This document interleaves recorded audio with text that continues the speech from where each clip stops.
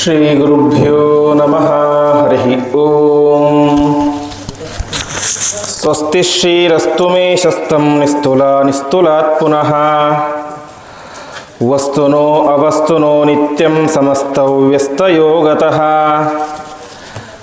ಯಯೈವೇದಂ ಸಚ್ಚಿನ್ನಿರುಪಮನಿಜಾನಂದನಿರತಂ ಪರಬ್ರಹ್ಮಾಪ್ಯಾದೌ ಗುಣಸಮತನೂಃ ಆಪ್ಯಸೃಜತಿ ಅವತ್ಯತ್ತಿ ಪ್ರೇಷ್ಠಾನ್ ಪದಮಪಿ ನಯತ್ಯಸ್ತವಿಪದಃ ಪರಬ್ರಹ್ಮಾಣಿ ಸಾ ನನು ವಿಜಯತೆ ಮಧ್ರದಿ ಸದಾ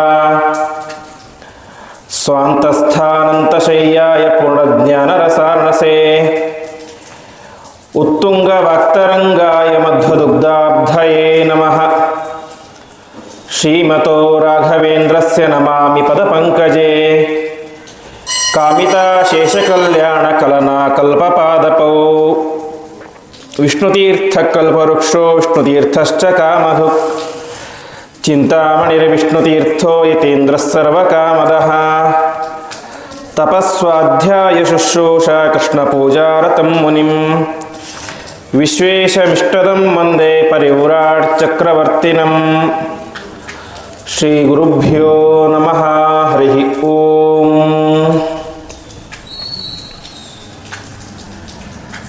ಕಲಿಯುಗದ ಕಾಮಧೇನು ಕಲ್ಪವೃಕ್ಷ ಸದಸ್ಯರಾದಂತಹ ರಾಯರ ಆರಾಧನೆಯ ಮಹೋತ್ಸವ ಅಂಗವಾಗಿ ನಡೀತಾ ಇರುವಂತಹ ಜ್ಞಾನ ಸತ್ರದಲ್ಲಿ ಇಂದಿನ ದಿವಸ ರಾಯರ ಒಂದು ವಿಶಿಷ್ಟವಾದಂತಹ ಗ್ರಂಥರಾಶಿ, ಅದು ಉಪನಿಷತ್ ಖಂಡಾರ್ಥ ಅಂತ. ಅಪೌರುಷೇಯವಾದಂತಹ ಉಪನಿಷತ್ತುಗಳಿಗೆ ರಾಯರು ಮಾಡಿದಂತಹ ಒಂದು ರೀತಿಯಾದಂತಹ ಅರ್ಥ ಸಂಗ್ರಹ ಅಂತ ಹೆಸರು ಕೊಟ್ಟಿದ್ದಾರೆ. ಅದರ ಚಿಂತನೆಯನ್ನು ನಾವು ಯಥಾಮತಿಯಾಗಿ ನಡೆಸೋಣ. ಪಂಡಿತಾಚಾರ್ಯರು ಸುಮಧ್ವಿಜದಲ್ಲಿ ಒಂದು ಮಾತನ್ನು ಹೇಳ್ತಾರೆ, ಬುಧೋಭಿಧಾನಂ ಶ್ರವಣಂ ಬುಧೇತರಹ ಅಂತ. ಅಲ್ಲಿ ಮುಂದೆ ಹೇಳ್ತಾರೆ, ಯತಿರು ವಿಶೇಷಾದಿತಿ ಲೋಕಚೋದನಾತ್. ಅಂದರೆ ಒಬ್ಬ ಬ್ರಾಹ್ಮಣನಿಗೆ ನಿಜವಾದಂತಹ ಕರ್ತವ್ಯ ಏನು ಅಂತ ಹೇಳಿದ್ರೆ, ಬುಧ ಅಭಿಧಾನಂ ಶ್ರವಣಂ ಬುಧೇತರಹ ಅಂತ. ಜ್ಞಾನಿಯಾದವನು ಪಾಠವನ್ನು ಮಾಡಬೇಕು, ತನಗೆ ತಿಳಿದದ್ದನ್ನು ಪ್ರಾಮಾಣಿಕವಾಗಿ ನಿರ್ವಂಚನೆಯಿಂದ ಇನ್ನೊಬ್ಬರಿಗೆ ತಿಳಿ ಹೇಳಬೇಕು, ತಿಳಿಯದೇ ಇರುವಂಥವನು ಕೇಳಬೇಕು ಅಂತ. ಒಬ್ಬ ವ್ಯಕ್ತಿ ತಿಳಿದವನು ಹೇಳಬೇಕು, ತಿಳಿಯದೇ ಇರುವವರು ಕೇಳಬೇಕು. ಬುಧ ಅಭಿಧಾನಂ ಶ್ರವಣಂ ಬುಧೇತರಹ ಅಂತ. ಇದು ಎಲ್ಲರೂ ಮಾಡಲೇಬೇಕು ಅಂತ. ಇವ್ರು ಮಾಡಬೇಕು ಇವ್ರು ಮಾಡಬಾರ್ದು ಅಂತ ಏನಿಲ್ಲ, ಎಲ್ಲರೂ ಪ್ರತಿಯೊಬ್ಬ ಬ್ರಾಹ್ಮಣನು ಕೂಡ ಮಾಡಲೇಬೇಕು. ಅದರಲ್ಲೂ ಕೂಡ ವಿಶೇಷವಾಗಿ ಯಾರು ಮಾಡಲೇಬೇಕು ಅಂತ ಹೇಳಿದ್ರೆ, ಯತಿರ್ ವಿಶೇಷಾದಿತಿ ಲೋಕಚೋದನಾದಂತ. ಉಳಿದ ನಮ್ಮಂತಹ ಗೃಹಸ್ಥರಿಗೆಲ್ಲ ಬೇರೆ ಬೇರೆ ಕಾರ್ಯಗಳು ಇರ್ತವೆ. ನಮಗೆ ಮನೆ, ಮಡದಿ, ಮಕ್ಕಳು, ಸಂಸಾರ, ಕುಟುಂಬ ಅಂತ ಅದರ ಲೌಕಿಕವಾದಂತಹ ಜವಾಬ್ದಾರಿಗಳು ಕೂಡ ಇರ್ತವೆ. ಆದರೆ ಯತಿಗಳಿಗೆ ಹಾಗಲ್ಲ. ಅವರಿಗೆ ಪೂರ್ಣವಾದಂತಹ ಒಂದು ಜವಾಬ್ದಾರಿ ಯಾವುದರ ಬಗ್ಗೆ ಅಂತ ಹೇಳಿ ಜ್ಞಾನದ ಬಗ್ಗೆಯೇ ಅವ್ರ ಜವಾಬ್ದಾರಿ ಇರಬೇಕು ಅಂತ. ಹಾಗಾಗಿ ಯತಿರಿ ವಿಶೇಷ ರೀತಿ ಲೋಕೋಚೋದನಾದಂಥ ಯತಿಗಳು ವಿಶೇಷವಾಗಿ ನಿರಂತರ ಜ್ಞಾನ ಕಾರ್ಯವನ್ನೇ ಮಾಡ್ತಾ ಇರಬೇಕು ಅಂತ ಪಂಡಿತಾಚಾರ್ಯರು ಒಂದು ಸಂದರ್ಭದಲ್ಲಿ ಹೇಳ್ತಾರೆ. ಹಾಗೆ ನಾವು ನಮ್ಮ ಮಾಧ್ವ ಪರಂಪರೆಯಲ್ಲಿ ಕಾಣುವಂಥ ಯತಿಗಳು ಅನೇಕ ರೀತಿಯಾದಂತಹ ಮಹಿಮೆಗಳನ್ನು ತೋರಿಸಿದ್ದಾರೆ. ಅದೇ ರೀತಿಯಾಗಿ ಅನೇಕ ರೀತಿಯಾದಂತಹ ಗ್ರಂಥಗಳಿಗೆ ವ್ಯಾಖ್ಯಾನವನ್ನು, ಟೀಕಾ ಟಿಪ್ಪಣಿಗಳನ್ನು ಬರೆದು ಆ ಒಂದು ತಮ್ಮ ವಾಂಗ್ಮಯ ಸೇವೆಯನ್ನು ಕೂಡ ಆಚಂದ್ರಾರ್ಕವಾಗಿರುವಂತೆ ನಡೆಸಿದ್ದಾರೆ. ಅದರಲ್ಲಿ ನಮಗೆ ಪ್ರಧಾನವಾಗಿ ಎದ್ದು ಕಾಣುವಂಥವರು ರಾಯರು. ಸಾಮಾನ್ಯವಾಗಿ ರಾಯರು ಅಂತ ಹೇಳಿದ್ರೆ ಅದು ಇಬ್ಬರಿಗೂ ಬೇಕು ಅಂತ. ಇಬ್ಬರು ಅಂತ ಹೇಳಿದ್ರೆ ಅದು ಜ್ಞಾನಿಗಳಾಗಲಿ ಅಥವಾ ಸಾಮಾನ್ಯ ಜನರಾಗಲಿ. ಸಾಮಾನ್ಯ ಜನರಿಗೂ ಕೂಡ ಲೌಕಿಕ ಜನರಿಗೂ ರಾಯರ ಅವಶ್ಯಕತೆ ತುಂಬ ಇದೆ, ಪಂಡಿತರಿಗೂ ಅವರ ಅವಶ್ಯಕತೆ ತುಂಬ ಇದೆ ಅಂತ. ಇದು ರಾಯರ ಎತ್ತರ ಮತ್ತು ರಾಯರ ಆಳವನ್ನು ತೋರಿಸ್ತಾ ಇದೆ. ಸಾಮಾನ್ಯವಾಗಿ ಎತ್ತರ ಅಂತ ಹೇಳಿದ್ರೆ ರಾಯರ ಮಹಿಮೆ, ಅವರ ಪವಾಡಗಳು, ಅವರ ಮಹಿಮೆ, ಅವರ ಮಂತ್ರಾಕ್ಷರ ಮಹಿಮೆ, ಅವರಿಂದ ನಾನು ಅದನ್ನು ಪಡೆದುಕೊಂಡೆ ಇದನ್ನು ಪಡೆದುಕೊಂಡೆ ಅಂತ ಅನೇಕ ಜನ ನಿತ್ಯ ಅವರ ಸ್ತೋತ್ರವನ್ನು ಮಾಡ್ತಾರೆ. ಅದು ರಾಯರ ಎತ್ತರ ಆಯಿತು. ಆದರೆ ಈ ರಾಯರ ಎತ್ತರವನ್ನು ಪ್ರತಿಯೊಬ್ಬರಿಗೂ ಕಾಣಲಿಕ್ಕೆ ಸಾಧ್ಯ ಇದೆ, ಯಾಕೆಂದ್ರೆ ಮೇಲ್ಗೆ ನಮ್ಗೆ ಕಾಣಿಸ್ಬಿಡುತ್ತೆ. ಆದರೆ ರಾಯರ ಆಳವಾದಂತಹ ಪಾಂಡಿತ್ಯ, ಅವರಿಗೆ ಇದ್ದಂತಹ ಪರಮಾತ್ಮನಲ್ಲಿ ಅಪಾರವಾದಂತಹ ಭಕ್ತಿ, ಅವರಿಗಿದ್ದಂತಹ ಶ್ರದ್ಧೆ, ಅದು ನಮಗೆ ಗೊತ್ತಾಗೋದು ಯಾವುದರ ಮೂಲಕ ಅಂತ ಹೇಳಿ ಅವರ ಗ್ರಂಥಗಳ ಮೂಲಕ. ಅದನ್ನು ಸಾಮಾನ್ಯವಾಗಿ ಎಲ್ಲರೂ ಕೂಡ ಅದಕ್ಕೆ ಕೈ ಹಾಕಲಿಕ್ಕೆ ಹೋಗೋದಿಲ್ಲ. ಕೈ ಹಾಕಿದರೆ ಅರ್ಥವಾಗುವಂಥ ವಿಚಾರವೂ ಕೂಡ ಅಲ್ಲ. ಸ್ವಲ್ಪ ಕ್ಲಿಷ್ಟಕರವಾದಂತಹ ವಿಚಾರ. ಹಾಗಾಗಿ ಇವತ್ತು ನಾವು ಆ ರಾಯರ ಆಳದ ಬಗ್ಗೆ, ಅವರಿಗಿದ್ದಂತಹ ಅಪಾರವಾದಂತಹ ಪಾಂಡಿತ್ಯ, ಅವರಿಗಿದ್ದಂತಹ ಶಾಸ್ತ್ರ ನಿಷ್ಠೆ, ಅಷ್ಟು ಮಾತ್ರ ಅಲ್ಲ ಅವರಿಗಿದ್ದಂತಹ ಶಿಷ್ಯರ ಮೇಲಿನ ಕಾರುಣ್ಯ ಅಂತ. ಏಕೆಂದರೆ ಇದೇ ಉಪನಿಷತ್ ಖಂಡಾರ್ಥದಲ್ಲಿ ರಾಯರೇ ಹೇಳುವಂತೆ ನಾನಿದನ್ನು ಯಾಕೆ ರಚನೆ ಮಾಡಿದೆ ಅಂತ, ಉಪನಿಷತ್ ಖಂಡಾರ್ಥವನ್ನು ಯಾಕೆ ರಚನೆ ಮಾಡಿದೆ ಅಂತ ಹೇಳಿ ಅವರೇ ಹೇಳ್ತಾರೆ, ಶಿಷ್ಯವಾಂಛಯ ಅಂತ, ಶಿಷ್ಯರ ಮೇಲಿನ ಅನುಗ್ರಹ ಬುದ್ಧಿಯಿಂದಾಗಿ ನಾನು ಇದನ್ನು ರಚನೆ ಮಾಡಿದೆ ಅಂತ ಹೇಳ್ತಾ ಹೋಗ್ತಾರೆ. ಹಾಗೆ ಅಂತಹ ಉಪನಿಷತ್ ಖಂಡಾರ್ಥದ ಬಗ್ಗೆ ಚಿಂತನೆಯನ್ನು ಮಾಡೋಣ. ಒಂದು ಪ್ರಸಿದ್ಧವಾದಂತಹ ಮಾತಿದೆ, ಅದುಃಖ ವಿತರತ್ ಸರ್ವಂ ಜೀವಾ ಏವತು ದುಃಖಿನಃ ತೇಷಾಂ ದುಃಖ ಪ್ರಹಾಣಾಯ ಶ್ರುತಿರೇಷ ಪ್ರವರ್ತತೆ ಅಂತ. ಇವತ್ತಿನ ವಿಷಯ ಸ್ವಲ್ಪ ಕ್ಲಿಷ್ಟ ಅಂತ ಅನ್ಸುತ್ತೆ ನಿಮಗೆ, ಆದಷ್ಟು ಸರಳವಾಗಿ ತಿಳಿಸ್ತೇನೆ. ಇಡೀ ಜಗತ್ತಿನಲ್ಲಿ, ಬ್ರಹ್ಮಾಂಡದಲ್ಲಿ ದುಃಖ ಇರುವಂತಹ ಏಕೈಕ ವಸ್ತು ಅಂತ ಹೇಳೋದು ಜೀವ ಅಂತ. ಅದುಃಖ ವಿತರತ್ ಸರ್ವಂ ಜೀವ ಏವತು ದುಃಖಿನ, ಜೀವನಿಗೇನೆ ದುಃಖ ಇರೋದು, ಮತ್ತೆ ಯಾರಿಗೆ ದುಃಖ ಇಲ್ಲ? ಪರಮಾತ್ಮನಿಗೆ ದುಃಖ ಇಲ್ಲ. ಜಡವಾದಂತಹ ಈ ಕಲ್ಲು ಮಣ್ಣು ಪ್ಲಾಸ್ಟಿಕ್ ಮುಂತಾದ ವಸ್ತುಗಳು ಯಾವಾಗಲೂ ದುಃಖ ಇದೆನಾ? ಅವಳಿಗೆ ದುಃಖ ಇಲ್ಲ. ಹಾಗಾದರೆ ದುಃಖ ಇರುವುದು ಯಾರಿಗೆ? ಕೇವಲ ಜೀವನಿಗೆ. ಪರಮಾತ್ಮನಿಗೆ ದುಃಖ ಇಲ್ಲ, ಜಡ ವಸ್ತುಗಳಿಗೂ ದುಃಖ ಇಲ್ಲ, ಅವುಗಳಿಗೆ ಸುಖವೂ ಇಲ್ಲ. ಈಗ ಜೀವ ಏವತ್ತು ದುಃಖಿನಃ ತೇಷಾಂ ದುಃಖ ಪ್ರಹಾಣಾಯ, ಹಾಗಾದರೆ ದುಃಖ ಪರಿಹಾರ ಆಗಬೇಕಲ್ಲ, ಅದಕ್ಕೆ ಏನು ಮಾಡಬೇಕು ನಾವು ಅಂತ ಹೇಳಿದ್ರೆ ಶ್ರುತಿರೇಷ ಪ್ರವರ್ತತೆ, ಅಪೌರುಷೇಯವಾದಂತಹ ವೇದಗಳು ನಮ್ಮ ದುಃಖವನ್ನು ಪರಿಹಾರ ಮಾಡಿಕೊಳ್ಳಿಕ್ಕೋಸ್ಕರವೇ ಹೊರಟಿವೆ ಎಂಬುದಾಗಿ ಆ ಮಾತು ಹೇಳುತ್ತೆ. ಹಾಗಾದರೆ ವೇದಗಳು ಎಷ್ಟಿದೆ ಅಂತ ಹೇಳಿದ್ರೆ ಮಹಾಭಾರತಾದಿಗಳಲ್ಲಿ ಹೇಳುವಂತೆ ಅನಂತಾವೈ ವೇದಾಹ ಅಂತ. ವೇದಗಳಿಗೆ ಇವತ್ತು ನಾವು ಲೆಕ್ಕ ಮಾಡ್ತಾ ಇದ್ದೇವೆ, ಋಗ್ವೇದ, ಯಜುರ್ವೇದ, ಸಾಮವೇದ, ಅಥರ್ವವೇದ ಅಂತ 4 ವೇದ, ಅದರಲ್ಲಿ ಎಷ್ಟು ಮಂತ್ರಗಳಿವೆ, ಎಷ್ಟು ವೇದಗಳಿವೆ ಅಂತೆಲ್ಲ ವಿಭಾಗ ಮಾಡಿಬಿಡ್ತೇವೆ. ಆದರೆ ವಾಸ್ತವಿಕವಾಗಿ ವೇದಗಳಿರೋದು ಅನಂತವಾದಂತಹ ವೇದಗಳು, ಆ ವೇದಗಳಿಗೆ ಕೊನೆಯೇ ಇಲ್ಲ. ಆದರೆ ಅಷ್ಟೆಲ್ಲ ವೇದಗಳನ್ನು ಅಧ್ಯಯನ ಮಾಡಲಿಕ್ಕೆ ನಮಗೆ ಸಾಧ್ಯ ಇಲ್ಲ ಅಂತ ವೇದವ್ಯಾಸ ದೇವರು ಏನು ಮಾಡಿದರು, ಅವುಗಳನ್ನು ಸಂಗ್ರಹವನ್ನು ಮಾಡಿ, ಅವುಗಳ ವಿಭಾಗವನ್ನು ಮಾಡಿ, ಇವುಗಳು 4 ವೇದಗಳು, ಇವುಗಳಲ್ಲಿ ಇಷ್ಟು ಶಾಖೆ ಇದೆ, ಇಷ್ಟು ಮಂತ್ರಗಳಿದ್ದಾವೆ ವಿಭಾಗ ಮಾಡಿಕೊಟ್ರು. ಆ ವೇದಗಳಲ್ಲೂ ಕೂಡ ಮತ್ತು 4 ಭಾಗ ಇದೆ. ಋಗ್ವೇದ, ಯಜುರ್ವೇದ, ಸಾಮವೇದ, ಅಥರ್ವವೇದ, ಅದರಲ್ಲೂ ಕೂಡ ಮತ್ತು 4 ಭಾಗಗಳು, ಬ್ರಾಹ್ಮಣ, ಅರಣ್ಯಕ, ಸಂಹಿತ, ಉಪನಿಷತ್ ಅಂತ. ಅದರಲ್ಲಿ ಒಂದು ಉಪನಿಷತ್ತು ಅಂತ. ಉಪನಿಷತ್ತು ಶಬ್ದಕ್ಕೆ ಅರ್ಥ ಏನು ಅಂತ ಹೇಳಿದ್ರೆ, ಉಪ ಅಂತ ಹೇಳಿದ್ರೆ ನಮಗೆಲ್ಲ ಗೊತ್ತಿರುವಂತೆ ಹತ್ತಿರ, ಸಮೀಪ ಅಂತ, ನಮ್ಮನ್ನ ಹತ್ತಿರ ಕರೆದುಕೊಂಡು ಹೋಗುತ್ತೆ. ಹಾಗಾಗಿ ಇದಕ್ಕೆ ಉಪನಿಷತ್ತು ಅಂತ ಹೆಸರು. ಯಾರ ಹತ್ತಿರ? ಪರಮಾತ್ಮನ ಹತ್ತಿರ ನಮ್ಮನ್ನು ಕರೆದುಕೊಂಡು ಹೋಗುತ್ತೆ, ಹಾಗಾಗಿ ಉಪನಿಷತ್ತು ಅಂತ. ಇನ್ನೊಂದು ಉಪರಿ ನಿಷಾದಯತಿ ಇತಿ ಉಪನಿಷತ್ ಅಂತ. ಉಪರಿ ಅಂತ ಹೇಳಿದ್ರೆ ಮೇಲೆ, ನಾವು ಇವತ್ತು ಇಂಗ್ಲೀಷಲ್ಲಿ ಕೂಡ ಕೇಳ್ತೇವೆ ಉಪರಿ, ಉಪ್ಪರ, ಅದೇ ಉಪ್ಪರ ಅಂತ ಆಗಿದೆ. ಹಾಗೆ ಅತ್ಯಂತ ಎತ್ತರಕ್ಕೆ ನಮ್ಮನ್ನು ಕರೆದುಕೊಂಡು ಹೋಗುತ್ತೆ ಅಂದರೆ ಸಾಧನೆಯ ಹಾದಿಯಲ್ಲಿ ನಮ್ಮನ್ನು ಅತ್ಯಂತ ಎತ್ತರಕ್ಕೆ ಕರೆದುಕೊಂಡು ಹೋಗುವಂಥದ್ದು ಈ ಉಪನಿಷತ್ತು. ಹಾಗಾಗಿ ಇದಕ್ಕೆ ಉಪನಿಷತ್ತು ಅಂತ ಕರೀತಾರೆ ಅಂತ ಶಾಸ್ತ್ರಕಾರರು ಹೇಳ್ತಾರೆ. ಹೀಗೆ ನಮ್ಮ ದಾರ್ಶನಿಕ ಪ್ರಪಂಚದಲ್ಲಿ ಉಪನಿಷತ್ತುಗಳಿಗೆ ಪ್ರಧಾನವಾದಂತಹ ಒಂದು ಸ್ಥಾನ ಇದೆ. ಗೀತಾ ಪ್ರಸ್ಥಾನ, ಸೂತ್ರ ಪ್ರಸ್ಥಾನ, ಉಪನಿಷತ್ ಪ್ರಸ್ಥಾನ ಅಂತ 3 ಪ್ರಸ್ಥಾನಗಳು. ಅವುಗಳಿಗೆ ವ್ಯಾಖ್ಯಾನವನ್ನು, ಭಾಷ್ಯವನ್ನು ಬರೆದರೇನೆ ಅವರು ಮತಾಚಾರ್ಯರು ಅಂತ ಆಗ್ತಾರೆ ಅಂತ ಒಂದು ಭಾವನೆ, ಅದು ವಾಸ್ತವವಾದಂಥ ಭಾವನೆ ಹಿಂದಿನ ಒಂದು ಶತಮಾನಗಳಲ್ಲಿ ಇತ್ತು. ಅದಕ್ಕೋಸ್ಕರವೇನೆ ಮಧ್ವಾಚಾರ್ಯರಾಗಲಿ, ಶಂಕರಾಚಾರ್ಯರಾಗಲಿ, ರಾಮಾನುಜಾಚಾರ್ಯರಾಗಲಿ ಅವರು ಈ ಪ್ರಸ್ಥಾನತ್ರಯಗಳಿಗೂ, ಗೀತಾ ಪ್ರಸ್ಥಾನ, ಸೂತ್ರ ಪ್ರಸ್ಥಾನ ಮತ್ತು ಉಪನಿಷತ್ ಪ್ರಸ್ಥಾನ, ಇವುಗಳಿಗೆ ವ್ಯಾಖ್ಯಾನವನ್ನು ಬರೆದಿದ್ದಾರೆ. ಅಂತಹದರಲ್ಲಿ ನಮ್ಮ ಮಧ್ವಾಚಾರ್ಯರು 10 ಉಪನಿಷತ್ತುಗಳು ಕೂಡ 100 ಇದ್ದಾವೆ. ಅದರಲ್ಲಿ ಪ್ರಧಾನವಾದದ್ದು 10 ಉಪನಿಷತ್ತುಗಳು. ಆ 10 ಉಪನಿಷತ್ತುಗಳಿಗೆ ವಿಶೇಷವಾಗಿ ಭಾಷ್ಯ ಅಂತ ಬರೀತಾರೆ. ಆ ಭಾಷ್ಯದ ಮೂಲಕ ನಾವು ಉಪನಿಷತ್ತಿನ ಆಂತರ್ಯವನ್ನು ಅರ್ಥ ಮಾಡಿಕೊಳ್ಳಬಹುದು. ಆದರೆ ಉಪನಿಷತ್ತುಗಳು ಹಿಂದೆ ಹೇಳಿದಂತೆ ತುಂಬ ಕ್ಲಿಷ್ಟಕರವಾದದ್ದು. ನಾನು ಸಂಸ್ಕೃತ ಬರ್ತೇನೆ, ಸಂಸ್ಕೃತದಲ್ಲಿ ಭಾಷಣ ಮಾಡ್ತೇನೆ ಅಂದ ತಕ್ಷಣ ಉಪನಿಷತ್ತು ಅರ್ಥ ಆಗೋದಿಲ್ಲ. ಯಾಕೆಂದರೆ ಮಾಮೂಲಾಗಿ ಸಾಮಾನ್ಯ ಸಂಸ್ಕೃತ ಭಾಷೆಯ ಒಂದು ಲಹರಿಯೇ ಬೇರೆ, ವೇದದ ಸಂಸ್ಕೃತವೇ ಬೇರೆ. ಹಾಗಾಗಿ ಉಪನಿಷತ್ತುಗಳು ಅಷ್ಟು ನಮಗೆ ಸುಲಭವಾಗಿ ಅರ್ಥ ಆಗೋದಿಲ್ಲ. ಅದಕ್ಕೋಸ್ಕರ ಆಚಾರ್ಯರು ಬಂದು ಭಾಷ್ಯ ಬರೆದರು. ಆದರೆ ಭಾಷ್ಯವು ಕೂಡ ನಮಗೆ ಕ್ಲಿಷ್ಟ ಅಂತ ಅನಿಸ್ಲಿಕ್ಕೆ ಶುರುವಾಯಿತು. ಅದನ್ನು ಕಂಡಂತಹ ಟೀಕಾಚಾರ್ಯರು ಜಯತೀರ್ಥರು ಅವರು ಅದಕ್ಕೆ ಟೀಕೆಯನ್ನು ಬರೀತಾರೆ. ಅವರು ಸುಮಾರು 3 ಉಪನಿಷತ್ತುಗಳಿಗೆ ಮಾತ್ರ ಟೀಕೆಯನ್ನು ಬರೆದರು. ಅದಾದ ಮೇಲೆ ಅವರ ಸಾಕ್ಷಾತ್ ಶಿಷ್ಯರಾದಂತಹ ವ್ಯಾಸತೀರ್ಥರು ಅಂತ ಅವರು ಉಳಿದ ಉಪನಿಷತ್ತುಗಳಿಗೆ ಟೀಕೆಯನ್ನು ಬರೀತಾರೆ. ಅದಾದ ಮೇಲೆ ಅನೇಕ ವ್ಯಾಖ್ಯಾನಕಾರರು, ವಾದಿರಾಜರು ಮುಂತಾದಂತಹ ಅನೇಕ ವ್ಯಾಖ್ಯಾನಕಾರರು ಆ ಟೀಕೆಗೇನೆ ಕೆಲವೊಬ್ಬರು ವ್ಯಾಖ್ಯಾನ ಬರೆದಿದ್ದಾರೆ. ಅದನ್ನು ಬಿಟ್ಟರೆ ರಾಯರು ಮಾಡಿದಂತಹ ಕೆಲಸ ಅಂತ ಹೇಳಿದ್ರೆ, ಅವರು ಮಧ್ವಾಚಾರ್ಯರ ಭಾಷ್ಯಕ್ಕೆ ವ್ಯಾಖ್ಯಾನ ಬರೆಯಲಿಲ್ಲ, ಟೀಕಾಚಾರ್ಯರ ಟೀಕೆಗೆ ಟಿಪ್ಪಣಿಯನ್ನು ಬರೆಯಲಿಲ್ಲ. ಅವರೇನು ಮಾಡಿದ್ದು, ನೇರವಾಗಿ ಉಪನಿಷತ್ತುಗಳನ್ನು ಮುಟ್ಟಿ ಉಪನಿಷತ್ತಿನಲ್ಲಿ ಇರುವಂತಹ ಪ್ರತಿಯೊಂದು ಪದಗಳಿಗೂ ಅರ್ಥ ಬರೆದರು. ಇದನ್ನು ಯಾರು ಕೂಡ ಬರೆದಿಲ್ಲ. ಆಚಾರ್ಯರು ಭಾಷ್ಯ ಬರೆದರು. ಅದು ಹೇಗಿರ್ತಿತ್ತು ಅಂತ ಹೇಳಿದ್ರೆ, ಒಂದು 10 ಲೈನು ಉಪನಿಷತ್ತಿತ್ತು ಅಂತ ಅದಕ್ಕೆ 3 ಲೈನ್ ಭಾಷ್ಯ. ಆಚಾರ್ಯದ ಮಾತು ಸಂಕ್ಷಿಪ್ತವಾದದ್ದು, ಅದನ್ನು ಅರ್ಥ ಮಾಡ್ಕೊಂಡು ಬಿಟ್ಟುಬಿಡ್ತಾರೆ, ನಮಗೆ ನಮ್ಮ ಯೋಗ್ಯತೆಗೆ ಬಿಟ್ಟುಬಿಡ್ತಾ ಇದ್ರು. ಆದರೆ ರಾಯರು ಅದನ್ನು ಮಾಡಲಿಲ್ಲ. ಉಪನಿಷತ್ತಿನಲ್ಲಿ ಬರುವಂತಹ ಪ್ರತಿಯೊಂದು ಪದಗಳಿಗೆ, ಬರೀ ಪದಗಳಿಗೆ ಮಾತ್ರವಲ್ಲ, ಪ್ರತಿಯೊಂದು ಅಕ್ಷರಗಳಿಗೆ, ನಾವು ಅನೇಕ ಸಲ ಕೇಳ್ತಾ ಇರ್ತೇವೆ ಪ್ರವಚನದಲ್ಲಿ ಎಲ್ಲ ಚ ತು ಅಂತೆಲ್ಲ ಮತ್ತೆ ಮೇಲಿಂದ ಮೇಲೆ ಬರ್ತಾ ಇರುತ್ತೆ.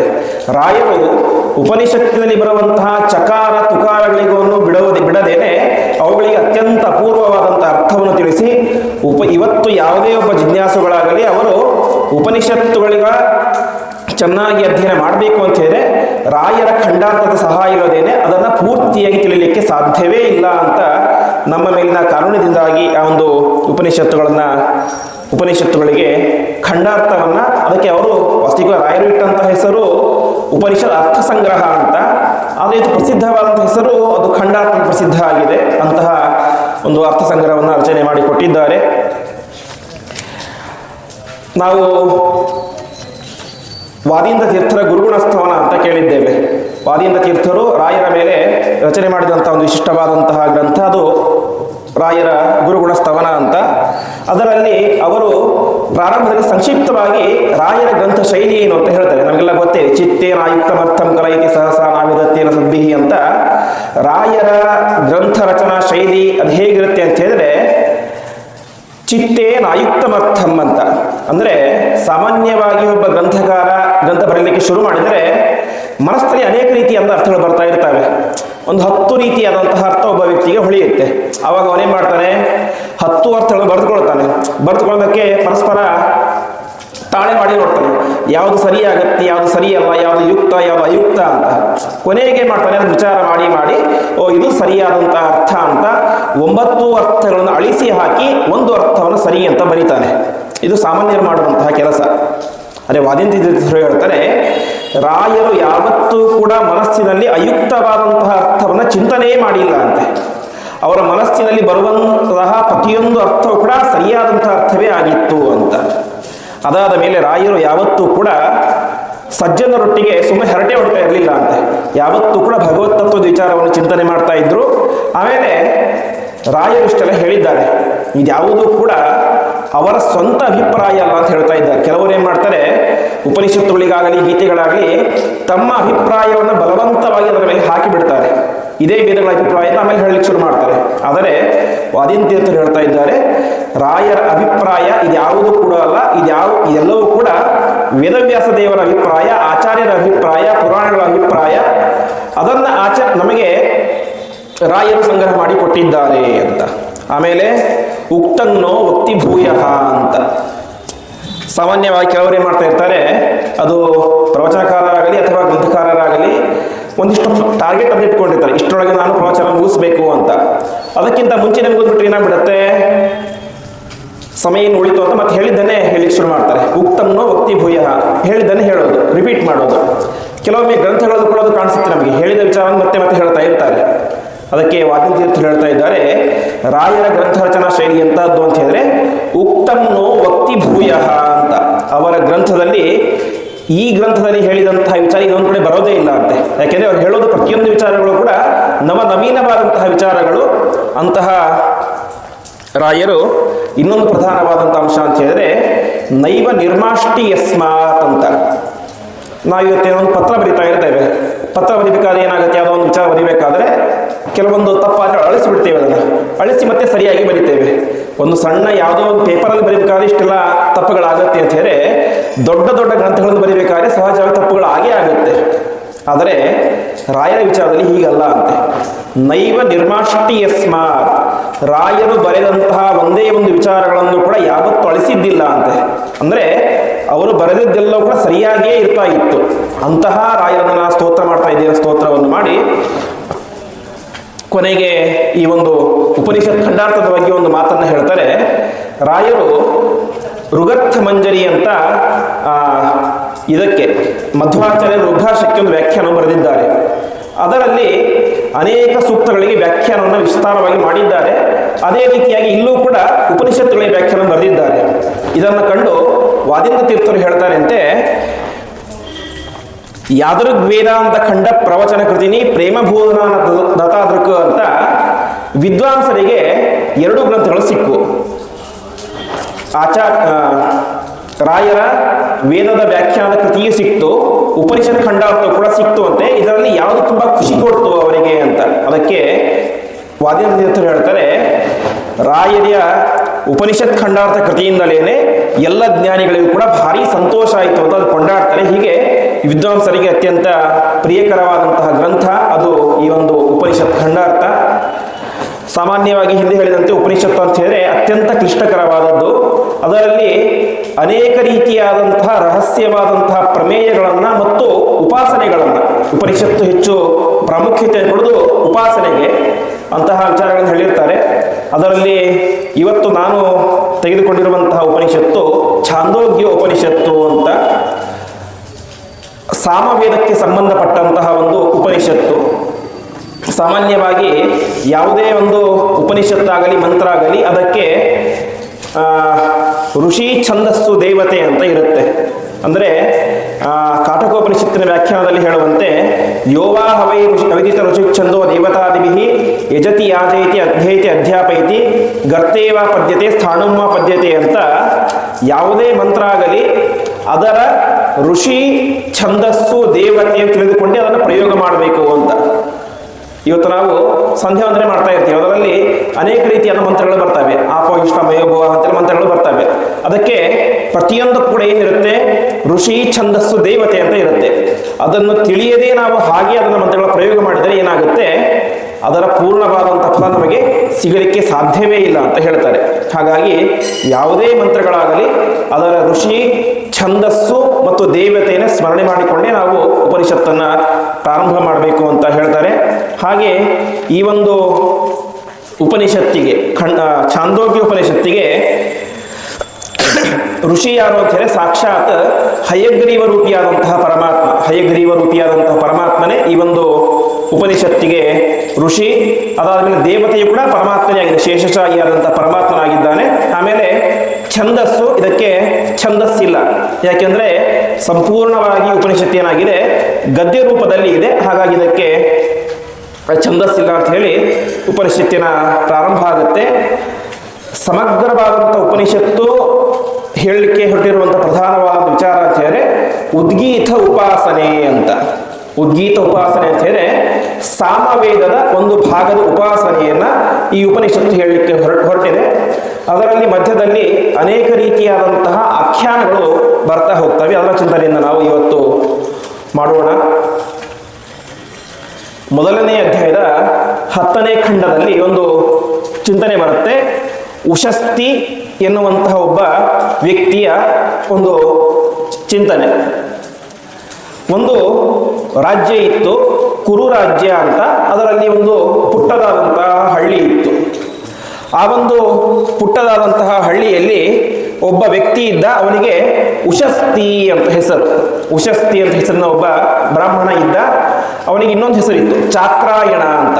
ಯಾಕೆಂದರೆ ಪ್ರತಿನಿತ್ಯವೂ ಕೂಡ ಎತ್ತಿನ ಬಂಡಿಯ ಚಕ್ರದ ಕೆಳಗಡೆ ವಾಸ ಮಾಡ್ತಾ ಇದ್ದ. ಮನೆಗೆ ಅವನಿಗೆ ವಾಸ ಮಾಡಲಿಕ್ಕೆ ಅಂತ ಮನೆ ಇರಲಿಲ್ಲ. ಹಾಗಾಗಿ ಎತ್ತಿನ ಬಂಡಿಯ ಕೆಳಗಡೆ ಅವನು ವಾಸ ಮಾಡ್ತಾ ಇದ್ದ. ಅವನಿಗೆ ಚಾಕ್ರಾಯಣ ಅಂತ ಹೆಸರಾಗಿತ್ತು. ಅಂತಹ ಚಾಕ್ರಾಯಣ ಏನು ಮಾಡ್ತಾ ಇದ್ದ, ಪ್ರತಿನಿತ್ಯ ಅಲ್ಲಿ ಇಲ್ಲಿ ಬೇಡಿ ಬೇಡಿ ಊಟವನ್ನು ಮಾಡ್ತಾ ಇದ್ದ. ಅವನಿಗೊಬ್ಬ ಸುಂದರವಾದಂಥ ಹೆಂಡತಿ ಕೂಡ ಇದ್ದಳು. ಹೀಗೆ ಜೀವನ ಸಾಕ್ತಾ ಇತ್ತು. ಒಂದು ವರ್ಷ ಏನಾಯಿತು, ಆ ಊರಿನಲ್ಲಿ ಭೀಕರವಾದಂತಹ ಮಳೆ. ಎಷ್ಟು ಮಳೆ ಅಂತ ಹೇಳಿ ದೊಡ್ಡ ದೊಡ್ಡ ಕಲ್ಲಿನ ಗಾತ್ರದಷ್ಟು ಆಲಿಕಲ್ಲುಗಳಂತೆ. ಆ ಆಲಿಕಲ್ಲಿನ ಜೋರಾದಂತಹ ಮಳೆ ಆಗಿ ಅಲ್ಲೇನಾಗ್ಬಿಡ್ತು, ಸಂಪೂರ್ಣವಾಗಿ ಬೆಳೆ ಪೂರ್ತಿ ನಾಶವಾಗಿ ಹೋಗ್ಬಿಡ್ತು. ಅದನ್ನ ಉಪನಿಷತ್ತು ಹೇಳುತ್ತೆ, ಮಟಚಿ ಹತೇಶು ಕುರುಷು ಅಟಕ್ಯಾಸಹ ಜಾಯ ಯೋಷಸ್ತರ್ಹಿ ಚಾಕ್ರಾಯಣ ಇಭ್ಯಗ್ರಾಮೇ ಅಂತ. ಅದಕ್ಕೆ ರಾಯರು ವ್ಯಾಖ್ಯಾನವನ್ನು ಮಾಡ್ತಾರೆ. ಮಟಚಿ ಹತೇಶು ಅಂತ ಹೇಳಿದ್ರೆ ಸ್ಥೂಲ ಉಪಲ ಶಬ್ದಿತಾಭಿಹಿ ಮಟಚಿಭಿಹಿ ಹತೇಶು ಅಂತ ಜೋರಾಗಿ ದೊಡ್ಡ ದೊಡ್ಡ ಆಲಿಕಲ್ಲುಗಳ ಮಳೆಯಾಯಿತು. ಅದರಿಂದಾಗಿ ಬೆಳೆ ಪೂರ್ತಿ ನಾಶವಾಗಿ ಹೋಗ್ಬಿಡ್ತು. ಕೊನೆಗೆ ಇವನು ಅಷ್ಟಿಷ್ಟು ಸಂಗ್ರಹ ಮಾಡಿ ಇಟ್ಕೊಂಡಿದ್ದ ತಿನ್ನಲಿಕ್ಕೆ ಅಂತ, ಅದೆಲ್ಲವೂ ಕೂಡ ಖಾಲಿಯಾಗಿ ಹೋಗ್ಬಿಡ್ತು ಅಂತೆ. ಸರಿ, ಏನು ಮಾಡೋದಿನ್ನು, ಊಟ ಮಾಡಲಿಕ್ಕೆ ಏನು ಕೂಡ ಗತಿ ಇಲ್ಲ. ಹಾಗಾಗಿ ಯಾರ ಹತ್ತಿರವಾದರೂ ಕೂಡ ಹೋಗಿ ಏನನ್ನಾದರೂ ಕೂಡ ಕೇಳೋಣ ಅಂತ ಅವನ ಊರಿನ ಪಕ್ಕದಲ್ಲಿ ಇನ್ನೊಂದು ಪುಟ್ಟ ಹಳ್ಳಿ ಇತ್ತು. ಅದಕ್ಕೆ ಇಭ್ಯಗ್ರಾಮ ಅಂತ ಹೆಸರು, ಗಜಪತಿ ಗ್ರಾಮ ಅಂತ ಹೆಸರು. ಆ ಗಜಪತಿ ಗ್ರಾಮಕ್ಕೆ ಹೋದ. ಅಲ್ಲಿ ಒಬ್ಬ ಒಳ್ಳೆ ಶ್ರೀಮಂತ ಇದ್ದ. ಅವನಿಗೆ ಭಾರಿ ದೊಡ್ಡ ದೊಡ್ಡ ಆಸ್ತಿ ಎಲ್ಲ ಕೂಡ ಇತ್ತು. ಮಳೆಯಾಗಿದ್ದರೂ ಕೂಡ ಆ ಮನೆಯಲ್ಲಿ ಸಂಗ್ರಹ ಮಾಡಿ ಇಟ್ಕೊಂಡಿದ್ದ ಒಳ್ಳೆ ಬೇಳೆ ಕಾಳುಗಳನ್ನೆಲ್ಲ ಅವನು ಕೂಡ ಸಂಗ್ರಹ ಮಾಡಿ ಇಟ್ಕೊಂಡಿದ್ದ. ಅವನ ಹತ್ತಿರ ಹೋಗ್ತಾನೆ ಈ ಉಶಸ್ತಿ. ಹೋಗಿ ಕೇಳ್ತಾನೆ, ಹೀಗೆ ನಮ್ಮ ಊರಿನಲ್ಲಿ ದೊಡ್ಡ ದೊಡ್ಡ ಆಲಿಕಲ್ಲಿನ ಮಳೆಯಾಗಿ ಪೂರ್ಣವಾಗಿ ನಮ್ಮ ಬೆಳೆಯೆಲ್ಲ ನಾಶವಾಗಿ ಹೋಗಿಬಿಟ್ಟಿದೆ. ಹಾಗಾಗಿ ಸ್ವಲ್ಪ ತಿನ್ನಲಿಕ್ಕೆ ಏನಾದರೂ ಕೂಡ ಕೊಡಿ ಎಂಬುದಾಗಿ ಕೇಳ್ತಾನೆ ಅಂತೆ. ಅಷ್ಟಾದಾಗ ಆ ಧನಿಕ ಶ್ರೀಮಂತ ಹೇಳ್ತಾನೆ ಅಂತೆ, ನೋಡಪ್ಪ, ನನ್ನ ಮನೆಯಲ್ಲೂ ಕೂಡ ಏನೂ ಉಳದೇ ಇಲ್ಲ, ಎಲ್ಲ ಕೂಡ ನಾಶವಾಗಿ ಹೋಗಿಬಿಟ್ಟಿದೆ ಅಂತ. ಸರಿ, ಮತ್ತೆ ನೀವೇ ತಿಂತ ಇದ್ದೀರ ಹಾಗಾದ್ರೆ ಹೊಟ್ಟೆಗೆ ಅಂತ ಕೇಳ್ತಾನೆ. ಆವಾಗ ಅವನು ಹೇಳ್ತಾನೆ, ಕುಲ್ಮಾಶಾನ್ ಖಾದಂತಂ ಬಿಭಿಕ್ಷೆ. ಅವನೇನು ತಿಂತ ಇದ್ದೇನೆ ಗೊತ್ತಾ? ಮಾಷ ಅಂದರೆ ಉದ್ದಿನ ಕಾಳನ್ನು ತಿಂದು ಜೀವನ ಮಾಡ್ತಾ ಇದ್ದೇನೆ. ಅದು ಕೂಡ ಏನೋ ಒಳ್ಳೆ ಕ್ವಾಲಿಟಿ ಉದ್ದಿನ ಕಾಳಲ್ಲ. ಕುಲ್ಮಾಷ ಅಂದರೆ ಕೆಟ್ಟು ಹೋದಂತಹ, ಕೊಳೆತು ಹೋದಂತಹ ಉದ್ದಿನ ಕಾಳನ್ನು ತಿಂದು ಜೀವನ ಮಾಡ್ತಾ ಇದ್ದೇನೆ. ಈ ಮಳೆಯ ಎಫೆಕ್ಟ್ ನನಗೂ ಕೂಡ ಆಗಿಬಿಟ್ಟಿದೆ. ನನ್ನ ಊರಿನಲ್ಲೂ ಕೂಡ ಏನು ಚೆನ್ನಾಗಿ ಬೆಳೆಗಳೇ ಆಗಿಲ್ಲ ಅಂತ ಅವನು ಕೂಡ ಅಸಹಾಯಕತೆ ವ್ಯಕ್ತಪಡಿಸ್ತಾನೆ ಅಂತೆ. ಆವಾಗ ಉಶಸ್ತಿಗೆ ಏನು ಮಾಡಬೇಕು ಅಂತ ತೋಚೋದಿಲ್ಲ. ತಾನೇನೋ ಇವನ ಹತ್ರ ಏನೋ ಸಿಗುತ್ತೆ ಅಂತ ಬಂದರೆ ಇವನ ಹತ್ತಿರ ಕೂಡ ಏನಿಲ್ಲ, ಕೊಳೆತು ಹೋದಂತಹ ಉದ್ದಿನಗಳನ್ನು ಬಿಟ್ಟು ಬೇರೆ ಏನೇನು ಆಹಾರವೇ ಇಲ್ಲ. ತಕ್ಷಣ ಅವನು ಹೇಳ್ತಾನೆ, ಸರಿ ಪರವಾಗಿಲ್ಲ, ಇತ್ತೇತೇಷ ಮೇದೇಹಿ, ನಿನ್ನ ಹತ್ತಿರ ಇರುವಂಥ ಉದ್ದಿನಗಳನ್ನು ನನಗೆ ಸ್ವಲ್ಪ ಕೊಟ್ಬಿಡು ಅಂತ ಕೇಳ್ತಾನೆ ಅಂತೆ. ಸರಿ, ಏನೋ ಪಾಪ ಬೇಡ್ಕೊಂಡು ಬಂದಿದ್ದಾನೆ ಬ್ರಾಹ್ಮಣ, ಬೇಡ ಅಂತ ಯಾಕನ್ನೋದು ಅಂತ, ಇದನ್ನು ಬಿಟ್ಟು ಬೇರೆ ಏನೋ ಕೂಡ ಗತಿ ಇಲ್ಲ, ಹಾಗಾಗಿ ಇದನ್ನೇ ಕೊಡ್ತೇನೆ ಅಂತ ತಾನು ತಿಂತ ಇದ್ದಂತಹ ಕೊಳೆತು ಹೋದಂತಹ ಉದ್ದಿನ ಕಾಳುಗಳನ್ನು ಏನು ಮಾಡ್ತಾನೆ, ಆ ಬಂದಂತಹ ಉಶಸ್ತಿಗೆ ಸ್ವಲ್ಪ ಕೊಡ್ತಾನೆ. ಸರಿ ಅಂತ ಉಶಸ್ತಿ ಮಾಡಿದ. ಆ ತನಗೆ ಬೇಕಾಗುವಷ್ಟು ಉದ್ದಿನ ಕಾಳುಗಳನ್ನು ತಿಂದ. ಸಾಮಾನ್ಯವಾಗಿ ತಿಂದಾದ್ರೆ ನೀರನ್ನು ಕೊಡ್ತಾರೆ, ಮನೆಗೆ ಊಟಕ್ಕೆ ಬಂದವರಿಗೆ, ಫಲಾರಕ್ಕೆ ಬಂದವರಿಗೆ ತಿಂದಾದ್ರೆ ನೀರನ್ನು ಕೊಡ್ತಾರೆ. ಹಾಗೆ ಆ ಧನಿಕನು ಕೂಡ ಏನು ಮಾಡಿದ, ಈ ಉಶಸ್ತಿ ಬ್ರಾಹ್ಮಣನಿಗೆ ನೀರನ್ನು ಕೊಟ್ಟ ಅಂತೆ. ನೀರನ್ನು ಕೊಟ್ಟಾಗ ಇವನಿಗೆ ಭಾರಿ ಸಿಟ್ಟು ಬಂದ್ಬಿಡುತ್ತೆ ಅಂತೆ. ಅವನು ಹೇಳ್ತಾನೆ, ಹಂತಾನುಪಾನ ಮಿತಿ ಉಚ್ಚಿಷ್ಟಂ ಹವೇಮೆ ಪೀತಂ ಸ್ಯಾದಿತಿ ಹೋವಾಚ. ನಾನು ನೀರನ್ನು ಕುಡಿಯೋದಿಲ್ಲ ಅಂತ ಹೇಳ್ತಾನೆ. ಯಾಕೆ ಕುಡಿಯೋದಿಲ್ಲ ನೀನು ನೀರನ್ನು ಕೇಳಿದಾಗ ಅವನು ಹೇಳ್ತಾನೆ ಅಂತೆ, ಇಲ್ಲ, ಈ ನೀರು ಉಚ್ಚಿಷ್ಟವಾಗಿದೆ, ಅದಕ್ಕೆ ಕುಡಿಯೋದಿಲ್ಲ ಅಂತ. ಆವಾಗ ಆ ಬ್ರಾಹ್ಮಣ ಹೇಳ್ತಾನೆ ಅಂತೆ, ರಾಯರು ಬರೀತಾರೆ, ನಸ್ಸಿದೇತೆ ಕುಲ್ಮಾಶಃ ಉಚ್ಚಿಷ್ಟ ಇತಿ ಸಿದಿತಿ ಕಾಕುಹು. ಓಹೋ, ನೀ ಭಾರಿ ಅಹಂಕಾರ ಬಂದ್ಬಿಟ್ಟಿದೆ ಅಂತ. ಯಾಕೆ? ನೀನು ಇಷ್ಟು ಹೊತ್ತು ತಿನ್ನಂಥ ಉದ್ದಿನ ಕಾಳೇನು ಅದೇನು ಭಾರಿ ಮಡಿಯಾಗಿತ್ತ? ಇಲ್ಲ, ಅದು ಕೂಡ ಉಚ್ಚಿಷ್ಟವೇ ಆಗಿದೆ. ಹೀಗೆ ಇಲ್ಲಿಯ ತನಕ ಹೊಟ್ಟೆ ತುಂಬುವಷ್ಟು ನಾನು ಏನು ಮಾಡಿದೆ, ನೀನು ಉಚ್ಚಿಷ್ಟವಾದಂಥ ಉದ್ದಿನ ಕಾಳನ್ನು ತಿಂದೆ, ಇವಾಗ ನೀರು ಕುಡಿಲಿಕ್ಕೆ ಕೊಟ್ಟರೆ ಬೇಡ ಅಂತ ಹೇಳಿದ್ರೆ ನಿನ್ಗೆ ಭಾರಿ ಸೊಪ್ಪು ಬಂದಿದೆ ಅಂತ ಅವನಿಗೆ ಬೈಲಿಕ್ಕೆ ಶುರು ಮಾಡ್ತಾನೆ ಅಂತೆ.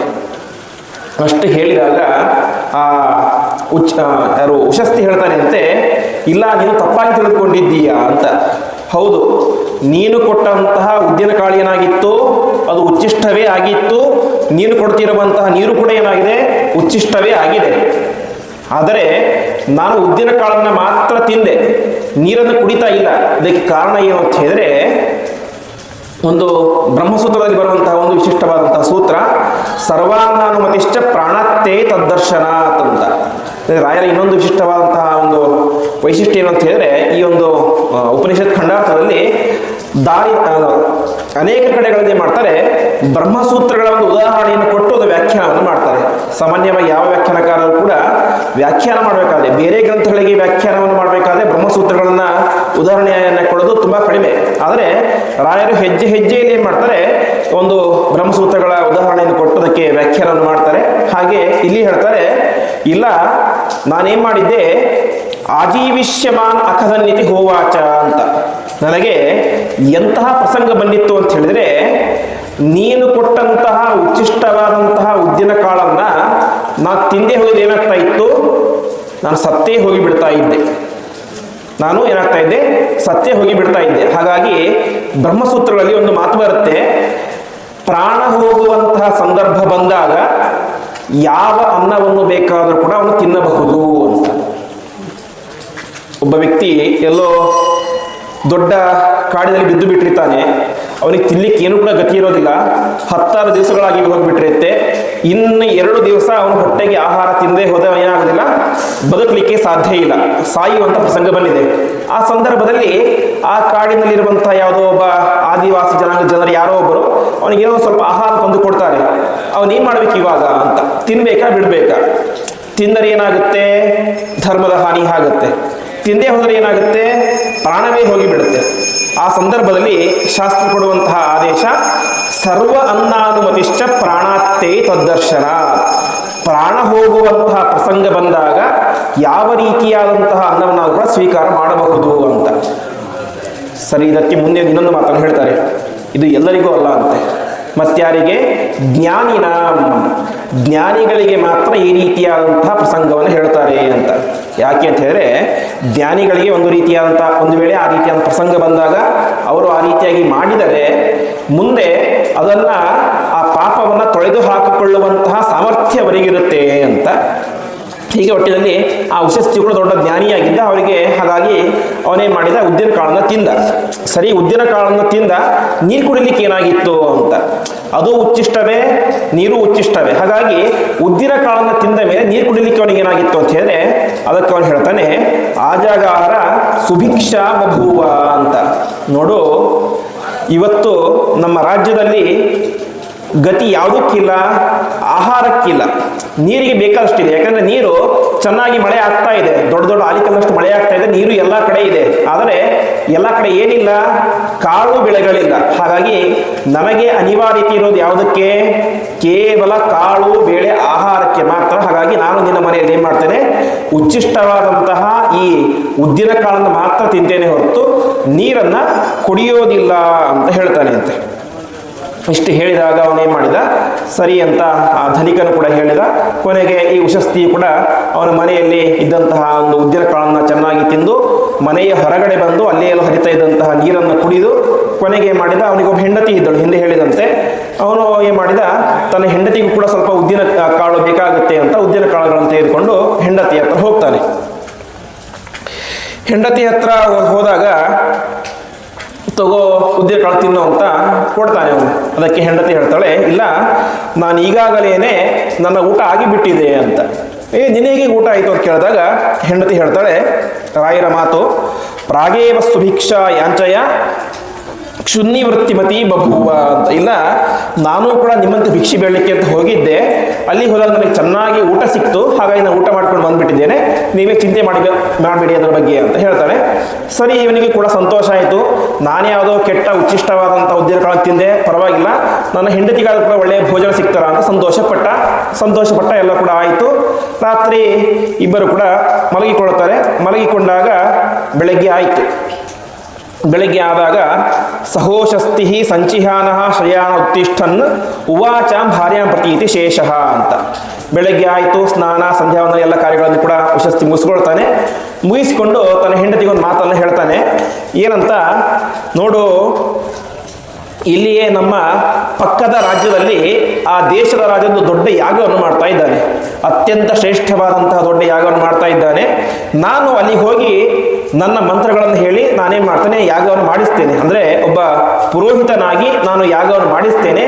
ಆವಾಗೇನಾಗುತ್ತೆ, ನಮಗೆ ಒಳ್ಳೆಯ ದುಡ್ಡು ಸಿಗುತ್ತೆ, ಕಾಸು ಸಿಗುತ್ತೆ, ಸಂಪತ್ತು ಸಿಗುತ್ತೆ, ಅದರಿಂದ ನಾವು ಚೆನ್ನಾಗಿ ಜೀವನವನ್ನು ಮಾಡಿಕೊಳ್ಳಬಹುದು ಅಂತ ಆ ಉಷಸ್ಥಿ ತನ್ನ ಹೆಂಡತಿಗೆ ಹೇಳ್ತಾನೆ ಅಂತೆ. ಹೆಂಡತಿ ಹೇಳಿದಾಗ ಅವಳಿಗೂ ಕೂಡ ತುಂಬ ಸಂತೋಷ ಆಗುತ್ತೆ. ಆಯಿತು, ಅವಶ್ಯವಾಗಿ ಇದು ನೀವು ಹೋಗಿ ಬನ್ನಿ ಎಂಬುದಾಗಿ ಹೇಳ್ತಾಳೆ. ಆವಾಗ ಅವನು ಕೇಳ್ತಾನೆ ಅಂತೆ, ತಂಜಾಯೋ ವಾಚ ಹಂತ ಪತಯಿಮ ಕುಲ್ವಾಶಾಹ ಇತಿ ತಾನ್ ಖಾದಿತ್ವ ಅಮುಂ ಯಜ್ಞಂ ವಿತತಮೇಯಾಯ ಅಂತ. ಸರಿ, ತುಂಬ ದೂರ ಇದೆ, ಆ ರಾಜ್ಯ ತುಂಬ ದೂರ ಇದೆ. ಹಾಗಾಗಿ ದಾರಿಯಲ್ಲಿ ಹೋಗಬೇಕಾದ್ರೆ ಏನಾದರೂ ಕೂಡ ಪಾಥೇಯವನ್ನ, ದಾರಿಯ ಗಂಟನ್ನು, ಬುತ್ತಿಯನ್ನು ಏನಾದರೂ ಕೊಡು ಅಂತ ಕೇಳ್ತಾನೆ. ಆವಾಗ ಹೆಂಡತಿ ಹೇಳ್ತಾಳೆ, ಇಲ್ಲ, ನಾನು ಅಲ್ಲೇ ಊಟ ಮಾಡಿ ಬಂದ್ಬಿಟ್ಟೆ, ಮನೆಗೆ ತರಲಿಲ್ಲ ಅದನ್ನು ನಾನು. ಹಾಗಾಗಿ ಮನೆಯಲ್ಲಿರೋದೇನು, ನೀವು ತಂದಂತಹ ಕೊಳೆತು ಹೋದಂತಹ ಉದ್ದಿನ ಕಾಳು ಮಾತ್ರ ಇದೆ, ನೀವು ಬೇಕಂದ್ರೆ ಕೊಡ್ತೀನಿ ಅಂತ ಹೇಳ್ತಾನೆ. ಅಷ್ಟು ಹೇಳಿದಾಗ ಆ ಗಂಡ ಹೇಳ್ತಾನೆ, ಸರಿ, ಉಳಿದಿರೋದೇ ಅದೊಂದು, ಹಾಗಾಗಿ ಏನು ಮಾಡೋದು, ಅದನ್ನೇ ಕೊಡು ಅಂತ ಕೇಳ್ತಾನೆ. ಕೊನೆಗೆ ಹೆಂಡತಿ ಉದ್ದಿನ ಕಾಳನ್ನು ಕೊಡ್ತಾಳೆ. ಆ ಉದ್ದಿನ ಕಾಳನ್ನೇ ದಾರಿಯ ಗಂಟಾಗಿ ಸ್ವೀಕಾರ ಮಾಡಿಕೊಂಡು ಮಧ್ಯೆ ಮಧ್ಯೆ ಅದನ್ನೇ ತಿಂತ ಅಲ್ಲೇ ಪಕ್ಕದಲ್ಲಿ ಇದ್ದಂಥ ನದಿಗಳಲ್ಲಿ ನೀರನ್ನು ಕುಡಿತಾ ಅವನು ಕೊನೆಗೆ ಆ ರಾಜ್ಯಕ್ಕೆ ಹೋಗ್ತಾನೆ. ರಾಜ್ಯಕ್ಕೆ ಹೋದಾಗ ಏನಾಗ್ತಿತ್ತು, ಇನ್ನೇನು ಯಜ್ಞ ಪ್ರಾರಂಭ ಆಗಬೇಕು, ಆ ಸಮಯಕ್ಕೆ ಸರಿಯಾಗಿ ಉಷಸ್ತಿ ಬ್ರಾಹ್ಮಣ ಆ ರಾಜ್ಯಕ್ಕೆ ಹೋಗ್ತಾನೆ. ರಾಜ್ಯಕ್ಕೆ ಹೋದಾಗ ಏನಾಗುತ್ತೆ, ಅಲ್ಲಿ ಒಟ್ಟು 3 ಜನ ಪ್ರಧಾನವಾದಂತಹ ಪುರೋಹಿತರು ಇರ್ತಾರೆ. ಅದು ದೊಡ್ಡದಾದಂತಹ ಯಾಗ, ಸಾಮವೇದದ ಮೂಲಕ ನಡೆಸುವಂತಹ ದೊಡ್ಡ ಯಾಗ ಆಗಿತ್ತು. ಅದಕ್ಕೆ ಒಟ್ಟು ಅನೇಕ ಜನ ಪುರೋಹಿತರಿದ್ದರು, 3 ಜನ ಪ್ರಧಾನವಾದಂಥವರು. ಅವರಿಗೆ ಒಂದು ಜವಾಬ್ದಾರಿ ಅಂತ ಹೇಳಿದ್ರೆ ಪ್ರಸ್ತೋತೃ ಮತ್ತು ಪ್ರತಿಹಾರ ಅಂತೆಲ್ಲ ಒಟ್ಟು 3 ಜನ ಇದ್ದರು. ಅವನಿಗೆ ಹೋಗಿ ಕೇಳ್ತಾನೆ ಅಂತೆ. ಮೊದಲನೆಯವನು ಪ್ರಸ್ತೋತನ ಹೆಸರಲ್ಲ, ಯಜ್ಞದಲ್ಲಿ ಅವನಿಗೆ ಇದ್ದಂಥ ಒಂದು ಗುರುತು ಪ್ರಸ್ತೋತ ಅಂತ ಹೇಳಿದ್ರೆ ಯಜ್ಞದಲ್ಲಿ ಪ್ರಾರಂಭದ ಮಂತ್ರಗಳನ್ನು ಹೇಳುವಂತಹ ವ್ಯಕ್ತಿ ಅಂತ ಹೆಸರು, ಪ್ರಸ್ತೋತ ಅಂತ. ಅವನಿಗೆ ಹೋಗಿ ಈ ಉಷಸ್ತಿ ಬ್ರಾಹ್ಮಣ ಕೇಳ್ತಾನೆ ಅಂತೆ, ನಿಮ್ಮನ್ನು ನೋಡಿದರೆ ಭಾರಿ ದೊಡ್ಡ ಜ್ಞಾನಿಗಳ ರೀತಿ ಕಾಣಿಸ್ತಾ ಇದ್ದೀರಿ, ಮೊದಲು ಒಳ್ಳೆ ಬ್ರಹ್ಮ ವರ್ಚಸ್ಸಿದೆ, ನೀವಿವತ್ತು ಯಜ್ಞವನ್ನು ಮಾಡಿಸ್ತಾ ಇದ್ದೀರಿ, ನೀವು ಯಜ್ಞವನ್ನು ಮಾಡಿಸುವಂಥ ಸಂದರ್ಭದಲ್ಲಿ ಏನು ಮಂತ್ರಗಳನ್ನು ಹೇಳ್ತಿರಲ್ಲ, ಆ ಮಂತ್ರಗಳ ಅರ್ಥ ಮತ್ತು ಆ ಮಂತ್ರಗಳಿಂದ ಪ್ರತಿಪಾದ್ಯನಾದಂತಹ ದೇವತೆ ಯಾರು ಅಂತ ನಿಮ್ಗೆ ಗೊತ್ತಿದೆನಾ ಅಂತ ಕೇಳ್ತಾನೆ ಅಂತೆ. ಹೋಗಿ ಏನು ಮಾಡ್ತಾನೆ, ಆ ಪ್ರಸ್ತೋತ ಅಂತ ಕೇಳ್ತಾನೆ, ಮಂತ್ರ ಪ್ರತಿಪಾದ್ಯನಾದಂತಹ ದೇವತೆ ಯಾರು ಅಂತ ನಿಮ್ಗೆ ಗೊತ್ತಿದೆನಾ ಅಂತ ಕೇಳ್ತಾನೆ ಅಂತ. ಇಷ್ಟು ಹೇಳಿದಾಗ ಅವನು ಹೇಳ್ತಾನೆ, ಇಲ್ಲ, ನನಗೆ ಗೊತ್ತಿಲ್ಲ. ಆವಾಗ ಉಷಸ್ತಿ ಹೇಳ್ತಾನೆ ಅಂತೆ, ನೀವು ಒಂದು ವೇಳೆ ಮಂತ್ರ ಪ್ರತಿಪಾದ್ಯ ದೇವತೆಯನ್ನು ತಿಳಿದುಕೊಳ್ಳದೇನೆ ಹಾಗೆ ಹೋಮ ಮಾಡಿದರೆ ಏನಾಗುತ್ತೆ, ಮೂರ್ಧಾತೆ ವಿಪತಿಷ್ಯತಿ, ನಿಮ್ಮ ತಲೆಯೇ ಬಿದ್ದು ಹೋಗುತ್ತೆ ಅಂತ ಹೆದರಿಸಿ ಬಿಡ್ತಾನೆ. ಅದು ವಾಸ್ತವವೂ ಹೌದು. ಅಷ್ಟು ಹೇಳಿದಾಗ ಸ್ವಲ್ಪ ಹೆದರಿಕೆ ಗಾಬರಿ ಆಗುತ್ತೆ. ಆಮೇಲೆ ಇನ್ನೊಬ್ಬ ಇರ್ತಾನೆ ಪ್ರತಿಹರ್ತ ಅಂತ. ಆ ಪ್ರತಿಹರ್ತನ ಹತ್ರ ಹೋಗ್ತಾನೆ, ಅಂದರೆ ಕೊನೆಯಲ್ಲಿ ಈ ಪ್ರಸ್ತೋತ ಪ್ರಾರಂಭದಲ್ಲಿ ಮಂತ್ರಗಳನ್ನು ಹೇಳುವಂತಹ ವ್ಯಕ್ತಿ, ಪ್ರತಿಹರ್ತ ಅಂದರೆ ಕೊನೆಯಲ್ಲಿ ಮಂತ್ರಗಳನ್ನು ಹೇಳುವಂತಹ ವ್ಯಕ್ತಿ. ಅವನ ಹತ್ರ ಹೋಗಿ ಕೇಳ್ತಾನೆ, ನಿಮಗೆ ಗೊತ್ತಾ ಈ ಮಂತ್ರಗಳ ಅರ್ಥ, ಪ್ರತಿಪಾದ್ಯ ದೇವತೆ ಯಾರು ಅಂತ. ಅವನು ಹೇಳ್ತಾನೆ, ನನಗೆ ಗೊತ್ತಿಲ್ಲ ಅಂತ. ಹೀಗೆ ಒಟ್ಟು 3 ಜನ ಇರ್ತಾರೆ. 3 ಜನ ಹತ್ರ ಹೋಗಿ ಕೇಳ್ತಾರೆ ಅಂತೆ, ನಿಮಗೆ ಮಂತ್ರ ಪ್ರತಿಪಾದ್ಯ ದೇವತೆ ಯಾರು ಅಂತ ಗೊತ್ತಾ, ಮಂತ್ರಗಳ ಅರ್ಥ ಗೊತ್ತಾ ಎಂತೆಲ್ಲ ಕೇಳ್ತಾನೆ. ಅವ್ರು ಹೇಳ್ತಾರೆ, ನಮಗೆ ಯಾವುದು ಕೂಡ ಗೊತ್ತಿಲ್ಲ, ನಮಗೆ ಗೊತ್ತಿರೋದೇನು, ಮಂತ್ರ ಒಂದು ಗೊತ್ತಿದೆ ಅಂತ. ಒಂದು ಪುರಾಣದಲ್ಲಿ ಬರುವಂತಹ ಒಂದು ಮಾತು, ವೇದಗಳು ಅವಶ್ಯವಾಗಿ ಪ್ರತಿಯೊಬ್ಬರು ಅಧ್ಯಯನ ಮಾಡಲೇಬೇಕಾದಂತಹ ಗ್ರಂಥಗಳು ಬ್ರಾಹ್ಮಣ. ಅದರಲ್ಲೂ ಇನ್ನೊಂದು ಕಡೆ ಹೇಳುವಂತೆ, ಬ್ರಾಹ್ಮಣೇನ ನಿಷ್ಕಾರಣೇನ ಷಡಂಗೋ ವೇದೋ ಅಧ್ಯೇತವ್ಯ ಅಂತ. ಒಬ್ಬ ಬ್ರಾಹ್ಮಣನಾದಂತಹ ವ್ಯಕ್ತಿ, ಅವನಿಗೇನು ಕಾರಣ ಬೇಡ, ನಾನು ಬ್ರಾಹ್ಮಣನಾಗಿದ್ದೇನೆ, ವೇದ ಓದಬೇಕು ಅಷ್ಟೇ. ಹಾಗಾಗಿ ಅವನೇನು ಮಾಡಬೇಕು, ಷಡಂಗ ಸಹಿತವಾದಂತಹ ವೇದಗಳ ಅಧ್ಯಯನವನ್ನು ಮಾಡಬೇಕು ಅಂತ ಶಾಸ್ತ್ರ ಹೇಳುತ್ತೆ. ಷಡಂಗ ಅಂತ ಹೇಳಿದ್ರೆ ಶಿಕ್ಷಾ, ವ್ಯಾಕರಣ, ಛಂದಸ್ಸು, ನಿರುಕ್ತ, ಜ್ಯೋತಿಷ, ಕಲ್ಪ ಅಂತ 6 ಅಂಗಗಳು. ಅದರಿಂದ ಸಹಿತವಾದಂತಹ ವೇದಗಳ ಅಧ್ಯಯನ ಮಾಡಬೇಕು ಅಂತ ಹೇಳುತ್ತೆ. ಅದೆಲ್ಲವನ್ನು ಕೂಡ ನಾವು ಮಾಡ್ಲಿಕ್ಕೆ ಸಾಧ್ಯ ಇಲ್ಲ. ಕನಿಷ್ಠ ನಮ್ಮ ಶಾಖೆಯ ವೇದವನ್ನಾದರೂ ಅಧ್ಯಯನ ಮಾಡಬೇಕು ಅಂತ. ಅಧ್ಯಯನ ಮಾಡಬೇಕಾದ್ರೆ ಏನು ಎಚ್ಚರ ಇರಬೇಕು ಅಂತ ಹೇಳಿದ್ರೆ, ನಾವು ಅಧ್ಯಯನ ಮಾಡುವಂತಹ ಪ್ರತಿಯೊಂದು ವೇದ ಮಂತ್ರಗಳ ಅರ್ಥವನ್ನ ಮತ್ತು ಅದರ ಪ್ರತಿಪಾದ್ಯ ದೇವತೆಯನ್ನು ತಿಳಿದುಕೊಂಡು ಅಧ್ಯಯನ ಮಾಡಬೇಕು ಅಂತ. ಇಲ್ಲದೆ ಹೋದಾಗ ಏನಾಗುತ್ತೆ, ಅವನು ಏನಂತ ಕರೆಸ್ಕೊಳ್ತಾನೆ ಅಂತ ಹೇಳಿದ್ರೆ, ಸವೈ ಗಾರ್ಧವ ಉಚ್ಯತೆ ಅಂತ, ವೇದದ ಕತ್ತೆ ಅಂತ ಕರೆಸ್ಕೊಳ್ತಾನೆ ಅಂತ. ಬರೀ ವೇದವನ್ನು ಮಾತ್ರ ಅಧ್ಯಯನ ಮಾಡಿದಂತಹ ವ್ಯಕ್ತಿಯನ್ನ ಪುರಾಣಗಳು ಬೈತವೆ ವೇದದ ಕತ್ತೆ ಅಂತ. ಏನು ವೇದದ ಕತ್ತೆ ಅಂತ ಹೇಳಿದ್ರೆ, ನಾವು ಕತ್ತೆಗಳನ್ನು ನೋಡ್ತೇವೆ ಹಿಂದಿನ ಕಾಲದಲ್ಲಿ. ಅವುಗಳ ಮೇಲೆ ಏನು ಮಾಡ್ತಾ ಇದ್ರು, ಒಳ್ಳೆ ಬಟ್ಟೆ ಗಂಟೆಗಳನ್ನೆಲ್ಲ ಇರಿಸಿ ಕಳಿಸ್ತಾ ಇದ್ರು. ಅವುಗಳಿಗೆ ಏನು ಗೊತ್ತೇ ಇರಲಿಲ್ಲ, ಸುಮ್ಮನೆ ಹೊತ್ಕೊಂಡು ಹೋಗ್ತಾ ಇರ್ತವೆ ಅಷ್ಟೇ. ಹಾಗೆ ವೇದದ ಅರ್ಥವನ್ನು ತಿಳಿಯದೇನೆ ಬರೀ ವೇದ ಅಧ್ಯಯನವನ್ನು ಮಾಡಿದಂತಹ ವ್ಯಕ್ತಿ ಸುಮ್ಮನೆ ಹೊತ್ಕೊಂಡಿದ್ದಾರೆ ಅಷ್ಟೇ, ವೇದಗಳ ಅವನಿಗೆ ಉಪಯೋಗ ಇಲ್ಲ ಅಂತ ಆ ರೀತಿಯ ಬೈತಾರೆ. ಹಾಗೆ ಇಲ್ಲಿಯೂ ಕೂಡ ಉಷಸ್ತಿ ಬ್ರಾಹ್ಮಣ ಹೇಳ್ತಾ ಇದ್ದಾನೆ, ನಿಮಗೆ ವೇದದ ಅರ್ಥ ಗೊತ್ತಿಲ್ಲ, ಪ್ರತಿಪಾದ್ಯ ದೇವತೆ ಯಾರು ಅಂತ ಗೊತ್ತಿಲ್ಲ, ಸುಮ್ಮನೆ ಹೋಮ ಮಾಡಿಸಿ ಬಂದಿದ್ದೀರಿ. ಹಾಗಾಗಿ ನೀವು ಒಂದು ವೇಳೆ ಈ ಹೋಮವನ್ನು ಮಾಡಿಸಿದರೆ ಏನಾಗುತ್ತೆ, ನಿಮ್ಮ ತಲೆಯೇ ಬಿದ್ದು ಹೋಗಿಬಿಡುತ್ತೆ ಅಂತ ಅವ್ರಿಗೆ ಹೇಳ್ತಾನೆ ಅಂತೆ. ಇದರಿಂದ ಅವರಿಗೆ ತುಂಬ ಗಾಬರಿಯಾಗುತ್ತೆ. ಅವರೇನು ಮಾಡ್ತಾರೆ, ನೇರವಾಗಿ ರಾಜನ ಹತ್ರ ಹೋಗ್ತಾರೆ. ರಾಜ, ನಾವು ಇವತ್ತು ಈ ಯಾಗವನ್ನು ಮಾಡಿಸಲಿಕ್ಕೆ ಸಾಧ್ಯ ಇಲ್ಲ ಅಂತ ಬಿಟ್ಟು ಬಿಡ್ತಾರೆ ಅಂತೆ. ನೋಡಿ ಅವರ ಪ್ರಾಮಾಣಿಕತೆ ಎಷ್ಟಿತ್ತು ಅಂತ. ಯಾರೋ ಒಬ್ಬ ಬಂದು ಹೇಳಿದ ನಾವೇ ಹೋಮವನ್ನು ಬಿಡಬೇಕು, ಅದನ್ನು ದೊಡ್ಡ ರಾಜ, ಬೇಕಾದಷ್ಟು ದಕ್ಷಿಣೆ ಸಿಗುತ್ತೆ, ಹಾಗೆ ಹೀಗೆ ಅಂತ ಅವರು ಯಜ್ಞವನ್ನು ಹಾಗೆ ಮುಂದುವರಿಸಲಿಲ್ಲ. ಪ್ರಾಮಾಣಿಕವಾಗಿ ತಮಗೇನು ಗೊತ್ತಿಲ್ಲ, ಆ ವೇದ ಮಂತ್ರಗಳ ಅರ್ಥ ಗೊತ್ತಿಲ್ಲ, ವೇದ ಮಂತ್ರಗಳ ಪ್ರತಿಪಾದ್ಯ ದೇವತೆ ಯಾರು ಅಂತ ಗೊತ್ತಿಲ್ಲ, ಹಾಗಾಗಿ ನಾವು ಯಜ್ಞವನ್ನು ಮಾಡೋದಿಲ್ಲ ಅಂತ ನೇರವಾಗಿ ರಾಜನ ಹತ್ರ ಹೋಗಿ ಹೇಳ್ತಾರೆ ಅಂತೆ. ರಾಜನಿಗೆ ದೊಡ್ಡ ಪ್ರತೀತಿ ಪ್ರಾರಂಭ ಆಯಿತು. ಯಜ್ಞಕ್ಕೆ ಅಂತ ಬೇಕಾದಷ್ಟು ಜನ ಬಂಧು ಬಾಂಧವರೆಲ್ಲರೂ ಕೂಡ ಬಂದಿದ್ದಾರೆ, ಮಂತ್ರಿಗಳು ಬಂದಿದ್ದಾರೆ, ದೊಡ್ಡ ದೊಡ್ಡ ಗಣ್ಯ ವ್ಯಕ್ತಿಗಳು ಬಂದಿದ್ದಾರೆ. ಇನ್ನೇನು ಯಜ್ಞ ಪ್ರಾರಂಭ ಆಗಬೇಕು, ಇವ್ರು ನೋಡಿದ್ರೆ ಯಜ್ಞ ಮಾಡಿಸೋದಿಲ್ಲ ಅಂತ ಹೇಳ್ತಾ ಇದ್ದಾರೆ, ಏನು ಮಾಡೋದು ಅಂತ ಚಿಂತೆ ಆಗುತ್ತೆ. ಸರಿ, ನಿಮ್ಗೆ ಇದನ್ನು ಹೇಳಿದ್ಯಾರು ಅಂತ ಕೇಳ್ತಾರೆ ಅಂತೆ. ಇಲ್ಲ, ಒಬ್ಬ ಉಶಸ್ತಿ ಅಂತ ಒಬ್ಬ ಯಾರೋ ಬ್ರಾಹ್ಮಣ ಬಂದಿದ್ದಾನೆ, ಅವನು ಹೇಳಿದ ಅಂತ ಹೇಳ್ತಾರೆ ಅಂತೆ. ಅಷ್ಟು ಹೇಳಿದಾಗ ರಾಜನಿಗೆ ಭಾರಿ ಸಂತೋಷ ಆಗಿಬಿಡುತ್ತೆ ಅಂತೆ. ಅವನು ಬಂದು ನೇರವಾಗಿ ಉಶಸ್ತಿಯ ಕಾಲಿಗೆ ಸಾಷ್ಟಾಂಗ ನಮಸ್ಕಾರವನ್ನು ಮಾಡ್ತಾನೆ. ನಮಸ್ಕಾರ ಮಾಡಿ ಹೇಳ್ತಾನೆ, ರಾಯರ ವಾಕ್ಯಗಳು, ಭಗವಂತಂ ತ್ವಾಂ ಅಹಮೇತೈಹಿ ಸರ್ವೈಹಿ ಆತ್ವಿಜ್ಯೈಹಿ ಋತ್ವಿಕರ್ಮಭಿಹಿ ವರಿತುಂ ಪರ್ಯಶೇಷ್ಯಂ ಅನ್ವೇಷಿತವಾನಸ್ಮಿ. ಭಗವಾನ್ ಗತೇಹೇ ಅವಿತ್ಯ ಅಜ್ಞಾನೇನ ಅನ್ಯಾನ್ ಋಷಿ ವೃತವಾನ್ ಆಸಂ ಅಂತ. ಋಷಿಗಳೇ, ಜ್ಞಾನಿಗಳೇ, ನೀವು ಬಂದಿದ್ದು ಭಾರಿ ಸಂತೋಷ ಆಯಿತು ಅಂತ. ಉಶಸ್ತಿಗೆ ಆಶ್ಚರ್ಯ ಆಗುತ್ತೆ, ಇದೇನು ಭಾರಿ ಸಂತೋಷ ಆಯ್ತು ನಿನಗೆ ಅಂತ. ಅವಾಗ ರಾಜ ಹೇಳ್ತಾನೆ, ಇಲ್ಲ, ನಾನು ಈ ಯಜ್ಞವನ್ನು ಮಾಡಬೇಕು ಅಂತ ತೀರ್ಮಾನ ಮಾಡಿದಾಗ ನನಗೆ ಮೊದಲು ನೆನಪಿಗೆ ಬಂದಂತಹ ಜ್ಞಾನಿಗಳೇ ನೀವು. ಉಶಸ್ತಿ ಬ್ರಾಹ್ಮಣರ ಮೂಲಕವೇನೇ ನಾನು ಈ ಯಜ್ಞವನ್ನು ಮಾಡಿಸಬೇಕು ಅಂತ ತೀರ್ಮಾನ ಮಾಡಿಬಿಟ್ಟಿದ್ದೆ. ಆದರೆ ನೀವು ನನಗೆ ಎಲ್ಲೂ ಸಿಗಲೇ ಇಲ್ಲ ಅಂತ ಹೇಳ್ತಾನೆ. ನಾನು ಇಡೀ ದೇಶವನ್ನು ಹುಡುಕಾಡಿಸಿದೆ, ಎಲ್ಲಿ ಹುಡುಕಿಕೊಂಡು ಹೋದರೂ ಕೂಡ ಉಶಸ್ತಿ ಬ್ರಾಹ್ಮಣ ನನಗೆ ಸಿಗಲೇ ಇಲ್ಲ. ಹಾಗಾಗಿ ನಾನು ಯಾರೋ ಸಿಗಲಿಲ್ಲ ಅಂತ ಕೊನೆಗೆ ಅನಿವಾರ್ಯವಾಗಿ ಈ ಬ್ರಾಹ್ಮಣರ ಮೂಲಕ ಯಾಗವನ್ನು ಮಾಡಿಸ್ತಾ ಇದ್ದೇನೆ. ಆದರೆ ಇವತ್ತು ನೀವು ಬಂದಿದ್ದು ನನಗೆ ತುಂಬ ಸಂತೋಷ ಆಗಿದೆ. ಹಾಗಾಗಿ ದಯವಿಟ್ಟು ನನ್ನನ್ನು ಕ್ಷಮಿಸಿ, ನೀವೇ ಮುಂದೆ ನಿಂತುಕೊಂಡು ಈ ಹೋಮಾದಿ ಹವನಾದಿಗಳನ್ನು ಎಲ್ಲವನ್ನು ಕೂಡ ಮಾಡಿಸಬೇಕು ಅಂತ ಆ ರಾಜ ತಾನು ಕೂಡ ಅಷ್ಟೇ ಪ್ರಾಮಾಣಿಕವಾಗಿದ್ದು, ವಾಸ್ತವ ಸುಮ್ಮನೆ ಸುಳ್ಳು ಹೇಳ್ತಾ ಇರೋದಲ್ಲ, ಅವನು ನಿಜವಾಗಿ ಕೂಡ ಅವನು ಹುಡುಕಿದ್ದ ಉಶಸ್ತಿ ಬ್ರಾಹ್ಮಣನಿಗೋಸ್ಕರ. ಸಿಗಲಿಲ್ಲ ಅಂತ ಕೊನೆಗೆ ಯಾರನ್ನು ಕೂಡ ಒಪ್ಪಿಕೊಂಡ. ಉಶಸ್ತಿ ಬ್ರಾಹ್ಮಣ ಬಂದಾಗ ಸರಿ, ನೀವೇ ಯಜ್ಞವನ್ನು ಕೂಡ ಮಾಡಿಸಿ ಅಂತ ಒಪ್ಕೊಳ್ತಾನೆ. ಕೊನೆಗೆ ಅವನಿಗೆ ಸಾಷ್ಟಾಂಗ ನಮಸ್ಕಾರವನ್ನು ಕೂಡ ಎಲ್ಲವನ್ನು ಕೂಡ ಮಾಡಿ ನೀವೇ ಹೋಮ ಹವನಾದಿಗಳನ್ನು ಮಾಡಿಸಬೇಕು ಅಂತ ಪ್ರಾರ್ಥನೆಯನ್ನು ಮಾಡ್ತಾನೆ. ಇಷ್ಟು ಹೇಳಿದಾಗ ಉಶಸ್ತಿ ಬ್ರಾಹ್ಮಣ ಹೇಳ್ತಾನೆ, ಬೇರೆ ಯಾರಾದರೂ ಕೂಡ ಆಗಿದ್ರೆ ಆಯಿತು, ಅವರನ್ನು ಮನೆಗೆ ಕಳಿಸ್ಬಿಡು, ನಾನೇ ಹೋಮ ಹವನಾದಿಗಳನ್ನು ಕೂಡ ಮಾಡಿಸ್ತೇನೆ, ಎಲ್ಲ ದಕ್ಷಿಣೆ ನನಗೆ ಕೊಟ್ಬಿಡು ಅಂತ ಹೇಳಿಬಿಡ್ತಾ ಇದ್ರು.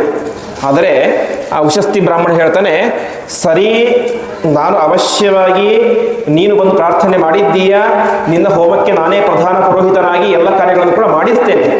ಆದರೆ ನಾನೊಬ್ಬನೇ ಈ ಹೋಮ ಹವನಾದಿಗಳನ್ನು ಮಾಡಿಸಿದ್ರೆ ಏನಾಗುತ್ತೆ, ಈ 3 ಜನ ಬ್ರಾಹ್ಮಣರಿಗೆ ಅನ್ಯಾಯ ಆಗುತ್ತೆ ಅಂತ. ಯಾಕೆ, ಅವರು ನಿನ್ನ ಯಾಗವನ್ನು ಮಾಡಿಸಲಿಕ್ಕೆ ಅಂತ ಎಲ್ಲೋ ದೂರದಿಂದ ಬಂದಿದ್ದಾರೆ. ನೀನು ಅವರಿಗೆ ನಿನ್ನ ಶಕ್ತಿಯನುಸಾರ ರತ್ನ ಹಿರಣ್ಯ ದಕ್ಷಿಣೆಗಳನ್ನೆಲ್ಲ ಕೂಡ ಕೊಡ್ತೀಯ. ಹಾಗಾಗಿ ಒಂದು ವೇಳೆ ನಾನು ಯಜ್ಞ ಮಾಡಿದ್ದೇನಾಗುತ್ತೆ, ನೀನು ಎಲ್ಲ ದಕ್ಷಿಣೆಯನ್ನು ನನಗೇ ಕೊಡ್ತೀಯ. ಆವಾಗ ಏನಾಗುತ್ತೆ, ಬಂದಂತಹ ಆ 3 ಜನ ಬ್ರಾಹ್ಮಣರಿಗೆ ದ್ರೋಹ ಮಾಡಿದ ರೀತಿಯಾಗುತ್ತೆ. ಅಷ್ಟು ಮಾತ್ರ ಅಲ್ಲ, ನನಗೆ ಬ್ರಹ್ಮಹತ್ಯಾ ದೋಷ ಬರುತ್ತೆ ಅಂತ ಹೇಳ್ತಾನೆ ಉಶಸ್ತಿ ಬ್ರಾಹ್ಮಣ. ನೋಡಿ, ಎಂತಹ ಎತ್ತರದ ಮಾತು. ಸಾಮಾನ್ಯವಾಗಿ ನಾವು ಬ್ರಹ್ಮಹತ್ಯೆ ಅಂತ ಕೇಳಿರ್ತೀವಿ. ಬ್ರಹ್ಮಹತ್ಯೆ ಅಂದರೆ ಯಾರೋ ಒಬ್ಬ ಜ್ಞಾನಿಯನ್ನು ಹೋಗಿ ಸಾಯಿಸುವುದೇ ಬ್ರಹ್ಮಹತ್ಯಾ ದೋಷ ಅಲ್ಲ. ಮನಸ್ಸಿನಲ್ಲಿ ಒಬ್ಬ ಬ್ರಾಹ್ಮಣನಿಗೆ ಅವಮಾನ ಮಾಡಿದ ಬೈದುಕೊಂಡರೂ ಕೂಡ ಅದೇ ಬ್ರಹ್ಮಹತ್ಯೆ ಅಂತ ಕಸ್ಕೊಳ್ಳುತ್ತೆ. ಎದುರಿಗೆ ಮಾಡಿದಂಥ ಬ್ರಹ್ಮಹತ್ಯೆ ಸರಿಯೇ ಸರಿ. ಅಷ್ಟು ಮಾತ್ರ ಅಲ್ಲ, ಒಬ್ಬ ಬ್ರಾಹ್ಮಣನ ವೃತ್ತಿಗೆ ನಾವೇನಾದರೂ ತೊಂದರೆಯನ್ನು ಮಾಡಿದರೆ ಏನಾಗುತ್ತೆ, ಅದು ಕೂಡ ಬ್ರಹ್ಮಹತ್ಯೆ ಅಂತ ಕರೆಸ್ಕೊಳ್ಳುತ್ತೆ ಅಂತ. ಹಾಗಾಗಿ ಆ ಉಶಸ್ತಿ ಬ್ರಾಹ್ಮಣ ಹೇಳ್ತಾನೆ, ಸರ್ವಥಾ ನಾನು ಅವಶ್ಯವಾಗಿ ಮಾಡಿಸ್ತೇನೆ, ಮಾಡಿಸೋದಿಲ್ಲ ಅಂತ ಏನಿಲ್ಲ. ಆದರೆ ನಾನು ಮಾಡಿಸಿದ್ರೆ ಏನಾಗುತ್ತೆ, ಆ 3 ಜನ ಬ್ರಾಹ್ಮಣರಿಗೆ ದ್ರೋಹ ಆಗುತ್ತೆ. ಹಾಗಾಗಿ ನೀನೇ ಒಂದು ವ್ಯವಸ್ಥೆ ಮಾಡು. ಆ 3 ಜನರು ಇರಲಿ, ನಾನೂ ಇರ್ತೇನೆ, ನಾವು 4 ಜನ ಸೇರಿಕೊಂಡು ಹೋಮವನ್ನು ಮಾಡಿಸ್ತೇವೆ. ಆ 3 ಜನರಿಗೆ ಎಷ್ಟು ದಕ್ಷಿಣೆಯನ್ನು ಕೊಡ್ತೇಯೋ ಅಷ್ಟು ದಕ್ಷಿಣೆ ನನಗೆ ಕೊಡಬೇಕು ಅಂತ ಹೇಳ್ತಾನೆ. ರಾಜನಿಗೆ ಏನೋ ಸಂಪತ್ತಿಗೆ ಭಾರಿ ಕೊರತೆ ಇರಲಿಲ್ಲ, ಸಂಪತ್ತು ಇತ್ತು, ಅದಕ್ಕೆ ಬೇಕಾದಂಥ ಶ್ರದ್ಧೆಯೂ ಕೂಡ ಇತ್ತು, ಎಲ್ಲವೂ ಕೂಡ ಇತ್ತು. ಹಾಗಾಗಿ ಅವನು ಕೂಡ ಒಪ್ಕೊಳ್ತಾನೆ. ಹೀಗೆ 4 ಜನರ ಆಧ್ವರ್ಯದಲ್ಲಿ ಆ ಯಾಗ ಎಂದು ಪ್ರಾರಂಭ ಆಯಿತು. ಇನ್ನೇನು ಪ್ರಾರಂಭ ಆಗಬೇಕು, ಆ 3 ಜನ ಹೇಳ್ತಾರೆ, ಇಲ್ಲ ನಾವು ಯಾಗ ಮಾಡಿಸೋದಿಲ್ಲ ಅಂತ. ಯಾಕೆ ಮಾಡಿಸೋದಿಲ್ಲ? ಅವರೇನು ಮಾತ್ಸರ್ಯದಿಂದ ಹೇಳ್ತಾ ಇರೋದಲ್ಲ. ನೋಡಿ ಉಷಸ್ತಿ ಬ್ರಾಹ್ಮಣ, ನೀವೇ ಹೇಳಿದ್ದೀರಿ ಮಂತ್ರದ ಅರ್ಥವನ್ನು ತಿಳಿದು ಪ್ರತಿಪಾದ್ಯ ದೇವತೆಯನ್ನು ತಿಳಿದು ಯಾಗ ಮಾಡಿದರೆ ಮಾತ್ರ ಫಲ ಸಿಗುತ್ತೆ ಅಂತ. ಹಾಗಾಗಿ ನಮಗಿದು ಯಾವುದು ಕೂಡ ಗೊತ್ತಿಲ್ಲ. ನಾವೇನೋ ನಮ್ಮ ಯೋಗ್ಯತಾನುಸಾರವಾಗಿ ನಮ್ಮ ಹೊಟ್ಟೆಪಾಡಿಗೋಸ್ಕರ ಮಾಡ್ತಾ ಇದ್ದೀವಿ. ಹಾಗಾಗಿ ದಯವಿಟ್ಟು ನೀವು ನಮಗೆ ಆ ಪ್ರತಿಪಾದ್ಯ ದೇವತೆ ಯಾರು, ಮಂತ್ರ ಅರ್ಥ ಎಲ್ಲವನ್ನು ಕೂಡ ಉಪದೇಶ ಮಾಡಬೇಕು ಅಂತ ಪ್ರಾರ್ಥನೆ ಮಾಡ್ತಾರೆ ಅಂತೆ. ಅಷ್ಟು ಹೇಳಿದಾಗ ಉಷಸ್ತಿ ಬ್ರಾಹ್ಮಣರು ಕೂಡ ವಿಶೇಷವಾಗಿ ತಾವೇ ಮಾಡ್ತಾರೆ. ಆ ಬ್ರಾಹ್ಮಣರಿಗೆ ಅನುಗ್ರಹವನ್ನು ಮಾಡಿ ಅವರಿಗೆ ಅದರ ಒಂದು ಉಪದೇಶವನ್ನು ಮಾಡ್ತಾ ಇದ್ದಾರೆ. ಹಿಂದೆ ಹೇಳಿದಂತೆ ಮೊದಲನೇ ವ್ಯಕ್ತಿ ಪ್ರಸ್ತಾವ ಅಂತ, ಅಂದರೆ ಯಜ್ಞದ ಪ್ರಾರಂಭಿಕದ ಮಂತ್ರಗಳನ್ನು ಹೇಳುವಂಥ ವ್ಯಕ್ತಿ ಪ್ರಸ್ತಾವ ಅಂತ ನಾವು ಕೇಳ್ತೇವೆ. ಪ್ರಾಸ್ತಾವಿಕ ಅಂತೆಲ್ಲ ಭಾಷಣದಲ್ಲಿ ಕೇಳ್ತೇವೆ. ಪ್ರಾಸ್ತಾವಿಕ ಅಂದರೆ ಮೊದಲು ಹೇಳೋದು ಅಂತ. ಹಾಗೆ ಪ್ರಸ್ತಾವ ಆ ವ್ಯಕ್ತಿಯನ್ನು ಕೇಳಿದಾಗ ಉಷಸ್ತಿ ಋಷಿ ಹೇಳ್ತಾನೆ, ಪ್ರಸ್ತಾವಕ್ಕೆ ಅಭಿಮಾನಿಯಾದಂತಹ ದೇವತೆ ಮತ್ತು ಪ್ರಸ್ತಾವ ಮಂತ್ರಗಳಿಂದಾಗಿ ಪ್ರತಿಪಾದ್ಯನಾದಂತಹ ದೇವತೆ ಯಾರು ಅಂತ ಹೇಳಿದ್ರೆ ಅದು ಪರಮಾತ್ಮನೇ ಆಗಿದ್ದಾನೆ. ಸರಿ, ಅವನ ಹೆಸರು ಏನು ಅಂತ ಹೇಳಿದ್ರೆ ಪ್ರಾಣ ಇತಿ ಹೋವಾಚ ಸರ್ವಾಣಿ ಇವಾನಿ ಜೀವಾನಿ ಪ್ರಾಣಮೇವಾಭಿಸಂತಿ ಪ್ರಾಣಮಭ್ಯುಜ್ಯುಹತೆ ಸೈಷಾ ದೇವತಾ ಪ್ರಸ್ತಾವ ಮನ್ವಯತ್ತ ತಾಮ ಚೇದ್ ವಿದ್ವಾನ್ ಪ್ರಸ್ತೋಷ್ಯೋ ಮೂರ್ಧಾತೆ ಉಪದಿಶ್ಯತು ತಥೋಕ್ತಸ್ಯ ಮಯೇತಿ. ಅದಕ್ಕೆ ಇದು ಉಪನಿಷತ್ತಿನ ಮಾತು. ರಾಯರು ಖಂಡಾರ್ಥವನ್ನು ಬರೀತಾರೆ, ಪ್ರಾಣನಾಮ ಮುಖ್ಯ ಪ್ರಾಣ ಅಂತರ್ಯಾಮಿ ಪ್ರಸ್ತಾವ ದೇವತಾ ಉಚ್ಯತೆ. ನೋಡಿ ರಾಯರ ಮಾತು ಎಷ್ಟು ಸರಳ. ಒಬ್ಬ ಸಾಮಾನ್ಯ ಸಂಸ್ಕೃತ ಬರುವಂಥ ವ್ಯಕ್ತಿ ಕೂಡ ಏನಾಗುತ್ತೆ, ಓದ್ಕೊಂಡ್ರೆ ಸುಲಭವಾಗಿ ಅರ್ಥ ಆಗಿಬಿಡುತ್ತೆ. ಅವ್ರು ಹೇಳ್ತಾರೆ, ಪ್ರಾಣನಾಮಕನಾದಂತಹ ಪರಮಾತ್ಮನೇ ಈ ಪ್ರಸ್ತಾವದಿಂದಾಗಿ ಪ್ರತಿಪಾದ್ಯನಾದಂತಹ ದೇವತೆ. ಸರಿಯವನಿಗೆ ಪ್ರಾಣ ಅಂತ ಹೆಸರು ಅಂತ ಹೇಳಿದ್ರೆ ಮುಖ್ಯ ಪ್ರಾಣದೇವರ ಅಂತರ್ಯಾಮಿಯಾಗಿ ಪರಮಾತ್ಮ ಇದ್ದಾನೆ. ಹಾಗಾಗಿ ಅವನಿಗೆ ಪ್ರಾಣ ಅಂತ ಹೆಸರು. ಆ ಪ್ರಾಣನಾಮಕನಾದಂತಹ ಪರಮಾತ್ಮನೇನೆ ಈ ಪ್ರಸ್ತಾವ ಎನ್ನುವಂತಹ ಮಂತ್ರಗಳಿಂದಾಗಿ ಪ್ರತಿಪಾದ್ಯನಾಗಿ ಆ ಮಂತ್ರಗಳಿಂದಾಗಿ ಯಾರ್ಯಾರು ಹೋಮವನ್ನು ಮಾಡ್ತಾರೋ ಅವರಿಗೆ ವಿಶೇಷವಾದಂತಹ ಫಲವನ್ನು ಕೊಡ್ತಾನೆ ಅಂತ ಹೇಳಿದರು. ಹೀಗೆ ಪ್ರಾಣ ಅವನು ಪ್ರಸ್ತಾವಕ್ಷರಗಳಿಂದಾಗಿ ಪ್ರತಿಪಾದ್ಯನಾದಂತಹ ದೇವತೆ. ಅದಾದ ಮೇಲೆ ಎರಡನೆಯದ್ದು ಉದ್ಗಾತ ಅಂತ. ಉದ್ಗಾತ ಅಂತ ಹೇಳಿದ್ರೆ ಜೋರಾಗಿ ಹೇಳುವಂಥದ್ದು ಅಂತ. ನಾವು ಇದು ವಿಶೇಷವಾಗಿ ಸಾಮವೇದಕ್ಕೆ ಸಂಬಂಧಪಟ್ಟಂತಹ ಉಪನಿಷತ್ತು. ನಾವು ಸಾಮವೇದ ಕೇಳಿರ್ತೇವೆ. ಸಾಮವೇದ ಅಂದರೆ ಅದು ರಾಗಬದ್ಧವಾಗಿ ಇರುವಂತಹ ಒಂದು ವೇದ. ಹಾ ಹೂ ಹಾ ಹೂ ಹಾ ಹೂ ಅಂತ ಚೆನ್ನಾಗಿ ರಾಗಬದ್ಧವಾಗಿ ವೇದಗಳನ್ನು ಹಾಡುವಂತಹ ಒಂದು ದೊಡ್ಡದು ಒಂದು ವೇದದ ಭಾಗ. ಹಾಗಾಗಿ ಸಾಮವೇದದ ಒಂದು ಯಜ್ಞ ಯಾಗಗಳಲ್ಲಿ ಅದನ್ನು ಚೆನ್ನಾಗಿ ಹಾಡಲಿಕ್ಕೆ ಅಂದರೆ ಒಬ್ಬ ಎಕ್ಸ್ಪರ್ಟ್ ಆದಂತಹ ವೇದ ಪಾರಾಯಣಕರ್ತರು ಇರ್ತಾರೆ. ಅವರ ಹೆಸರು ಉದ್ಗಾತೃ ಅಂತ. ಅಂದರೆ ಸಾಮವೇದದ ಮಂತ್ರಗಳನ್ನು ಜೋರಾಗಿ ಹೇಳುವಂತಹ, ಅದರಿಂದ ಅದರ ಪೂರ್ತಿಯಾದಂತಹ ವೈಬ್ರೇಷನ್ ಎಲ್ಲ ಕಡೆ ತುಂಬಬೇಕು ಅಂತ ಹೇಳುವಂತಹ ವ್ಯಕ್ತಿಗೆ ಉದ್ಗಾತೃ ಅಂತ ಕರೀತಾರೆ. ಆವಾಗ ಆ ಉಷಸ್ತಿ ಹತ್ರ ಆ ಉದ್ಗಾತೃ ಬಂದು ಕೇಳ್ತಾರೆ. ಅಂದರೆ ವೇದಗಳನ್ನು ಜೋರಾಗಿ ಹೇಳಬೇಕಾದಂತಹ ಎರಡನೇ ವ್ಯಕ್ತಿ ಅವನು ಬಂದು ಕೇಳ್ತಾರೆ ಅಂತೆ, ಋಷಿಗಳೇ ನನಗೆ ಅನುಗ್ರಹವನ್ನು ಮಾಡಿ ಉದ್ಗಾತೃವಿಂದ ಪ್ರತಿಪಾದ್ಯನಾದಂತಹ ದೇವತೆ ಯಾರು ಎಂಬುದಾಗಿ ಪ್ರಾರ್ಥನೆಯನ್ನು ಮಾಡಿದಾಗ ಅವರು ಹೇಳ್ತಾ ಇದ್ದಾರೆ, ಅನ್ನಾಂತರ್ಗತಃ ಅಂತ. ಅನ್ನದ ಒಳಗಡೆ ಅಂತರ್ಯಾಮಿಯಾದಂತಹ ಪರಮಾತ್ಮನೇನೆ ಏನಾಗಿದ್ದಾನೆ, ಉದ್ಗಾತೃ ಮಂತ್ರಗಳಿಂದಾಗಿ ಪ್ರತಿಪಾದ್ಯನಾಗಿದ್ದಾನೆ ಅಂತ. ಅದಕ್ಕೆ ಇನ್ನೊಂದು ಹೆಸರು ಸಾಮವೇದ ಭಕ್ತಿ ಅಂತ. ಸಾಮಭಕ್ತಿಯಿಂದಾಗಿ ಪ್ರತಿಪಾದ್ಯನಾದಂತಹ ವ್ಯಕ್ತಿ ಯಾರು ಅಂತ ಹೇಳಿದ್ರೆ ಅನ್ನದಲ್ಲಿ ಅಂತರ್ಯಾಮಿಯಾದಂತಹ ಪರಮಾತ್ಮ. ಅವನ ಹೆಸರೇನು ಅಂತ ಹೇಳಿದ್ರೆ ರಾಯರು ಹೇಳುವಂತೆ ಆದಿತ್ಯಂ ಆದಿತ್ಯಸ್ಥ ಮುಚ್ಚೈಹಿ ಸಂತಂ ಸರ್ವೋತ್ತಮೇನ ಸ್ಥಿತಂ ಅನ್ನಂ ಅದ್ಯಮಾನ ವಸ್ತುಗತಃ ಅನ್ನನಾಮ ಹರಿಹಿ ಅಂತ. ಅನ್ನದ ಒಳಗಡೆ ಇರುವಂತಹ ಹರಿ ಎನ್ನುವಂತಹ ಪರಮಾತ್ಮ ಅವನು ಉದ್ಗಾತ್ರದಿಂದಾಗಿ ಪ್ರತಿಪಾದ್ಯನಾಗಿರ್ತಾನೆ ಅಂತ. ಅದಕ್ಕೆ ರಾಯರು ಹೇಳುವಂತೆ ಪರಮಾತ್ಮ ಏನಾಗಿರ್ತಾನೆ, ಆದಿತ್ಯದಲ್ಲಿ ಅಂತರ್ಯಾಮಿಯಾಗಿರ್ತಾನೆ. ಆದಿತ್ಯದಲ್ಲಿ ಅಂತರ್ಯಾಮಿಯಾಗಿ ಇದ್ದುಕೊಂಡು ಮತ್ತೆ ಅನ್ನದಲ್ಲಿ ಅಂತರ್ಯಾಮಿಯಾಗಿ ಇದ್ದುಕೊಂಡು ಸಕಲ ಜೀವನ ಒಳಗಡೆ ಪ್ರವೇಶವನ್ನು ಮಾಡಿ ಅವರಿಗೆ ಶಕ್ತಿಯನ್ನು ಕೊಡ್ತಾನೆ ಅಂತ. ನಾವು ಸಹಜವಾಗಿ ನಮಗೆಲ್ಲ ಗೊತ್ತೇ ಇರುತ್ತೆ ಬೆಳೆ ಹೇಗೆ ಬೆಳೆಯುತ್ತೆ ಅಂತ. ಬೆಳೆ ಬೆಳಿಬೇಕು ಅಂದರೆ ಪ್ರಧಾನವಾಗಿ ಬೇಕಾದದ್ದು ಮಳೆ ಬೇಕು. ಆ ಮಳೆ ಹೇಗೆ ಬರುತ್ತೆ? ಸಮುದ್ರದಲ್ಲಿರುವಂತಹ ನೀರು ಸೂರ್ಯನ ಮೂಲಕ, ಸೂರ್ಯನ ಶಾಖದ ಮೂಲಕ ಆವಿಯಾಗಿ ಮೋಡಗಳಲ್ಲಿ ಸೇರಿ ಅಲ್ಲಿಂದ ಮತ್ತೆ ಎಲ್ಲಿ ಬೇಕು ಅಲ್ಲಿ ಮಳೆಯಾಗಿ ಅದರಿಂದ ಅನ್ನ ಆಹಾರ ಕೂಡ ಸಿಗುತ್ತೆ. ಹಾಗಾಗಿ ಅನ್ನಕ್ಕೆ ಪ್ರಧಾನವಾಗಿ ಬೇಕಾದಂಥವನು ಸೂರ್ಯನ ಬೆಳಕು.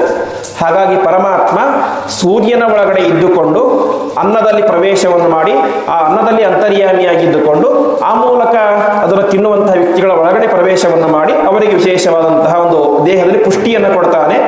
ಅದರಲ್ಲೂ ಕೂಡ ವಿಶೇಷವಾಗಿ ಈ ಉದ್ಗಾತ್ರವನ್ನು ಅಂದರೆ ಸಾಮವೇದವನ್ನು ಭಕ್ತಿಯಿಂದಾಗಿ ಜೋರಾಗಿ ಹೇಳುವಂಥ ವ್ಯಕ್ತಿಗಳಿಗೆ ಆ ಹರಿ ಎನ್ನುವಂತಹ ಪರಮಾತ್ಮ ವಿಶೇಷವಾಗಿ ಅನುಗ್ರಹವನ್ನು ಮಾಡ್ತಾನೆ.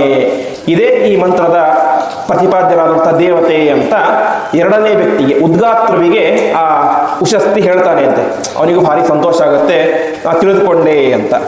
ಇನ್ನು ಮೂರನೇವನು ಯಾರು? ಪ್ರತಿಹಾರ ಅಂತ. ಪ್ರತಿಹಾರ ಅಂದರೆ ಕೊನೆಯಲ್ಲಿ ಅದನ್ನು ಹೇಳುವಂಥವನು. ಪ್ರತಿಹಾರ ವರ್ಣಗಳು ಅಂತ ಇರ್ತವೆ. ಅಂದರೆ ಇವೆಲ್ಲವೂ ಕೂಡ ಸಾಮವೇದದ ಒಂದೊಂದು ಭಾಗಗಳು. ಉದ್ಗಾತ್ರ, ಪ್ರತಿಹರ್ತೃ ಅಂತೆಲ್ಲ. ಪ್ರತಿಹರ್ತ ಅಂತ ಒಬ್ಬ ಮೂರನೇ ವ್ಯಕ್ತಿ ಇರ್ತಾನೆ. ಅವನು ಬಂದು ಕೇಳ್ತಾನೆ ಅಂತೆ, ನನಗೆ ಪ್ರತಿಹರ್ತೃವಿನಿಂದ ಪ್ರತಿಹಾರ ಶಬ್ದ ವಾಚ್ಯನಾದಂತಹ ಪರಮಾತ್ಮನ ಬಗ್ಗೆ ತಿಳಿಸಿಕೊಡಿ ಅಂತ ಪ್ರಾರ್ಥನೆ ಮಾಡಿದಾಗ ಉಶಸ್ತಿ ಹೇಳ್ತಾನೆ, ಸೈಷಾ ದೇವತಾ ಪ್ರತಿಹಾರ ಮನ್ವಾಯತ್ತ ಚೇನ ವಿದ್ವಾನ್ ಪ್ರತಿಹರಿಷ್ಯತಃ ಮೂರ್ಧಾತೆ ವಿಪರಿಷ್ಯತಿ ಇತಿ ಅಂತ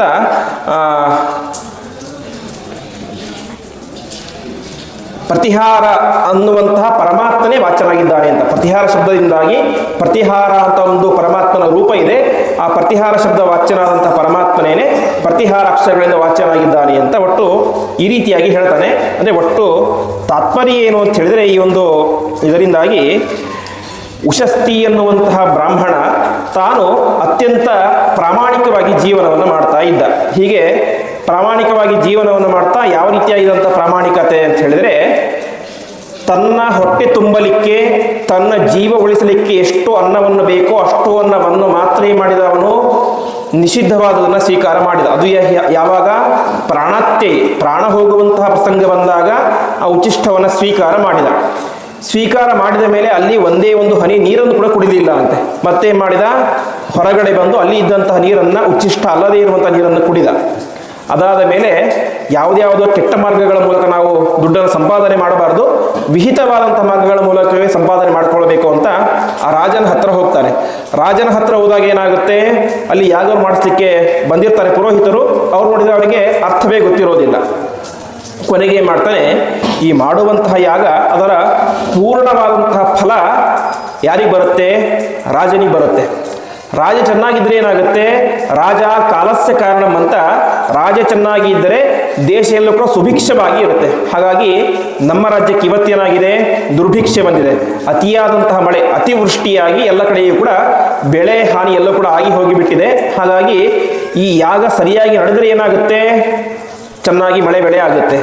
ಯಾಗ ಚೆನ್ನಾಗಿ ಆಗಿ ಬಂದರೆ ಏನಾಗಬೇಕು, ಪುರೋಹಿತರು ಚೆನ್ನಾಗಿ ಯಾಗವನ್ನು ಮಾಡಿಸಬೇಕು. ಪುರೋಹಿತರು ಸರಿಯಾಗಿ ಯಾಗ ಮಾಡಿಸ್ಬೇಕು ಅಂತ ಹೇಳಿದ್ರೆ ಅವರಿಗೆ ಪ್ರತಿಪಾದ್ಯ ದೇವತೆಯೇ ಎಚ್ಚರ ಇರಬೇಕು. ಹಾಗಾಗಿ ಏನು ಮಾಡಿದ, ಅಲ್ಲಿ ಹೋಗಿ ಆ ಮೂರೂ ಜನರಿಗೆ ಪುರೋಹಿತರಿಗೂ ಕೂಡ ಪ್ರತಿಪಾದ್ಯ ದೇವತೆ ಯಾರು ಅಂತ ಅನೇಕ ರೀತಿಯಾದಂಥ ಉಪದೇಶಗಳನ್ನು ಮಾಡಿ ಆ ಮೂಲಕ ತಾನೂ ಕೂಡ ಯಜ್ಞದಲ್ಲಿ ಭಾಗಿಯಾಗಿ ಯಜ್ಞವನ್ನು ಚೆನ್ನಾಗಿ ಮಾಡಿಸಿದ. ಇನ್ನೊಂದು ಎಚ್ಚರ ಏನು, ಇಷ್ಟೆಲ್ಲ ಮಾಡಬೇಕಾದ್ರೆ ಪಾಪ ಬಂದಂತಹ ಆ 3 ಜನ ಬ್ರಾಹ್ಮಣರಿಗೆ ದ್ರೋಹ ಆಗಬಾರದು ಅಂತ. ಹಾಗಾಗಿ ಏನು ಮಾಡಿದ, ಅವರಿಗೂ ಎಷ್ಟು ಸಂಭಾವನೆ ಕೊಡಬೇಕು ಅಂತ ತೀರ್ಮಾನ ಮಾಡಿದ್ದೀಯೋ ಅಷ್ಟನ್ನು ಅವರಿಗೇ ಕೊಡು, ಅದನ್ನು ಬಿಟ್ಟು ನನಗೆ ಎಕ್ಸ್ಟ್ರಾ ಕೊಡು ಅಂತ ಕೇಳಿದ. ಅಂದರೆ ತಾತ್ಪರ್ಯ ಏನು ಅಂತ ಹೇಳಿದ್ರೆ, ಬಂದಂತಹ ಬ್ರಾಹ್ಮಣರಿಗೆ ಮೋಸ ಆಗಬಾರದು ಅಂತ. ಹಾಗೆ ಮಾಡಿ ಕೊನೆಗೆ ಯಜ್ಞ ಸಾಂಗವಾಗಿ ನಡೆಯುವಂತೆ ಮಾಡಿದ. ಅದಾದ ಮೇಲೆ ಅಲ್ಲಿ ಏನಾಯಿತು, ವಿಶೇಷವಾಗಿ ಸಮೃದ್ಧವಾದಂತಹ ಮಳೆ ಬೆಳೆ ಎಲ್ಲವೂ ಕೂಡ ಆಯಿತು ಎಂಬುದಾಗಿ ಈ ಒಂದು ಮೊದಲನೇ ಖಂಡದ 10ನೇ ಅಧ್ಯಾಯದಲ್ಲಿ ಬರುವಂತಹ ಒಂದು ವಿಶಿಷ್ಟವಾದಂತಹ ಒಂದು ಭಾಗ. ಅದು ಉಶಸ್ತಿ ಉಪಾಖ್ಯಾನ ಅಥವಾ ಚಾಕ್ರಾಯಣ ಉಪಾಖ್ಯಾನ ಅಂತ. ಹೀಗೆ ಯಾವುದೋ ಒಂದು ಸಾಮಾನ್ಯ ಎತ್ತಿನ ಬಂಡಿಯ ಕೆಳಗಡೆ ವಾಸ ಮಾಡ್ತಾ ಇದ್ದಂತಹ ಒಬ್ಬ ವ್ಯಕ್ತಿ ಇನ್ನೊಂದು ದೇಶಕ್ಕೆ ಹೋಗಿ ಅಲ್ಲಿದ್ದಂತಹ ರಾಜನ ಹತ್ತಿರ ಹೋಗಿ ಚೆನ್ನಾಗಿ ಯಾಗವನ್ನು ಮಾಡಿಸಿ ಇಡೀ ದೇಶ ಚೆನ್ನಾಗಿ ಸುಭಿಕ್ಷೆಯಾಗುವಂತೆ ಮಾಡಿದ. ಈ ಪ್ರಸಂಗದಲ್ಲಿ ಉಪನಿಷತ್ತಿನ ವಾಕ್ಯಗಳು ತುಂಬ ಕ್ಲಿಷ್ಟವಾದದ್ದು, ಆಚಾರ್ಯರ ಭಾಷ್ಯಗಳು ತುಂಬ ಸಂಕ್ಷಿಪ್ತವಾದದ್ದು. ಹಿಂದೆ ಹೇಳಿದಂತೆ 10 ಲೈನ್ ಉಪನಿಷತ್ತಿದ್ದರೆ ಆಚಾರ್ಯರ ಭಾಷ್ಯ ಎಷ್ಟಿರುತ್ತೆ 2-3 ಲೈನು ಅಷ್ಟೇ. ಅವರು ಎಲ್ಲಿ ಸಂದೇಹ ಬರ್ತೋ ಅಲ್ಲಿ ಮಾತ್ರ ಬರೀತಾರೆ, ಎಲ್ಲ ಕಡೆ ಭಾಷೆ ಬರಿತಾ ಹೋಗೋದಿಲ್ಲ ಆಚಾರ್ಯರು. ಆದರೆ ರಾಯರು ಮಾತ್ರ ವಿಶೇಷವಾಗಿ ಅಲ್ಲಿ ಬರುವಂತಹ ಪ್ರತಿಯೊಂದು ಪದಗಳಿಗೆ ಪ್ರತಿಯೊಂದು ಅಕ್ಷರಗಳಿಗೆ ಚಕಾರ ತುಕಾರಗಳಿಗೆ ಕೂಡ ವಿಶೇಷವಾಗಿ ವ್ಯಾಖ್ಯಾನ ಬರೆದು ಆ ಉಶಸ್ತಿಯ ಒಂದು ಪ್ರಸಂಗವನ್ನು ನಮಗೆ ಚೆನ್ನಾಗಿ ಮದಟ್ಟಾಗುವಂತೆ ಅರ್ಥವನ್ನು ಮಾಡಿ ಕೊಡ್ತಾ ಇದ್ದಾರೆ. ಅದಾದ ಮೇಲೆ ಬರುವಂತಹ ಇನ್ನೊಂದು ಪ್ರಸಂಗ ರೈಕ್ವೋಪಾಖ್ಯಾನ ಅಂತ ತುಂಬ ಪ್ರಸಿದ್ಧವಾದಂತಹ ಒಂದು ಪ್ರಸಂಗ. ರೈಕ್ವ ಅಂತ ಕೇಳಿರ್ತೇವೆ ನಾವು. ಅವನು ಕೂಡ ಇದೇ ರೀತಿಯಾಗಿ ಇದ್ದಂಥ ಒಬ್ಬ ವ್ಯಕ್ತಿ. ಅದು ಹೇಗೆ ಪ್ರಾರಂಭ ಆಯಿತು ಅಂತ ಮುಂದೆ 4ನೇ ಅಧ್ಯಾಯದಲ್ಲಿ ಹೇಳ್ತಾರೆ ಈ ಕಥೆಯನ್ನು.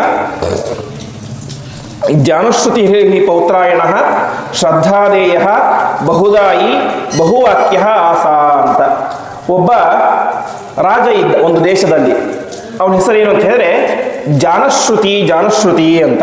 ಅದಕ್ಕೆ ರಾಯರು ಹೇಳ್ತಾರೆ ಜಾನುಶ್ರುತಿ ಅಂದರೆ ಏನು ಅಂತ. ಜನಶ್ರುತಸ್ಯ ಅಪತ್ಯಂ ಜಾನಶ್ರುತಿ ಅಂತ. ಅವನ ತಂದೆ ಹೆಸರು ಜನಶ್ರುತ ಅಂತೆ, ಹಾಗಾಗಿ ಅವನ ಹೆಸರು ಜಾನಶ್ರುತಿ ಅಂತ. ಹೇಗೆ ದಶರಥನ ಮಗ ದಾಶರಥಿ, ಜನಕನ ಮಗಳು ಜಾನಕಿ, ಹಾಗೆ ಜನಶ್ರುತನ ಮಗ ಜಾನಶ್ರುತಿ ಅಂತ. ಅವನಿಗೆ ಇನ್ನೂ ಅನೇಕ ಹೆಸರುಗಳಿದ್ವು ಅಂತ. ಏನು ಪುತ್ರಾಯಣ ಅಂತ ಮತ್ತು ಶ್ರದ್ಧಾದೇಯ ಅಂತ ಒಂದು ಹೆಸರಿತ್ತು ಅವನಿಗೆ. ಯಾಕೆಂದರೆ ಶ್ರದ್ಧಾದೇಯ ಅಂತ ಹೇಳಿದ್ರೆ ಯಾರೇ ತನ್ನ ಹತ್ತಿರ ಬಂದು ಏನನ್ನೇ ಕೇಳಿದರೂ ಕೂಡ ಅವರಿಗೆ ಶ್ರದ್ಧೆಯಿಂದ ಕೊಡ್ತಾ ಇದ್ದ ಅಂತೆ. ಸುಮ್ಮನೆ ಭಿಕ್ಷುಕರು ಬಂದಿದ್ದಾರೆ ಅಂತ ಎಸಿತಾ ಇರಲಿಲ್ಲ, ಅತ್ಯಂತ ಪ್ರೀತಿಯಿಂದ ಶ್ರದ್ಧೆಯಿಂದ ಕೊಡ್ತಾ ಇದ್ದ, ದಾನವನ್ನು ಮಾಡ್ತಾ ಇದ್ದ. ಹಾಗಾಗಿ ಅವನಿಗೆ ಶ್ರದ್ಧಾದೇಯ ಅಂತ ಹೆಸರಿತ್ತು. ಇನ್ನೊಂದು ಬಹುದಾಯಿ ಬಹುವಾಕ್ಯ ಅಂತ, ಹೀಗೆ ಅನೇಕ ರೀತಿಯ ಹೆಸರುಗಳಿದ್ದು ವಾಸ್ತವಿಕವಾಗಿ ಅತ್ಯಂತ ಪ್ರಾಮಾಣಿಕನಾದಂತಹ ರಾಜ ಈ ಪೌತ್ರಾಯಣ, ಮತ್ತು ಅಷ್ಟೇ ಧರ್ಮಿಷ್ಠನಾದಂತಹ ರಾಜ. ಹೀಗೆ ಇದ್ದ. ಒಂದು ದಿವಸ ಮನೆಯ ಮೇಲೆ ಉಪ್ಪರಿಗೆಯಲ್ಲಿ ಬಾಲ್ಕನಿಯಲ್ಲಿ ಮಲ್ಕೊಂಡಿದ್ದಾನೆ. ಒಳ್ಳೆ ವೈಭವದ ರಾಜ್ಯ, ಒಳ್ಳೆ ದೊಡ್ಡದಾದಂಥ ಮಂಚವನ್ನು ಹಾಕಿದ್ದಾರೆ. ಮಂಚವನ್ನು ಹಾಕಿಕೊಂಡು ರಾಜ ಆಕಾಶವನ್ನು ನೋಡ್ತಾ ಮಲಗಿದ್ದಾನೆ. ಮಲಗಿದಾಗ ಏನಾಯಿತು, ಅಲ್ಲಿ 2 ಹಂಸಗಳು ಹಾರಾಡ್ತಾ ಇದ್ವು ಅಂತೆ. 2 ಹಂಸಗಳು ಆಕಾಶದಲ್ಲಿ ಹಾರಾಡ್ತಾ ಇದ್ದಾವೆ. ಆ ಸಂದರ್ಭದಲ್ಲಿ ರಾಜ ಆಲೋಚನೆ ಮಾಡ್ತಾ ಇದ್ದ ಅಂತೆ. ಆ ರಾಜ್ಯದಲ್ಲಿ ಒಳ್ಳೆ ಚೆನ್ನಾಗಿ ಮಳೆ ಬೆಳೆ ಎಲ್ಲವೂ ಕೂಡ ಚೆನ್ನಾಗಿ ಆಗ್ತಾ ಇತ್ತು. ಯಾವತ್ತೂ ಕೂಡ ಅತಿವೃಷ್ಟಿಯಾಗಲಿ ಅನಾವೃಷ್ಟಿಯಾಗಲಿ ಬರಗಾಲ ಯಾವುದು ಕೂಡ ಇರಲಿಲ್ಲ. ಪ್ರತಿಯೊಬ್ಬ ಪ್ರಜೆಗಳು ಕೂಡ ಚೆನ್ನಾಗಿ ಜೀವನವನ್ನು ಮಾಡ್ತಾ ಇದ್ರು. ಈ ಪೌತ್ರಾಯಣದ ಏನೋ ಅಹಂಕಾರ ಅಂತ ಹೇಳಿದ್ರೆ, ಇವು ನೋಡಿ ಎಲ್ಲವೂ ಕೂಡ ಇತ್ತು. ಒಳ್ಳೆ ದಾನಿಯಾಗಿದ್ದ, ಧರ್ಮಿಷ್ಠನಾಗಿದ್ದ, ಪ್ರಾಮಾಣಿಕನಾಗಿದ್ದ, ಎಲ್ಲ ಇತ್ತು. ಆದರೆ ಒಂದೇ ಒಂದು ಲೋಪ ಅಂತ ಹೇಳಿದ್ರೆ ಅಹಂಕಾರ. ಅವನೇನು ಅಂದ್ಕೊಂಡ್ಬಿಟ್ಟಿದ್ದ, ನಾನು ಇಷ್ಟು ಚೆನ್ನಾಗಿ ರಾಜ್ಯಭಾರ ಮಾಡ್ತಾ ಇರೋದ್ರಿಂದಲೇ, ನಾನು ಇಷ್ಟು ಯಜ್ಞ ಯಾಗಾದಿಗಳನ್ನು ಮಾಡ್ತಾ ಇರೋದ್ರಿಂದಲೇ ನಮ್ಮ ರಾಜ್ಯದಲ್ಲಿ ಏನಾಗಿದೆ, ಒಳ್ಳೆಯ ಸುಭಿಕ್ಷೆ ಆಗಿದೆ. ನಾನು ಇಲ್ಲದೆ ಹೋಗಿದ್ದರೆ ನನ್ನ ರಾಜ್ಯದ ಪ್ರಜೆಗಳಿಗೆ ಏನು ಇರ್ತಾ ಇರಲಿಲ್ಲ, ತಿನ್ನಲಿಕ್ಕೆ ಗತಿ ಕೂಡ ಇರ್ತಾ ಇರಲಿಲ್ಲ ಅಂತ ಅಹಂಕಾರ ಪಡ್ತಾ ಮಲ್ಕೊಂಡಿದ್ದ. ಆ ಸಂದರ್ಭದಲ್ಲಿ ಏನಾಯಿತು, ಆಕಾಶ ಮಾರ್ಗದಲ್ಲಿ 2 ಹಂಸ ಪಕ್ಷಿಗಳು ಹಾರ್ಕೊಂಡು ಹೋಗ್ತಾ ಇದ್ವು. ಆವಾಗೇನಾಯಿತು, ಒಂದು ಹಂಸ ಪಕ್ಷಿ ಇನ್ನೊಂದು ಹಂಸ ಪಕ್ಷಿಗೆ ಹೇಳುತ್ತೆ ಅಂತೆ. ಉಪನಿಷತ್ತು ಹೇಳುತ್ತೆ, ಹೋ ಹೋಯ್ ಭಲ್ಲಾಕ್ಷ ಜಾನಶ್ರುತೆ ಪೌತ್ರಾಯಣಸ್ಯ ಸಮಂದಿವ ಜ್ಯೋತಿರಾತತಂ ತನ್ವ ಪ್ರಸ್ತಾಂಕ್ಷಿ ತ್ವಾಮ ಪ್ರದಾಕ್ಷಿಹಿ ಅಂತ. ಅಂದರೆ ಆ 2 ಹಂಸ ಪಕ್ಷಿಗಳು ಕೂಡ ಜಾನುಶ್ರುತಿ ಮಲ್ಕೊಂಡಂಥ ಜಾಗದ ಮೇಲೆ ಹಾರ್ಕೊಂಡು ಹೋಗ್ತಾ ಇದ್ವು ಆಕಾಶದಲ್ಲಿ. ಆವಾಗ ಒಂದು ಹಂಸ ಪಕ್ಷಿ ಹೇಳುತ್ತೆ ಅಂತೆ, ಭಲ್ಲಾಕ್ಷ ಅಂತ. ಆ ಹಂಸ ಪಕ್ಷಿ ಹೆಸರು ಭಲ್ಲಾಕ್ಷ ಅಂತ. ಅದು ಹೇಳುತ್ತೆ, ಹೋ ಹೋಯ್ ಭಲ್ಲಾಕ್ಷ, ಸ್ವಲ್ಪ ಹೊತ್ತು ನಿಂತ್ಕೋ ಅಂತ. ಈ ಹಂಸ ಪಕ್ಷಿಗೆ ಆಶ್ಚರ್ಯ ಆಗುತ್ತೆ ಅಂತೆ. ಉಪನಿಷತ್ತು ಹೇಳುವಂತೆ ಅದು ಯಾವುದೋ ಸಾಮಾನ್ಯ ಹಂಸ ಪಕ್ಷಿಗಳಲ್ಲ, ದೇವಲೋಕದ ಹಂಸ ಪಕ್ಷಿಗಳು ಅಂತೆ. ಅವುಗಳೇನೋ ವಿಹಾರ ಮಾಡಲಿಕ್ಕೆ ಅಂತ ಭೂಮಿಗೆ ಬಂದಿದ್ದು, ವಿಹಾರ ಮಾಡ್ತಾ ಇದ್ದು. ಪೌತ್ರಾಯಣ ಕೆಳಗೆ ಮಲ್ಕೊಂಡಿದ್ದ, ಮೇಲ್ಗಡೆ ಹಾರಾಡ್ತಾ ಇದ್ದು. ಒಂದು ಹಂಸ ಪಕ್ಷಿ ಹೇಳುತ್ತೆ, ಭಲ್ಲಾಕ್ಷ ಸ್ವಲ್ಪ ಹೊತ್ತು ನಿಂತ್ಕೋ ಅಂತ. ಇದಕ್ಕೆ ಆಶ್ಚರ್ಯ ಆಗುತ್ತೆ. ಎಲ್ಲ ರಾತ್ರಿಯಾಗಿದೆ, ಕತ್ತಲಾಗಿದೆ, ನಿಂತ್ಕೊಂತ ಯಾಕೆ ಹೇಳ್ತಾ ಇದ್ದೀಯಾ ಅಂತ. ಇಲ್ಲ, ನೋಡು ಅಲ್ಲಿ ಕೆಳಗಡೆ ಒಬ್ಬ ರಾಜ ಮಲ್ಕೊಂಡಿದ್ದಾನೆ. ಅವನ ಹೆಸರು ಪೌತ್ರಾಯಣ ಅಂತ. ಅವನ ಸ್ಪೆಷಾಲಿಟಿ ಏನು ಅಂತ ಹೇಳಿದ್ರೆ, ಅವನು ಮಾಡಿದಷ್ಟು ಯಜ್ಞ ಯಾಗಾದಿಗಳನ್ನು ಭೂಮಿಯಲ್ಲಿ ಯಾರು ಕೂಡ ಮಾಡೇ ಇಲ್ಲ. ಅಷ್ಟು ವಿಶಿಷ್ಟವಾದಂತಹ ಯಜ್ಞ ಯಾಗ ಎಲ್ಲವನ್ನು ಕೂಡ ಮಾಡಿ ಅವನೇನಾಗಿದ್ದಾನೆ. ಅವನ ದೇಹದಿಂದ ಬಂದಂತಹ ಒಂದು ಕೀರ್ತಿ, ಅವನ ಕೀರ್ತಿ ಎಂಬುದು ನಮ್ಮ ಲೋಕದ ಕಡೆ ಕೂಡ ಬಂದುಬಿಟ್ಟಿದೆ, ಅಷ್ಟು ಮೇಲಕ್ಕೆ ಬಂದುಬಿಟ್ಟಿದೆ. ಹಾಗಾಗಿ ನೀನು ಅದನ್ನು ಟಚ್ ಮಾಡಬೇಡ ಅಂತ ಹೇಳುತ್ತೆ. ಪೌತ್ರಾಯಣನ ಕೀರ್ತಿ ಎಂಬಂತಹ ಜ್ಯೋತಿ, ಅವನ ಬೆಳಕು ದ್ಯುಲೋಕದ ಕಡೆಗೆ ಬಂದುಬಿಟ್ಟಿದೆ, ಹಾಗಾಗಿ ನೀನು ಅದನ್ನು ಟಚ್ ಮಾಡ್ಲಿಕ್ಕೆ ಹೋಗಬೇಡ ಅಂತ ಹೇಳುತ್ತೆ. ಅಂದರೆ ಒಟ್ಟಿ ತಾತ್ಪರ್ಯ ಇಷ್ಟು, ಪೌತ್ರಾಯಣ ಎನ್ನುವಂಥ ರಾಜ ಕೆಳಗಡೆ ಮಲ್ಕೊಂಡಿದ್ದಾನೆ, ಅವನಿಗೆ ಭಾರಿ ಕೀರ್ತಿ ಇದೆ, ಅವನ ಮೇಲೆ ಹಾರಾಡ್ಕೊಂಡು ಹೋಗೋದು ಬೇಡ ಅಂತ. ಹೇಗೆ ನಾವು ಇವತ್ತು ಕೇಳ್ತೇವೆ ತಿರುಪತಿಯ ಮೇಲ್ಗಡೆ ವಿಮಾನಗಳು ಹಾರಾಡಬಾರದು ಅಂತ ಎಲ್ಲ ನಿಷೇಧಗಳಿದ್ದಾವೆ ಅಂತ. ಹಾಗೆ ಇಲ್ಲಿ ಹೇಳ್ತಾ ಇದೆ, ಇವನೊಬ್ಬ ದೊಡ್ಡ ಭಾರಿ ಧರ್ಮಿಷ್ಠನಾದಂತಹ ರಾಜ, ಹಾಗಾಗಿ ಅವನ ಮೇಲೆ ಹಾರ್ಕೊಂಡು ಹೋಗೋದು ಬೇಡ, ಪಕ್ಕದಿಂದಾಗಿ ಹೋಗೋಣ ಅಂತ ಆ ಹಂಸ ಪಕ್ಷಿ ಹೇಳುತ್ತೆ. ಇಷ್ಟು ಹೇಳಿದಾಗ ಆ ಇನ್ನೊಂದು ಹಂಸ ಪಕ್ಷಿ ಹೇಳುತ್ತೆ ಅಂತೆ, ನೀ ಹೇಳ್ತಾ ಇರೋದಲ್ಲ ಬರೀ ಸುಳ್ಳು ಮಾತು ಅಂತ ಹೇಳಿಬಿಡುತ್ತೆ. ಇಲ್ಲಿ ಇನ್ನೊಂದೇನು ಪ್ರಸಂಗ ಅಂತ ಹೇಳಿದ್ರೆ, ಈ ಹಂಸಗಳು ಮಾತಾಡ್ತಾ ಇದ್ದಂತಹ ಪ್ರತಿಯೊಂದು ಮಾತು ಕೂಡ ಇವನಿಗೆ ಅರ್ಥ ಆಗ್ತಾ ಇತ್ತು ಅಂತ. ಯಾರಿಗೆ? ಪೌತ್ರಾಯಣ ಎನ್ನುವಂತಹ ರಾಜನಿಗೆ. ಸಾಮಾನ್ಯವಾಗಿ ಹಂಸಗಳು ಮಾತಾಡೋದೇ ಇಲ್ಲ, ಮಾತಾಡಿದ್ರು ನಮಗಂತೂ ಅರ್ಥ ಆಗೋದಿಲ್ಲ. ಆದರೆ ಅಲ್ಲಿ ಇದ್ದದ್ದು ಯಾವುದು ಭೂಲೋಕದ ಹಂಸ ಪಕ್ಷಿಗಳಲ್ಲ, ದೇವಲೋಕದ ಹಂಸ ಪಕ್ಷಿಗಳು. ಹಾಗಾಗಿ ಅವುಗಳಿಗೆ ಮಾತನಾಡುವಂಥ ಸಾಮರ್ಥ್ಯ ಕೂಡ ಇತ್ತು. ಇನ್ನು ಪೌತ್ರಾಯಣ ಎನ್ನುವಂತಹ ರಾಜ, ಇವನು ಕೂಡ ಒಳ್ಳೆ ಧರ್ಮಿಷ್ಠನಾದಂತಹ ರಾಜ, ಹಾಗಾಗಿ ಪ್ರಾಣಿ ಪಕ್ಷಿಗಳ ಭಾಷೆ ಕೂಡ ಅವನಿಗೆ ಅರ್ಥ ಆಗ್ತಾ ಇತ್ತು ಅಂತೆ. ಹಾಗಾಗಿ ಹಂಸಗಳು ಮಾತನಾಡುವಂತಹ ಪ್ರತಿಯೊಂದು ಕೂಡ ಏನಾಗ್ತಾ ಇತ್ತು, ಇವನಿಗೆ ಕೇಳಿಸ್ತಾ ಇತ್ತು. ಅವನಿಗೆ ಪ್ರಾರಂಭದಲ್ಲಿ ಭಾರಿ ಹೆಮ್ಮೆ ಆಯಿತು, ಓಹೋ ನನ್ನ ಕೀರ್ತಿ ಎಷ್ಟಿದೆ, ಯಾವುದೋ ಮನುಷ್ಯರಲ್ಲ ಸಾಮಾನ್ಯ ಹಂಸ ಪಕ್ಷಿಗಳು ನನ್ನನ್ನು ಕೊಂಡಾಡ್ತಾ ಇದ್ದಾವಲ್ಲ ಅಂತ ಭಾರಿ ಅಹಂಕಾರ ಬಂದ್ಬಿಡ್ತವಂತೆ. ನೆಕ್ಸ್ಟ್ ಸೆಕೆಂಡಲ್ಲಿ ಇನ್ನೊಂದು ಹಂಸ ಪಕ್ಷಿ ಹೇಳಿತು, ನೀನು ಹೇಳ್ತಾ ಇರೋದಿಲ್ಲ ಬರೀ ಬೋಗಸ್. ಯಾಕೆ? ನೀನು ಹೇಳ್ತಾ ಇರೋದು ಒಂದು ಅಂಶ ನಿಜ. ಏನು? ಈ ರಾಜ್ಯದಲ್ಲಿ ಇವತ್ತು ಚೆನ್ನಾಗಿ ಮಳೆ ಬೆಳೆ ಸುಭಿಕ್ಷೆ ಎಲ್ಲವೂ ಕೂಡ ಆಗಿದೆ, ಆದರೆ ಅದಕ್ಕೆ ಕಾರಣ ಯಾರು ಅಂತ ಹೇಳ್ತಾ ಇದ್ದೀಯ ನೀನು? ಪೌತ್ರಾಯಣ ರಾಜ ಅಂತ ಹೇಳ್ತಾ ಇದ್ದೀಯ, ಆದರೆ ಪೌತ್ರಾಯಣ ರಾಜ ಇದಕ್ಕೆ ಕಾರಣ ಅಲ್ಲ ಅಂತ ಹೇಳುತ್ತೆ. ಹಾಗಾದ್ರೆ ಯಾರು ಕಾರಣ ಅಂತ ಹೇಳಿದ್ರೆ ಅದಕ್ಕೆ ರಾಯರು ಹೇಳ್ತಾರೆ, ಕೀದೃಕ್ ಪ್ರಭಾವಂ ಮತ್ವ ಸಯುಗ್ವಾನಂ ಶಕಟ ಯುಗಾಶ್ರಿತಂ ನಾಮತಃ ರೈಕ್ವವಿಮಾರ್ಥ ವದಸೀತಿ ಪ್ರತ್ಯುವಾಚ ಅಂತ. ಅದಕ್ಕೆ ಇನ್ನೊಂದು ಅಂಶ ಹೇಳುತ್ತೆ, ನೋಡು, ಈ ಪೌತ್ರಾಯಣನ ರಾಜನ ಪ್ರಭಾವದಿಂದಾಗಿ ಮಳೆ ಬೆಳೆ ಚೆನ್ನಾಗಿ ಆಗ್ತಾ ಇರೋದಲ್ಲ, ಮತ್ತಾರ ಪ್ರಭಾವ ಅಂತ ಹೇಳಿದ್ರೆ ಇಲ್ಲಿ ಒಬ್ಬ ರೈಕ್ವ ಅಂತ ಒಬ್ಬ ಜ್ಞಾನಿ ಇದ್ದಾನೆ, ಹೆಸರೇ ವಿಚಿತ್ರವಾಗಿದೆ, ರೈಕ್ವ ಅಂತ. ಅವನ ಪ್ರಭಾವದಿಂದಾಗಿ ಜಗತ್ತಿನ ಈ ಒಂದು ರಾಜ್ಯದ ಸುತ್ತಮುತ್ತಲೆಲ್ಲರೂ ಕೂಡ ಚೆನ್ನಾಗಿ ಮಳೆ ಬೆಳೆ ಆಗ್ತಾ ಇದೆ ಅಂತ ಹೇಳ್ತಾರೆ ಅಂತೆ. ಸರಿ, ಅವನೆಲ್ಲಿದ್ದಾನೆ? ದೊಡ್ಡ ಅರಮನೆಯಲ್ಲಿ ಇದ್ದಾನ ಅಥವಾ ಯಾವುದೋ ಗುರುಕುಲದಲ್ಲಿ ಇದ್ದಾನ ಅಂತ ಹೇಳಿದ್ರೆ ಅದಕ್ಕೆ ಹೇಳುತ್ತೆ ಉಪನಿಷತ್ತು, ಸಯುಗ್ವಾನ ವಿವ, ಒಂದು ಎತ್ತಿನ ಬಂಡಿಯ ಕೆಳಗಡೆ ಅವನು ವಾಸವಾಗಿರ್ತಾನೆ. ಆ ರೈಕ್ವನ ಪ್ರಭಾವದಿಂದಾಗಿ ಅವನು ಮಾಡ್ತಾ ಇರುವಂಥ ವಿಶಿಷ್ಟವಾದಂಥ ಉಪಾಸನೆ, ಅವರ ಜ್ಞಾನದ ಪ್ರಭಾವದಿಂದಾಗಿ ಎಲ್ಲ ಕಡೆ ಮಳೆ ಬೆಳೆ ಚೆನ್ನಾಗಿ ಆಗ್ತಾ ಇದೆ ಅಂತ ಹಂಸ ಪಕ್ಷಿ ಹೇಳುತ್ತೆ. ಅಷ್ಟು ಹೇಳಿ ಮುಂದೆ ಹೋಗ್ಬಿಡ್ತವೆ, ಅಷ್ಟೇ ಹರ್ಕೊಂಡು ಹೋಗ್ಬಿಡ್ತವೆ. ಅವುಗಳ ಉದ್ದೇಶ ಏನು? ಈ ಪೌತ್ರಾಯಣ ರಾಜ ಮನಸ್ಸಿನಲ್ಲಿ ಇರುವಂತಹ ಅಹಂಕಾರ ಕಡಿಮೆ ಮಾಡಬೇಕು ಅಂತ. ಅದಕ್ಕೋಸ್ಕರ ಬಂದಿದ್ದವು ದೇವಲೋಕದಿಂದ. ಇಷ್ಟೆಲ್ಲ ಆಯಿತು. ಇಷ್ಟೆಲ್ಲ ಆಗಿ ಕೊನೆಗೆ ರಾಜನಿಗೆ ಸ್ವಲ್ಪ ಬೇಸರ ಆಗುತ್ತೆ ಅಂತ. ನಾನೇನೋ ನನ್ನಿಂದಾಗಿ ಎಲ್ಲ ಕಡೆ ಚೆನ್ನಾಗಿ ಮಳೆ ಬೆಳೆ ಆಗ್ತಾ ಅಂತ ಅನ್ಕೊಂಡಿದ್ದೆ, ನೋಡಿದರೆ ನಾನು ಏನೂ ಕೂಡ ಅಲ್ಲವೇ ಅಲ್ಲ. ಹಾಗಾಗಿ ನಾನು ಏನು ಮಾಡಬೇಕು, ಈ ರೈಕ್ವನನ್ನು ಹುಡುಕಬೇಕು ಅಂತ ಆಲೋಚನೆ ಮಾಡ್ತಾನೆ ಅಂತೆ. ಹಾಗಾಗಿ ಅವನೇನು ಮಾಡ್ತಾನೆ, ಯಥಾ ಕೃತಯ ವಿಜಿತಾಯ ಧೈರ್ಯ ಸಂತ್ಯಂತೇನಂ ಏಂ ತದಭಿ ಸಮೇತಿ ಅಂತ. ಅವನಿಗೆ ಕೂಡ ಏನಾಗಿತ್ತಂತೆ, ಸ್ವಲ್ಪ ರೈಕ್ವನ ಬಗ್ಗೆ ಕಿವಿಗೆ ಬಿದ್ದಿತ್ತಂತೆ ಅವಾಗಿವಾಗ. ಏನಂತ? ರೈಕ್ವ ಭಾರಿ ಧರ್ಮಿಷ್ಠ, ಅವನು ಎಂತಹ ವ್ಯಕ್ತಿ ಅಂತ ಹೇಳಿದ್ರೆ ಅವನಿದ್ದದ್ದು ಕೃತಯುಗದಲ್ಲಿ ಇದ್ದುಕೊಂಡು ಅನೇಕ ರೀತಿಯಾದಂತಹ ಸಾಧನೆಗಳನ್ನು ಮಾಡಿಕೊಂಡು ಕೃತಯುಗವನ್ನು ಮತ್ತು ತ್ರೇತಾಯುಗವನ್ನು, ದ್ವಾಪರ ಯುಗವನ್ನು ಮತ್ತು ಕಲಿಯುಗವನ್ನು ಗೆದ್ದಂಥವನು ಅಂತ. ಅಂದರೆ ಅದರ ಪ್ರಭಾವ ತನಗೆ ಆಗದೇ ಇರುವಂತೆ ಮಾಡಿಕೊಂಡಂಥವನು ಯಾರು? ರೈಕ್ವ ಅಂತ ಕೇಳಿದ್ದ. ಕೊನೆಗೆ ಅವನಿಗೆ ಇಷ್ಟೆಲ್ಲ ಗೊತ್ತಾದಾಗ ಅವನೇನು ಮಾಡ್ತಾನೆ, ಸಹ ರೈಕ್ವ ಮಯ ಪ್ರಕಾರೇಣ ಇತ್ಯುವಾಚ ಹಂಸ ಅಂತ. ಆ ರೈಕ್ವನನ್ನು ಹೇಗಾದರೂ ಮಾಡಿ ನಾನು ಕರೆದುಕೊಂಡು ಬರಬೇಕು ಅಂತ. ಅಂದರೆ ರಾಜನಿಗಿದ್ದಂಥ ಪ್ರಾಮಾಣಿಕತೆ ಏನು ಅಂತ ಹೇಳಿದ್ರೆ, ನಾನು ಅವರ ಹತ್ತಿರ ಹೋಗಿ ಚೆನ್ನಾಗಿ ಸೇವೆಯನ್ನು ಮಾಡಿ ಅವನಿಂದಾಗಿ ಆ ವಿದ್ಯೆ ಉಪದೇಶ ಪಡ್ಕೊಳ್ಬೇಕು ಅಂತ. ಯಾಕೆ? ರೈಕ್ವ ಮಾಡ್ತಾ ಇದ್ದಂಥ ಉಪಾಸನೆಯಿಂದಾಗಿ ಇವತ್ತೇನಾಗ್ತಾ ಇದೆ, ಚೆನ್ನಾಗಿ ಮಳೆ ಬೆಳೆ ಆಗ್ತಾ ಇದೆ. ಹಾಗಾಗಿ ರೈಕ್ವನಿಂದ ನಾನು ಕೂಡ ಉಪದೇಶವನ್ನು ಪಡೆದುಕೊಂಡು ನಾನು ಕೂಡ ಚೆನ್ನಾಗಿ ಉಪಾಸನೆಯನ್ನು ಮಾಡಿ ನಮ್ಮ ರಾಜ್ಯ ಸಮೃದ್ಧವಾಗಿರುವಂತೆ ಮಾಡಬೇಕು ಅಂತ. ಅವನಿಗೆ ಸ್ವಾರ್ಥ ಇದ್ದಿಲ್ಲ, ಇದ್ದದ್ದು ಏನು, ಜಗತ್ತಿಗೆ ಒಳ್ಳೆಯದಾಗಬೇಕು, ನಮ್ಮ ರಾಜ್ಯಕ್ಕೆ ಒಳ್ಳೆಯದಾಗಬೇಕು ಅನ್ನುವಂಥ ಅಂಶವೇ ಇತ್ತು. ಹಾಗಾಗಿ ಅವನೇ ಮಾಡ್ತಾನೆ, ತಕ್ಷಣದಲ್ಲಿ ಒಬ್ಬ ತನ್ನ ಸಾರಥಿಯನ್ನು ಕರೀತಾನೆ. ಸಯೇವ ಕ್ಷತ್ತಾರಂ ಉವಾಚ ಅಂಗಾರೇ ಸ ಯುಗ್ವವಾನಿವ ಅಂತ. ನೋಡು ಸಾರಥಿ, ನೀನು ಆದಷ್ಟು ಬೇಗ ಹೋಗಿ ರೈಕ್ವ ಎನ್ನುವಂಥ ಒಬ್ಬ ಜ್ಞಾನಿ ಎಲ್ಲಿದ್ದಾನೋ ಅವನನ್ನು ಹೋಗಿ ಕರೆದುಕೊಂಡು ಬಾ ಅಂತ ತನ್ನ ಸಾರಥಿಗೆ ಆಜ್ಞೆಯನ್ನು ಮಾಡ್ತಾನೆ ಅಂತೆ. ಸರಿ ಅಂತ ಆ ಸಾರಥಿ ಕೂಡ ವಾಸ್ತವಿಕವಾಗಿ ಆ ಸಾರಥಿ ಅತ್ಯಂತ ವೇಗವಾಗಿ ರಥವನ್ನು ಓಡಿಸುವಂಥ ಸಾರಥಿ ಅಂತೆ. ಹಾಗಾಗಿ ಅವನನ್ನೇ ಕರೆದು ಹೇಳಿದ. ಸರಿ ಅಂತ ಅವನು ಎಲ್ಲ ಕಡೆ ಹುಡುಕ್ಲಿಕ್ಕೆ ಹೊರಟ. ಎಷ್ಟು ಹುಡುಕಿದರೂ ಕೂಡ ಅವನಿಗೇನಾಗಲಿಲ್ಲ, ಸಿಗಲೇ ಇಲ್ಲ, ರೈಕ್ವ ಎಂಬುದು ಸಿಗಲೇ ಇಲ್ಲ. ಕೊನೆಗೆ ಅವನು ವಾಪಸ್ ಬರ್ತಾನೆ ಅಂತೆ. ಬಂದು ರಾಜನ ಹತ್ರ ಕೇಳ್ತಾನೆ ಅಂತೆ, ಸರಿ ರಾಜ, ನೀನೇನು ಸ್ವಲ್ಪ ವಿಚಿತ್ರವಾಗಿ ಆಡ್ತಾ ಇದ್ದೀಯಾ, ನಿನಗೆ ರೈಕ್ವ ಯಾಕೆ ಬೇಕು ಅಂತ ಕೇಳ್ತಾನೆ ಅಂತೆ.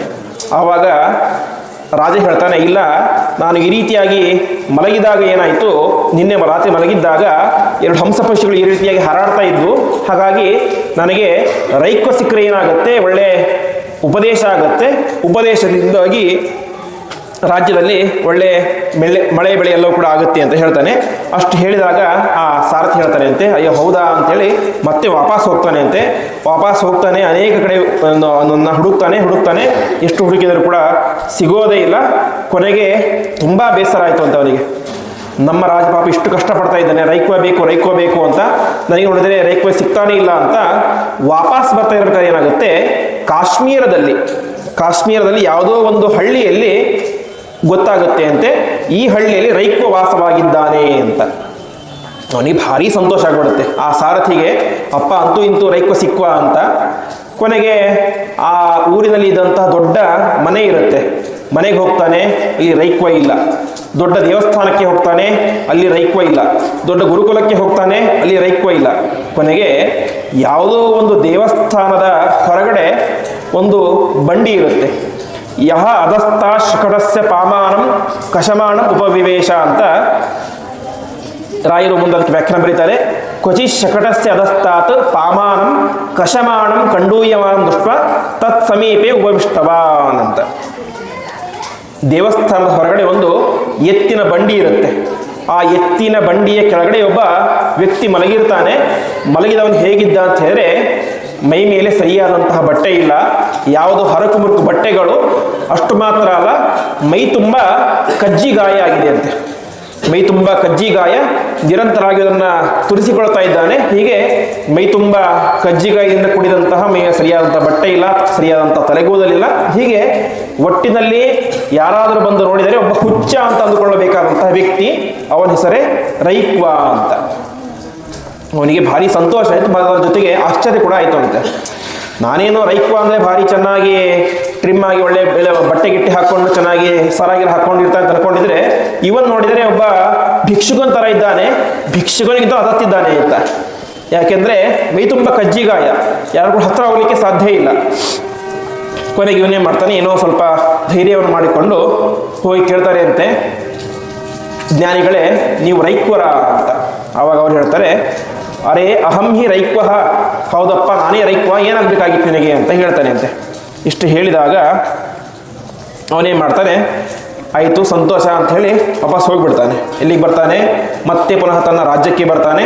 ತನ್ನ ರಾಜ್ಯಕ್ಕೆ ಬಂದು ತನ್ನ ರಾಜನಾದಂಥ ಪವಿತ್ರಾಯಣನಿಗೆ ಹೇಳ್ತಾನೆ, ರಾಜ ನನಗೆ ಇವತ್ತು ರೈಕ್ವ ಸಿಕ್ಕ ಅಂತ. ಅವನಿಗೆ ಪವಿತ್ರಾಯಣನಿಗೆ ಭಾರಿ ಆನಂದ ಆಗಿಬಿಡುತ್ತೆ ಅಂತೆ.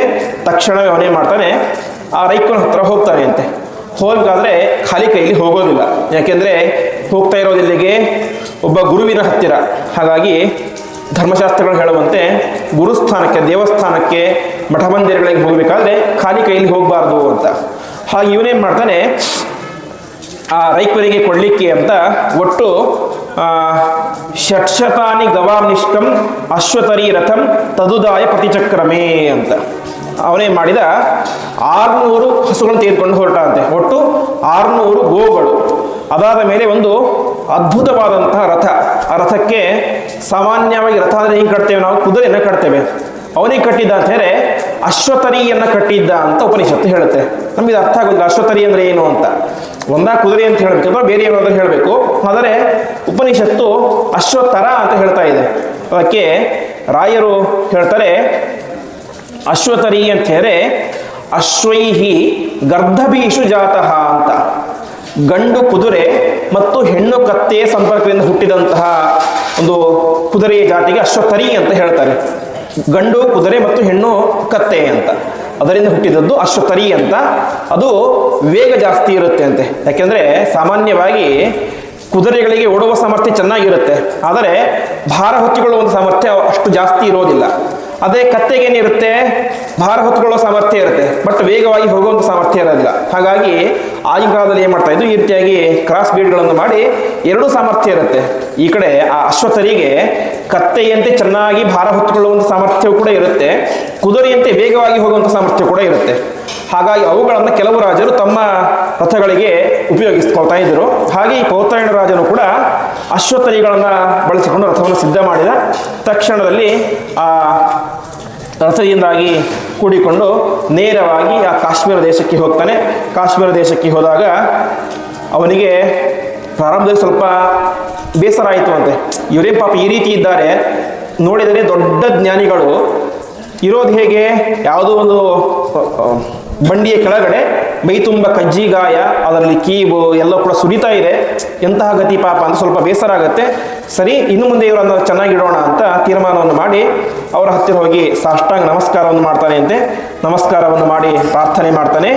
ಭಗವಃ ದೇವತಾಂಶಾಹಿ ಯಾಂ ದೇವತಾ ಉಪಾಸ್ಯ ಇತಿ. ಋಷಿಗಳೇ, ದಯವಿಟ್ಟು ನನಗೆ ಅನುಗ್ರಹವನ್ನು ಮಾಡಿ, ನೀವು ಇಷ್ಟು ದಿವಸಗಳ ಕಾಲ ಯಾವ ದೇವತೆಯನ್ನು ಉಪಾಸನೆ ಮಾಡ್ತಾ ಇದ್ರಲ್ಲ, ಆ ದೇವತೆಯನ್ನು ನನಗೂ ಉಪಾಸನೆ ಮಾಡಲಿಕ್ಕೆ ತಿಳಿಸಿಕೊಡಿ.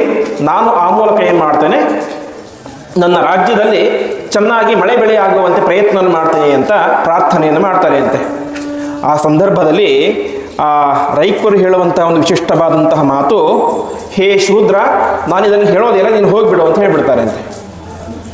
ರಾಜನಿಗೆ ಭಾರಿ ಆಶ್ಚರ್ಯ ಆಗಿಬಿಡುತ್ತೆ. ನಾನೆಲ್ಲಿ ಶೂದ್ರ, ನಾನೊಬ್ಬ ಕ್ಷತ್ರಿಯ, ಅದರಲ್ಲೂ ಕೂಡ ಮೈ ಮೇಲೆ ಚೆನ್ನಾಗಿ ಬಟ್ಟೆ ಗಿಟ್ಟೆ ಕಿರೀಟ ಗಿಟ್ಟೆ ಎಲ್ಲವೂ ಕೂಡ ಇದೆ. ನೋಡಿದರೆ ಯಾರಾದರೂ ಹೇಳ್ತಾರೆ ಇನ್ನೊಬ್ಬ ಕ್ಷತ್ರಿಯ ಅಂತ, ಇವ್ರು ನೋಡಿದರೆ ಶೂದ್ರ ಅಂತ ಕರೀತಾ ಇದ್ದಾರಲ್ಲ ಅಂತ. ಅದಕ್ಕೆ ಈ ಪ್ರಸಂಗವನ್ನು ಇಟ್ಟುಕೊಂಡೇನೆ ಬ್ರಹ್ಮಸೂತ್ರದಲ್ಲಿ ಒಂದು ಸೂತ್ರ ಬರುತ್ತೆ. ಶುಗಸೆ ತದ ಅನಾದರ ಶ್ರವಣಾತು ತದಾ ಅದ್ರಾವಣಾತು ಸೂಚ್ಯತೇಹಿ ಅಂತ ಅಪಶೂದ್ಧಾಧಿಕರಣ ಅಂತ ಒಂದು ಪ್ರಸಂಗ. ಅದರಲ್ಲಿ ರೈಕ್ವ ಈ ಪೌತ್ರಾಯಣ ರಾಜನನ್ನು ಯಾಕೆ ಶೂದ್ರ ಅಂತ ಕರೆದ ಅಂತ ಅಲ್ಲಿ ವೇದವ್ಯಾಸ ದೇವರು ಹೇಳ್ತಾರೆ. ಶೂದ್ರ ಅಂತ ಹೇಳಿದ್ರೆ ಜಾತಿಯ ಅವನು ಶೂದ್ರ ಅಂತ ಅರ್ಥ ಅಲ್ಲ, ಶುಚ ಆದ್ರವಣಾತ್ ಶೂದ್ರ ಅಂತ. ರಾಜ ಅಲ್ಲಿ ಬಂದದ್ಯಾಕೆ, ಒಂದು ರೀತಿಯಾದಂತಹ ದುಃಖದಿಂದ ಶೋಕದಿಂದ ಅವನಲ್ಲಿ ಓಡಿ ಬಂದ. ಯಾಕೆ, ಅಯ್ಯೋ ರೈಕ್ವ ಉಪಾಸನೆ ಮಾಡುವಂತಹ ವಿದ್ಯೆ ನನಗೆ ಗೊತ್ತಿಲ್ಲ, ಹಾಗಾಗಿ ನನ್ನ ರಾಜ್ಯದಲ್ಲಿ ನಾನು ಅದಕ್ಕೆ ಕಾರಣ ಆಗ್ತಾ ಇಲ್ಲ ಅಂತ ರೈಕ್ವದಲ್ಲಿ ಇರುವಂತಹ ವಿದ್ಯೆ ತನ್ನಲ್ಲಿ ಇಲ್ಲ ಎನ್ನುವಂತಹ ಶೋಕದಿಂದ ಕೊರಗಿನಿಂದ ಅವನಲ್ಲಿಗೆ ಓಡೋಡಿ ಬಂದ. ಶುಚ ಆದ್ರವಣ, ಶೋಕದಿಂದಾಗಿ ಅವನೇನು ಮಾಡಿದ, ಆದ್ರವಣ ಓಡೋಡಿ ಬಂದ ಅಲ್ಲಿಗೆ. ಹಾಗಾಗಿ ಅವನಿಗೆ ಶೂದ್ರ ಅಂತ. ನೋಡಿ, ಪೌತ್ರಾಯಣ ಬಂದು ಅಷ್ಟು ಪ್ರಾರ್ಥನೆ ಮಾಡಿದಷ್ಟೇ ಅವನಿಗೆ ಈ ರೀತಿಯಾಗಿ ಹಂಸಗಳು ಓಡಾಡ್ತಾ ಇದ್ದು ಅದು ಇದು ಯಾವುದು ಕೂಡ ಯಾರಿಗೂ ಗೊತ್ತಿಲ್ಲ, ರೈಕರಿಗೆ ಏನು ಹೇಳಿಲ್ಲ ಯಾರು ಕೂಡ ಬಂದು. ಹಾಗಿದ್ದರೂ ಕೂಡ ತಮ್ಮ ವಿಶಿಷ್ಟವಾದಂಥ ಜ್ಞಾನದಿಂದಾಗಿ ಅದೆಲ್ಲವನ್ನು ಕೂಡ ತಿಳಿದುಕೊಂಡು ಅವರೇನು ಮಾಡಿದರು, ನಾನು ನನಗೆ ಇದನ್ನು ಹೇಳಲಿಕ್ಕೆ ಸಾಧ್ಯ ಇಲ್ಲ, ಹೋಗು ನೀನು ಅಂತ ಬೈದು ಕಳಿಸ್ಬಿಟ್ರು. ಅವರು ಆ ರೀತಿಯಾಗಿ ಬೈದು ಕಳಿಸಿದ್ದು ಯಾಕೆ ಅಂತ ಹೇಳಿದರೆ, ಉಪನಿಷತ್ತು ಹೇಳುವಂತೆ ಅವನೇನು ಮಾಡಿದ್ದ, ಪೌತ್ರಾಯಣ ರಾಜ ಪಾಪ ಅವರಿಗೇನು ಗತಿ ಕೂಡ ಇಲ್ಲ, ಕೆಲವು ಬಂಡಿ ಕೆಳಗಡೆ ಇರ್ತಾರೆ, ಹಾಗಾಗಿ ನಾನು ಇವರಿಗೆ 600 ಗೋದಾನಗಳನ್ನು ಪ್ಲಸ್ ರಥವನ್ನು ಕೊಟ್ಟರೆ ಏನಾಗುತ್ತೆ, ಭಾರಿ ಸಂತೋಷ ಆಗುತ್ತೆ. ಸೊ ಸಂತೋಷ ಆಗಿ ಅವರೇನು ಮಾಡ್ತಾರೆ, ನನಗೆ ವಿದ್ಯೆಯನ್ನು ಹೇಳಿಕೊಡ್ತಾರೆ ಅಂತ ಅವರನ್ನು ಒಂದು ರೀತಿಯಲ್ಲಿ ಕೊಂಡುಕೊಳ್ಳಲಿಕ್ಕೆ ಬಂದಂಥವನು ಯಾರು, ಪೌತ್ರಾಯಣ. ಅಂದರೆ ಅವರಿಗೆ ದಕ್ಷಿಣೆ ಕೊಟ್ಟರೆ ಏನು ಮಾಡ್ತಾರೆ, ವಿದ್ಯೆ ಉಪದೇಶ ಮಾಡ್ತಾರೆ ಅಂತ ಆ ರೀತಿಯಾದ ಭಾವನೆ ಇತ್ತು. ಆದರೆ ರೈಕರ ಅಭಿಪ್ರಾಯ ಏನು, ನಾನು ಹೇಳಿಕೊಡುವಂತಹ ವಿದ್ಯೆಗೆ ಬೆಲೆ ಕಟ್ಟಲಿಕ್ಕೆ ಯಾವತ್ತೂ ಸಾಧ್ಯ ಇಲ್ಲ, ಹಾಗಾಗಿ ನಿನಗೆ ನೀನು ಕೊಡುವಂತಹ ಈ ಆಕಳುಗಳು ಬೇಡ, ರಥವೂ ಬೇಡ, ವಾಪಸ್ ಹೋಗಿಬಿಡು ಅಂತ, ನೀನು ಶೂದ್ರ ಅಂತ ಬರೆದು ಕಳಿಸಿಬಿಡ್ತಾರೆ. ಅವನಿಗೆ ಅದು ಅರ್ಥ ಆಗೋದಿಲ್ಲ. ಅವನೇನು ಅರ್ಥ ಮಾಡ್ಕೊಂಡ, ಅಯ್ಯೋ ಪಾಪ ರೈಕರಿಗೆ ನಾನು ತಂದಿದ್ದು ಕಡಿಮೆ ಆಯ್ತು ಅಂತ ಅನ್ಸುತ್ತೆ, ಹಾಗಾಗಿ 600 ಹಸು ಬೇಡ, 1000 ಗೋಗಳನ್ನು ಕರ್ಕೊಂಡು ಹೋಗೋಣ ಅಂತ ಅವನು ತೀರ್ಮಾನ ಮಾಡ್ತಾನೆ ಅಂತೆ. ಸಹಸ್ರಂ ಗವಾಮಯಂ ನಿಷ್ಕಃ ಶತರೀರತಃ ಜಾಯಾಯಾಮ್ ಗ್ರಾಮಃ ಇಸ್ಮಿನ್ನಾಸ್ಮಿ ಅನ್ಮೇವ ಮಾ ಭಗವಃ ಶೋಧೀತಿ ಅಂತ. 600 ಹಸುಗಳು ಕಡಿಮೆ ಆಯಿತು, 1000 ಹಸುಗಳನ್ನು ಕರೆದುಕೊಂಡು ಹೋಗೋಣ ಅಂತ ಮತ್ತೆ ಪುನಃ ತನ್ನ ರಾಜ್ಯಕ್ಕೆ ಬರ್ತಾನೆ. 1000 ಹಸುಗಳು, ಅದು ಕೂಡ ಹೇಗೆ, ಒಳ್ಳೆಯ ಬಂಗಾರದಕ್ಕೆ ಎಲ್ಲವನ್ನು ಕೂಡ ಹಾಕಿಕೊಂಡಂತಹ, ಆಭರಣ ಹಾಕಿಕೊಂಡಂತಹ ಸಮೃದ್ಧವಾಗಿ ಹಾಲನ್ನು ಕೊಡುವಂತಹ ಹಸುಗಳನ್ನು ಕರೆದುಕೊಂಡು ನೇರವಾಗಿ ಮತ್ತೆ ಎಲ್ಲಿಗೆ ಹೋದ, ರೈಕ್ವನ ಹತ್ರ ಬಂದ. ಈ ಬಾರಿ ಇನ್ನೊಂದು ಸ್ಪೆಷಲ್ ಇತ್ತು. ಏನಂತ, ಅವರಿಗೆ ಮದುವೆ ಮಾಡಿಕೊಡಬೇಕು ಅಂತ ತನ್ನ ಮಗಳನ್ನು ಕರೆದುಕೊಂಡು ಬಂದಿದ್ದ ಅಂತ ಈ ಪೌತ್ರಾಯಣ ಎನ್ನುವಂತಹ ರಾಜ. ನಿಷ್ಕೋ ಅಯಮಶ್ರುತೈರತಃ ಇಯಂ ಜಾಯ ಅಯಂ ಗ್ರಾಮ ಯಸ್ಮಿನ್ನಾಸೆ ಅನ್ವೇವ ಮಾ ಭಗವಃ ಶಾಧೀತಿ ಅಂತ. ರೈಕ್ವರೇ, ನಿಮಗೆ 1,000 ಗೋದಾರವನ್ನು ಕೊಡ್ತೇನೆ, ಈ ಅದ್ಭುತವಾದಂತಹ ರಥವನ್ನು ಕೊಡ್ತೇನೆ, ಮದುವೆ ಮಾಡ್ಕೊಳ್ಳಿಕ್ಕೆ ಅಂತ ನನ್ನ ಮಗಳನ್ನೇ ಕೊಟ್ಟು ಬಿಡ್ತೇನೆ, ವಾಸ ಮಾಡಲಿಕ್ಕೆ ಇಡೀ ಗ್ರಾಮವನ್ನೇ ನಿಮಗೆ ಬರೆದು ಕೊಡ್ತೇನೆ, ನನಗೆ ಉಪದೇಶವನ್ನು ಮಾಡಿ ಅಂತ. ಅವ್ರು ಹೇಳ್ತಾರೆ, ಸರ್ವಥಾ ನನಗೆ ಇದು ಯಾವುದು ಕೂಡ ಬೇಡವೇ ಬೇಡ, ನೀನು ವಾಪಸ್ ಹೋಗುವಂತ ಬೈತಾ ಇರ್ತಾರೆ. ಆ ಸಂದರ್ಭದಲ್ಲಿ ಮಗಳ ಮುಖವನ್ನು ನೋಡ್ತಾರೆ ಅಂತೆ. ಯಾರು? ಆ ಪೌತ್ರಾಯಣ ಎನ್ನುವಂತಹ ರಾಜನ ಮಗಳ ಮುಖವನ್ನು ನೋಡ್ತಾರೆ.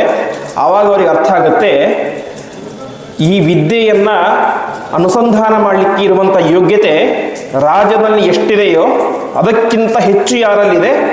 ಅವನ ಮಗಳಲ್ಲಿ ಇದೆ ಅಂತ. ಅವಳ ಮಗಳು ಒಳ್ಳೆ ಸಾತ್ವಿಕಿಯಾದಂತಹ ಮಗಳಾಗಿದ್ದಳು, ಪೌತ್ರಾಯಣ ರಾಜನ ಮಗಳು. ಹಾಗಾಗಿ ಅವರೇನು ಮಾಡ್ತಾರೆ, ನಾನು ಅವಶ್ಯವಾಗಿ ನಿನ್ನ ಮಗಳಿಗೋಸ್ಕರ ಇದನ್ನು ನಾನು ಉಪದೇಶ ಮಾಡ್ತೇನೆ ಅಂತ ಮಗಳನ್ನು ಅಲ್ಲಿ ಪಕ್ಕದಲ್ಲಿ ಕೂಡಿಸಿಕೊಂಡು ಅವಳಿಗೆ ಉಪದೇಶ ಮಾಡಲಿಕ್ಕೆ ಶುರು ಮಾಡ್ತಾರೆ. ಅವರು ಉಪದೇಶ ಮಾಡಿದಂತಹ ವಿದ್ಯೆಯೇ ಸಂವರ್ಗ ವಿದ್ಯೆ ಅಂತ. ಅತ್ಯಂತ ವಿಸ್ತಾರವಾಗಿದೆ, ಸಂಕ್ಷಿಪ್ತವಾಗಿ ಚಿಂತನೆಯನ್ನು ಮಾಡೋಣ. ಸಂವರ್ಗ ವಿದ್ಯೆ ಏನು? ಸಂವರ್ಗ ವಿದ್ಯೆ ಅಂತ ಹೇಳಿದರೆ ಸಂವರಗ ಅಂತ, ಚೆನ್ನಾಗಿ ಸಂಹಾರ ಮಾಡುವಂಥದ್ದು ಅಂತ. ಸಂವರ್ಗ ವಿದ್ಯೆ ಅಂದರೆ ಚೆನ್ನಾಗಿ ಸಂಹಾರ ಮಾಡುವಂತಹ ವ್ಯಕ್ತಿಯನ್ನು ಉಪಾಸನೆ ಮಾಡುವಂತಹ ವಿದ್ಯೆ ಅಂತ.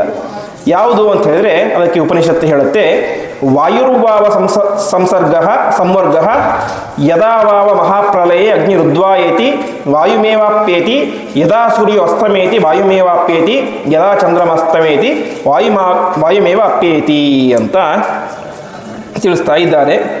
ಇದಕ್ಕೆ ಆಚಾರ್ಯರು ಭಾಷ್ಯವನ್ನು ಬರೀತಾರೆ. ಸಂವೃಕ್ತೆ ಸರ್ವದೇವಾನೇ ದ್ವಾಯು ಸಂವರ್ಗೈರಿತಃ ಮಹಿಮಾಸ್ಯ ಮಹಾನೇಶಃ ಯದನಾದ್ಯೋತಿ ದೇವತಾ ಅಂತ ಆಚಾರ್ಯ ಭಾಷ್ಯವನ್ನು ಬರೀತಾರೆ. ಇದರ ತಾತ್ಪರ್ಯ ಏನು ಅಂತ ಹೇಳಿದ್ರೆ, ವಾಯುದೇವರು ಸಂವರ್ಗ ಅಂತ ಕರೆಸ್ಕೊಳ್ತಾರೆ ಅಂತ. ಏನು ಸಂವರ್ಗ ಅಂತ ಹೇಳಿದ್ರೆ, ಮಹಾಪ್ರಲಯದಲ್ಲಿ ಅಂದರೆ ಬ್ರಹ್ಮದೇವರ 100 ಕಲ್ಪ ಮುಗಿದ ಮೇಲೆ ಮಹಾಪ್ರಳಯದಲ್ಲಿ ಎಲ್ಲರನ್ನೂ ಕೂಡ ಸಂಹಾರ ಮಾಡುವಂಥವರು ವಾಯುದೇವರು. ಹಾಗಾಗಿ ಅವರಿಗೆ ಸಂವರ್ಗ ಅಂತ ಹೆಸರು ಅಂತ. ಉಪನಿಷತ್ತು ಹೇಳುವಂತೆ ಯಾರ್ಯಾರನ್ನು ಸಂಹಾರ ಮಾಡ್ತಾರೆ ಅಂತ ಹೇಳಿದ್ರೆ, ಅಗ್ನಿರುದ್ವಾಯೇತಿ ವಾಯುಮೇವಾಪ್ಯೇತಿ ಸೂರ್ಯೋಸ್ತಮೇತಿ ಚಂದ್ರಾಸ್ತಮೇತಿ ಅಂತ ನಾವು ಸಾಮಾನ್ಯವಾಗಿ ಕೇಳಿರ್ತೇವೆ.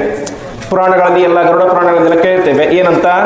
ಪ್ರಳಯದ ಸಂದರ್ಭ ಬಂದಾಗ 100 ವರ್ಷಗಳ ಕಾಲ ಅಗ್ನಿಯ ಮಳೆಯಾಗುತ್ತೆ, ಬೆಂಕಿಯ ಮಳೆಯಾಗುತ್ತೆ ಅಂತ. ಸರಿ, ಬೆಂಕಿಯ ಮಳೆಯಾಗುತ್ತೆ, ಎಲ್ಲ ಕೂಡ ನಾಶವಾಗುತ್ತೆ. ಕೊನೆಗೆ ಆ ಬೆಂಕಿಯನ್ನು ಸಂಹಾರ ಮಾಡುವ ಒಬ್ಬರು ಬೇಕಲ್ಲ, ಅವರ್ಯಾರು? ವಾಯುದೇವರು. ಅದಾದ ಮೇಲೆ ಸೂರ್ಯೋಸ್ತಮೇತಿ, ಸೂರ್ಯನನ್ನೂ ಸಂಹಾರ ಮಾಡುವಂಥ ವ್ಯಕ್ತಿ ಯಾರು? ಅದು ವಾಯುದೇವರು. ಚಂದ್ರನನ್ನೂ ಸಂಹಾರ ಮಾಡುವಂಥ ವ್ಯಕ್ತಿ ಯಾರು? ಅದು ವಾಯುದೇವರು ಅಂತ ಈ ರೀತಿಯಾಗಿ ವಾಯುದೇವರ ಬಗ್ಗೆ ಹೇಳ್ತಾ ಹೋಗ್ತಾರೆ. ಅದಾದ ಮೇಲೆ ಮತ್ತೆ ಮುಂದೆ ಹೇಳುವಂತೆ, ಅಥಾಧ್ಯಾತ್ಮಂ ಪ್ರಾಣೋವಾ ಸಂವರ್ಗ ಯದಾಸ್ವಪಿತಿ ಪ್ರಾಣಮೇವ ವಾಗಪ್ಯೇತಿ ಪ್ರಾಣಃ ಚಕ್ಷುಹು ಅಂತ. ಇದು ಒಂದು ಹಂತದ ಸಂಹಾರ ಆಯಿತು. ಇದು ಯಾವಾಗುತ್ತೆ? ಬ್ರಹ್ಮದೇವರ 100 ವರ್ಷ ಆಯಸ್ಸು ಮುಗಿದ ಮೇಲೆ ಕೊನೆಯಲ್ಲಿ ಆಗುವಂತಹ ಸಂಹಾರ. ಪ್ರತಿನಿತ್ಯವೂ ಕೂಡ ವಾಯುದೇವರು ಸಂಹಾರವನ್ನು ಮಾಡ್ತಾರೆ ಅಂತ ಉಪನಿಷತ್ತು ಹೇಳುತ್ತೆ. ಪ್ರತಿನಿತ್ಯ ಏನು ಸಂಹಾರ ಮಾಡ್ತಾರೆ ಅಂತ ಹೇಳಿದರೆ, ವಾಯುದೇವರು ನಮ್ಮ ಒಳಗಡೆ ಇದ್ದೇ ಇರ್ತಾರೆ, ಎಲ್ಲರೂ ಕೂಡ ಗೊತ್ತೇ ಇದೆ. ರಾತ್ರಿಯ ಸಂದರ್ಭದಲ್ಲಿ, ರಾತ್ರಿ ಮಲಗುವಂಥ ಸಂದರ್ಭದಲ್ಲಿ ಏನಾಗುತ್ತೆ, ವಾಯುದೇವರು ನಮ್ಮ ಒಳಗಡೆ ಇರುವಂತಹ ಎಲ್ಲ ಇಂದ್ರಿಯಾಭಿಮಾನಿ ದೇವತೆಗಳನ್ನು ಕೂಡ ಸಂವೃಕ್ತೆ ಉಪಸಂಹರತಿ. ಸಂಹಾರ ಅಂದರೆ ನಾಶ ಮಾಡೋದು ಅಂತ ಅರ್ಥ ಅಲ್ಲ, ಉಪಸಂಹಾರ ಮಾಡ್ತಾರೆ ಅಂತ. ಅಂದರೆ ಅವರನ್ನು ಮಲಗಿಸ್ತಾರೆ ಅಂತ. ನಾವು ರಾತ್ರಿ ಮಲ್ಕೊಳ್ತೇವೆ, ಮಲಗಿಕೊಂಡಾಗ ನಮ್ಮ ಕಣ್ಣು ಎಲ್ಲೂ ಕೂಡ ನೋಡೋದಿಲ್ಲ, ಕಿವಿಗೆ ಏನು ಕೂಡ ಕೇಳೋದಿಲ್ಲ, ಬಾಯಿ ಯಾವುದನ್ನು ಕೂಡ ತಿನ್ನೋದಿಲ್ಲ. ಹೀಗೆ ಒಟ್ಟಿನಲ್ಲಿ ನಮ್ಮ ಎಲ್ಲ ಇಂದ್ರಿಯಗಳು ಏನಾಗಿರ್ತವೆ? ಉಪರತವಾಗಿ ಮಲಗಿಕೊಂಡು ಬಿಟ್ಟಿರ್ತಾವೆ. ಎಚ್ಚರವಾಗಿರೋದು ಯಾರು? ವಾಯುದೇವರು. ಅಷ್ಟು ಮಾತ್ರ ಅಲ್ಲ, ಆ 10 ಜನ ಇಂದ್ರಿಯಾಭಿಮಾನಿ ದೇವತೆಗಳನ್ನು ಕೂಡ ಮಲಗಿಸುವವರು ಯಾರು ಅಂದರೆ ಅದು ವಾಯುದೇವರು ಅಂತ ಉಪನಿಷತ್ತು ಹೇಳ್ತಾ ಇದೆ. ಚಕ್ಷು ಪ್ರಾಣಂ, ಶ್ರೋತ್ರ ಪ್ರಾಣಂ, ಮನಃ ಪ್ರಾಣಂ, ಏವೈತಾನ್ ಸರ್ವಾನ್ ಸಂವೃಂಕ್ತೆ ಇತಿ ಅಂತ. ಅದಕ್ಕೆ ರಾಯರು ತುಂಬ ಸುಲಭವಾಗಿ ಹೇಳ್ತಾ ಹೋಗ್ಬಿಡ್ತಾರೆ. ಸಹಜೀವ ಯದಾ ಸ್ವಪಿತಿ, ಜೀವ ಯಾವಾಗ ಮಲ್ಕೊಳ್ತಾನಲ್ಲ ಆವಾಗ ವಾಗಾದಯ, ವಾಗೀಂದ್ರಿಯ ಮುಂದಾದಂಥ ಎಲ್ಲ ಇಂದ್ರಿಯಗಳು ಏನಾಗ್ತವೆ, ಕೆಲಸ ಮಾಡೋದಿಲ್ಲ. ಅವುಗಳು ಕೆಲಸ ಮಾಡದೇ ಇರುವಂತೆ ಮಾಡುವವರು ಯಾರು ಅಂತ ಹೇಳಿದ್ರೆ ವಾಯುದೇವರು. ಪ್ರಾಣ ಚಕ್ಷು ಏತತ್ ಸಂವೃಂಕ್ತಿ ಏತದ್ ಉಪಸಂಹರತಿ ಅಂತ. ಹೀಗೆ ಅವರು ಎಲ್ಲ ಇಂದ್ರಿಯಗಳನ್ನು ಕೂಡ ಉಪಸಂಹಾರ ಮಾಡ್ತಾರೆ. ಹೀಗೆ ಉಪಸಂಹಾರ ಮಾಡುವ ಮೂಲಕ ಅವರು ಸಂವರ್ಗ ಅಂತ ಕರೆಸ್ಕೊಳ್ತಾರೆ ಅಂತ ತಿಳಿಸ್ತಾ ಇದ್ದಾರೆ. ಹೀಗೆ ಒಟ್ಟಿನಲ್ಲಿ ಸಂವರ್ಗ ವಿದ್ಯೆಯನ್ನು ಉಪಾಸನೆ ಮಾಡುವಂತಹ ವ್ಯಕ್ತಿಗಳಿಗೆ ಏನಾಗುತ್ತೆ, ದೇಶದಲ್ಲಿ ಒಳ್ಳೆಯ ಸುಭಿಕ್ಷೆ ಎಂಬುದಾಗುತ್ತೆ ಅಂತ ರೈಕ್ವ ತಾನೇ ಮಾಡ್ತಾನೆ. ಯಾವ ರಾಜನಿಗೆ ಅದು ರಾಜ ಸುಮ್ಮನೆ ಅಪ್ರಧಾನ, ಸುಮ್ಮನೆ ಪಕ್ಕದಲ್ಲಿ ಕೂತ್ಕೊಂಡಿರ್ತಾರೆ ಅಷ್ಟೇ. ಪ್ರಧಾನವಾಗಿ ಉಪದೇಶ ಮಾಡಿದ್ಯಾರಿಗೆ, ಆ ರಾಜನ ಮಗಳಿಗೆ ವಿಶೇಷವಾದಂತಹ ಒಂದು ಉಪದೇಶವನ್ನು ಮಾಡಿ ಅವಳಿಗೆ ವಿಶೇಷವಾಗಿ ಅನುಗ್ರಹವನ್ನು ಮಾಡ್ತಾನೆ ಮತ್ತು ತನ್ನ ಪತ್ನಿಯನ್ನು ಕೂಡ ಸ್ವೀಕಾರ ಮಾಡ್ತಾನೆ ಎಂಬುದಾಗಿ ತಿಳಿಸ್ತಾ ಇದ್ದಾರೆ. ಹೀಗೆ ರಾಜ ತಾನು ಉಪದೇಶಗಳನ್ನು ಪಡೆದುಕೊಂಡು ತಾನು ಕೂಡ ಬಂದು ವಿಶೇಷವಾಗಿ ಉಪಾಸನೆಯನ್ನು ಮಾಡಿ ತನ್ನ ಊರಿನಲ್ಲಿ ಚೆನ್ನಾಗಿ ಮಳೆ ಬೆಳೆಯಾಗುವಂತೆ ತಾನು ನೋಡಿಕೊಂಡ ತಿಳಿಸ್ತಾ ಇದ್ದಾರೆ. ಹೀಗೆ ಇದರಿಂದ ನಮಗೆ ತಿಳಿದು ಬರುವಂತಹ ಒಂದು ಸಂದೇಶ ಅಂತ ಹೇಳಿದರೆ, ನಾವು ಕಂಡುಕೊಂಡಂತಹ ವಿದ್ಯೆ ಅದು ಯಾವತ್ತೂ ಕೂಡ ಏನಲ್ಲ, ಅದು ಒಂದು ಮಾರಾಟದ ವಸ್ತುವಲ್ಲ ಅಂತ ರೈಕ್ವ ತಿಳಿಸ್ತಾ ಇದ್ದಾನೆ. ಅವನು 600 ಗೋ ಕೊಡಲಿ, 1000 ಗೋ ಕೊಡಲಿ, ಬಂಗಾರದ ರಥವನ್ನೇ ಕೊಡಲಿ, ಏನು ಕೊಟ್ಟರೂ ಕೂಡ ನಾನೇ ಮಾಡೋದಿಲ್ಲ, ಅವನಿಗೆ ವಿದ್ಯೆಯನ್ನು ಉಪದೇಶ ಮಾಡೋದಿಲ್ಲ ಅಂತ ಹೇಳಿದ. ಸರಿ, ಮುಂದೆ ವಿದ್ಯೆಯನ್ನು ಉಪದೇಶ ಮಾಡಿದ ಯಾಕೆ? ಅವನ ಮಗಳಲ್ಲಿ ಇದ್ದಂತಹ ನಿಜವಾದಂತಹ ಯೋಗ್ಯತೆಯನ್ನು ಕಂಡು ಉಪದೇಶ ಮಾಡಿದ ಅಂತ ತಿಳಿಸ್ತಾ ಇದ್ದಾರೆ. ಹಾಗಾಗಿ ವಿದ್ಯೆಯನ್ನು ಉಪದೇಶ ಮಾಡಲಿಕ್ಕೆ ಪ್ರಧಾನವಾಗಿ ಬೇಕಾದದ್ದೇನು, ಆ ವ್ಯಕ್ತಿ ನಮಗೆ ಎಷ್ಟು ಸಂಭಾವನೆ ಕೊಡ್ತಾನೆ, ದಕ್ಷಿಣೆ ಕೊಡ್ತಾನೆ ಅನ್ನೋದು ಪ್ರಧಾನವಲ್ಲ, ಆ ವ್ಯಕ್ತಿಯಲ್ಲಿ ಇರುವಂತಹ ಯೋಗ್ಯತೆಯನ್ನು ತಿಳಿದುಕೊಂಡು ನಾವು ಅವನಿಗೆ ಉಪದೇಶ ಮಾಡಬೇಕು ಅಂತ ಈ ಒಂದು ಉಪಾಖ್ಯಾನದ ಮೂಲಕ ತಿಳಿತಾ ಇದೆ. ಇನ್ನು ಅದಕ್ಕಿಂತ ಪ್ರಧಾನವಾಗಿ ಜ್ಞಾನಿಗಳು ಯಾವ ರೀತಿ ಇರ್ತಾರೆ ಅಂತ ಗೊತ್ತಿಲ್ಲ ಅಂತ ನಾವು ಇದನ್ನು ಕೇಳ್ತೇವೆ. ಜಡಭರತನ ಉಪಾಖ್ಯಾನದಲ್ಲಿ, ಭಾಗವತದಲ್ಲಿ ಜಡಭರತ ಹೇಗಿದ್ದ? ನೋಡ್ಲಿಕ್ಕೆ ಒಬ್ಬ ಹುಚ್ಚನಂತೆ ಇದ್ದ, ಆದರೆ ಅಂತರಂಗದಲ್ಲಿ ಬಹಳ ದೊಡ್ಡ ಜ್ಞಾನಿಯಾಗಿದ್ದ. ರಘುಗಣ ಅವನಿಗೆ ಅವಮಾನ ಮಾಡ್ತಾನೆ. ಅವಮಾನ ಮಾಡಿದಾಗ ಏನಾಗುತ್ತೆ, ಕೊನೆಗೆ ಅವನೇ ಅವನ ಉದ್ಧಾರವನ್ನು ಮಾಡಿ ಅವನಿಗೆ ಸ್ವರೂಪೋದ್ಧಾರಕ ಗುರುವಾಗ್ತಾನೆ ಅಂತ. ಹಾಗೆ ರೈಕ್ವ ಹೇಗಿದ್ದ? ನೋಡ್ಲಿಕ್ಕೆ ಮೈ ತುಂಬ ಕಜ್ಜಿಗಾಯ, ಯಾವುದೋ ದೊಡ್ಡ ಒಬ್ಬ ಹುಚ್ಚನಂತೆ ಇದ್ದ, ಒಬ್ಬ ಮಾನಸಿಕ ಅಸ್ವಸ್ಥನಂತೆ ಇದ್ದ, ದೊಡ್ಡ ರೋಗಿಯಂತೆ ಇದ್ದ. ಆದರೆ ಅಂತರಂಗದಲ್ಲಿ ಅಪಾರವಾದಂತಹ ಬ್ರಹ್ಮಜ್ಞಾನದಲ್ಲಿ ತುಂಬಿಕೊಂಡಿತ್ತು. ಹಾಗಾಗಿ ಯಾವುದೇ ವ್ಯಕ್ತಿಗಳಾಗಲಿ ಅವರು ಹೀಗೆ ಅಂತ ತೀರ್ಮಾನ ಮಾಡಲಿಕ್ಕೆ ಹೊರಗಡೆಯ ವೇಷಭೂಷಣ ಅದು ಕಾರಣ ಆಗೋದಿಲ್ಲ ಅಂತ ತಿಳಿಸ್ತಾ ಇದ್ದಾರೆ. ಹಾಗೆ ನೋಡಿದರೆ ರೈಕ್ವದಲ್ಲಿ ಇದೇ ಸಿರಿದ ಒಂದು ಅಕ್ಷರ ಕೂಡ ಇರಬಾರ್ದಾಗಿತ್ತು. ಅವನಲ್ಲಿ ಇದ್ದದ್ದೇನು? ಭಾರಿ ದೊಡ್ಡ ಉಪಾಸನೆ. ಹಾಗಾಗಿ ಯಾವುದೇ ವ್ಯಕ್ತಿಯನ್ನಾಗಲಿ ನಾವು ಅವನ ವೇಷಭೂಷಣಗಳನ್ನು ನೋಡಿ ಅವನನ್ನು ಅಳಿಬಾರದು ಎನ್ನುವಂಥ ಉಪದೇಶವನ್ನು ರಾಯರು ನಮಗೆ ಈ ಒಂದು ಉಪನಿಷತ್ತಿನ ಮೂಲಕ ತಿಳಿಸ್ತಾ ಇದ್ದಾರೆ. ಇನ್ನು ಕೊನೆಯ ಇನ್ನೊಂದು ಉಪಾಖ್ಯಾನವನ್ನು ನೋಡಿ ನಾವು ಇವತ್ತಿನ ಒಂದು ಪ್ರವಚನವನ್ನು ಮುಗಿಸೋಣ. ಇನ್ನೊಂದು ಉಪನಿಷತ್ತಿನಲ್ಲಿ ಬರುವಂತಹ ಪ್ರಧಾನವಾದಂತಹ ಉಪಾಖ್ಯಾನ ಜಾಬಾಲ ಸತ್ಯಕಾಮ ಉಪಾಖ್ಯಾನ ಅಂತ. ಏನಿದು ಅಂತ ಹೇಳಿದ್ರೆ, ಒಬ್ಬ ಜಬಾಲ ಅಂತ ಒಬ್ಬ ಹೆಂಗಸಿದ್ದಳು. ಅವಳ ಕಾರ್ಯ ಏನು ಅಂತ ಹೇಳಿದ್ರೆ ಮನೆಗೆ ಹೋಗಿ ಕೆಲಸವನ್ನು ಮಾಡೋದು. ಋಷಿಮುನಿಗಳ ಮನೆಗೆ ಅಥವಾ ಬೇರೆ ಬೇರೆ ಶ್ರೀಮಂತರ ಮನೆಗಳಿಗೆ ಹೋಗಿ ಮನೆ ಕೆಲಸವನ್ನು ಮಾಡಿ ಜೀವನ ಮಾಡ್ತಾ ಇದ್ದಂಥ ಒಬ್ಬ ಹೆಣ್ಣು, ಅದು ಜಬಾಲ ಅಂತ. ಆ ಜಬಾಲಿಗೆ ಒಬ್ಬ ಮಗ ಇದ್ದ, ಅವನ ಹೆಸರು ಸತ್ಯಕಾಮ ಅಂತ, ಇನ್ನೊಂದು ಹೆಸರು ಜಾಬಾಲಿ ಅಂತ. ಜಬಾಲನ ಮಗ ಜಾಬಾಲಿ ಅಂತ, ಸತ್ಯಕಾಮ ಅಂತ ಅವನ ಹೆಸರು. ಒಂದು ದಿವಸ ಈ ಜಬಾಲ ಏನು ಮಾಡ್ತಾ ಇದ್ಲು, ಒಬ್ಬ ಋಷಿಯ ಆಶ್ರಮದಲ್ಲಿ ಕೆಲಸವನ್ನು ಮಾಡ್ತಾ ಇದ್ಲು. ಹಾಗೆ ತುಂಬ ವರ್ಷಗಳ ಕಾಲ ಅಲ್ಲೇ ಇದ್ಬಿಟ್ಟಿದ್ಲು. ಆವಾಗ ಏನಾಯಿತು, ಈ ಸತ್ಯಕಾಮನಿಗೆ ಯೋಗ್ಯ ವಯಸ್ಸಾಯಿತು ಅಂತ. ಯೋಗ್ಯ ವಯಸ್ಸು ಅಂದರೆ ಉಪನಯನಕ್ಕೆ ಯೋಗ್ಯವಾದಂತಹ ವಯಸ್ಸಾಯಿತು. ಆವಾಗ ಆ ಸತ್ಯಕಾಮ ನೋಡ್ತಾ ಇದ್ದ, ಪ್ರತಿನಿತ್ಯ ಕೂಡ ತನ್ನ ಸುತ್ತಮುತ್ತಲೂ ಅನೇಕ ಜನ ಋಷಿಮುನಿಗಳ ಮಕ್ಕಳು ವೇದಾಧ್ಯಯನ ಅಧ್ಯಯನ ಮಾಡ್ತಾ ಇದ್ರು, ಹೀಗೆ ಎಲ್ಲ ಕಾರ್ಯಗಳನ್ನು ಕೂಡ ಮಾಡ್ತಾ ಇದ್ರು. ಆ ಸಂದರ್ಭದಲ್ಲಿ ಅವನಿಗೂ ಆಸೆ ಆಯಿತು ಅಂತೆ, ಅಮ್ಮ ನಾನು ಬರೀ ಕೆಲಸ ಮಾಡ್ತಾ ಕೂತ್ಕೊಂಡ್ಬಿಟ್ರೆ ನನ್ನ ಜೀವನ ಉದ್ಧಾರ ಹೇಗಾಗುತ್ತೆ, ಹಾಗಾಗಿ ನಾನು ಕೂಡ ಹೋಗಿ ಏನು ಮಾಡ್ತೇನೆ, ವಿದ್ಯಾಭ್ಯಾಸವನ್ನು ಮಾಡ್ತೇನೆ, ನನಗೆ ಆಜ್ಞೆಯನ್ನು ಕೊಡು ಅಂತ ಕೇಳ್ತಾನೆ ಅಂತೆ. ಸರಿ ಅಂತ ಸತ್ಯಕಾಮ ಅವನ ತಾಯಿ ಹೇಳಿದಂಥ ರೀತಿಯಲ್ಲಿ ಆ ಆಜ್ಞೆಯನ್ನು ಪಡೆದುಕೊಂಡು ತಾನೇ ಮಾಡ್ತಾನೆ, ಒಬ್ಬ ಋಷಿಗಳ ಹತ್ರ ಹೋಗ್ತಾನೆ. ಆ ಋಷಿಗಳ ಹೆಸರು ಸಹ ಹಾರಿದ್ರುಮತಂ ಗೌತಮಂ ಅಂತ. ಹಾರಿದ್ರುಮತ ಅಂತ ಒಬ್ಬ ಋಷಿ ಇದ್ರು, ಹಾರಿದ್ರುಮತ ಅಂತ. ಆ ಋಷಿಗಳ ಹತ್ರ ಹೋಗ್ತಾನೆ, ಹೋಗಿ ನಮಸ್ಕಾರ ಎಲ್ಲವನ್ನು ಕೂಡ ಮಾಡ್ತಾನೆ. ಸರಿ, ಯಾರಪ್ಪ ನೀನು, ಯಾಕೆ ಬಂದಿದ್ದೀಯ, ಏನು ಅರ್ಥ ಇಲ್ಲ ಅಂತ ಕೇಳ್ತಾನೆ. ಆವಾಗ, ಇಲ್ಲ, ನಾನು ಈ ರೀತಿಯಾಗಿ ವೇದಾಭ್ಯಾಸ ಮಾಡಲಿಕ್ಕೆ ಬಂದಿದ್ದೇನೆ, ನೀವು ದಯವಿಟ್ಟು ನನಗೆ ಚೆನ್ನಾಗಿ ವಿದ್ಯಾಭ್ಯಾಸವನ್ನು ಮಾಡಿಸಿ ನನಗೆ ಅನುಗ್ರಹವನ್ನು ಮಾಡಬೇಕು ಅಂತ ಕೇಳ್ತಾರೆ ಅಂತೆ. ಹೌದಾ, ಸರಿ, ಅವಶ್ಯವಾಗಿ ಮಾಡೋಣ, ಅದರಲ್ಲೇನು ವಿಚಾರ ಇಲ್ಲ. ಆದರೆ ಒಂದು ಸಮಸ್ಯೆ ಇದೆ ಅಂತ. ಏನು ಸಮಸ್ಯೆ ಅಂತ ಕೇಳ್ತಾನೆ. ಆವಾಗ ಆ ಋಷಿಗಳು ಹೇಳ್ತಾರೆ, ಇಲ್ಲ, ನೀನು ಇನ್ನೂ ಉಪನಯನವೇ ಆಗಿಲ್ಲ, ಉಪನಯನ ಆಗದೆ ವೇದಾಭ್ಯಾಸ ಮಾಡಲಿಕ್ಕೆ ಸಾಧ್ಯ ಇಲ್ಲ, ಹಾಗಾಗಿ ನಿನಗೆ ನಾನೇ ಉಪನಯನ ಮಾಡ್ತೇನೆ.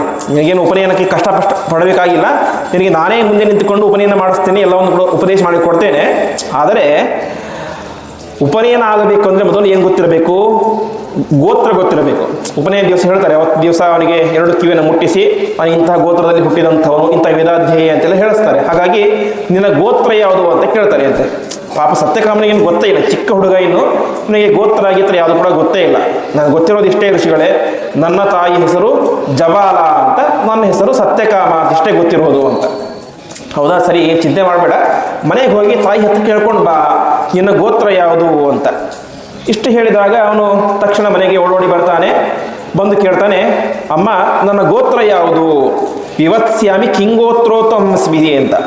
ಆವಾಗ ತಾಯಿ ಹೇಳ್ತಾಳೆ ಅಂತೆ, ಸಹೈನಂ ಉವಾಚ ನಾಹಮೇತದ್ವೇದ ತಾತ ಯದ್ಗೋತ್ರತ್ವಮಸಿ ಬಹ್ವಹಂ ಚರಂತಿ ಪರಿಚಾರಿಣಿ ಯೌವನೇ ತಾಮಲಭೆ ಸೋಹಮೇತನ್ನ ವೇದ ಯದ್ಗೋತ್ರಸ್ತಮಸಿ ಅಂತ.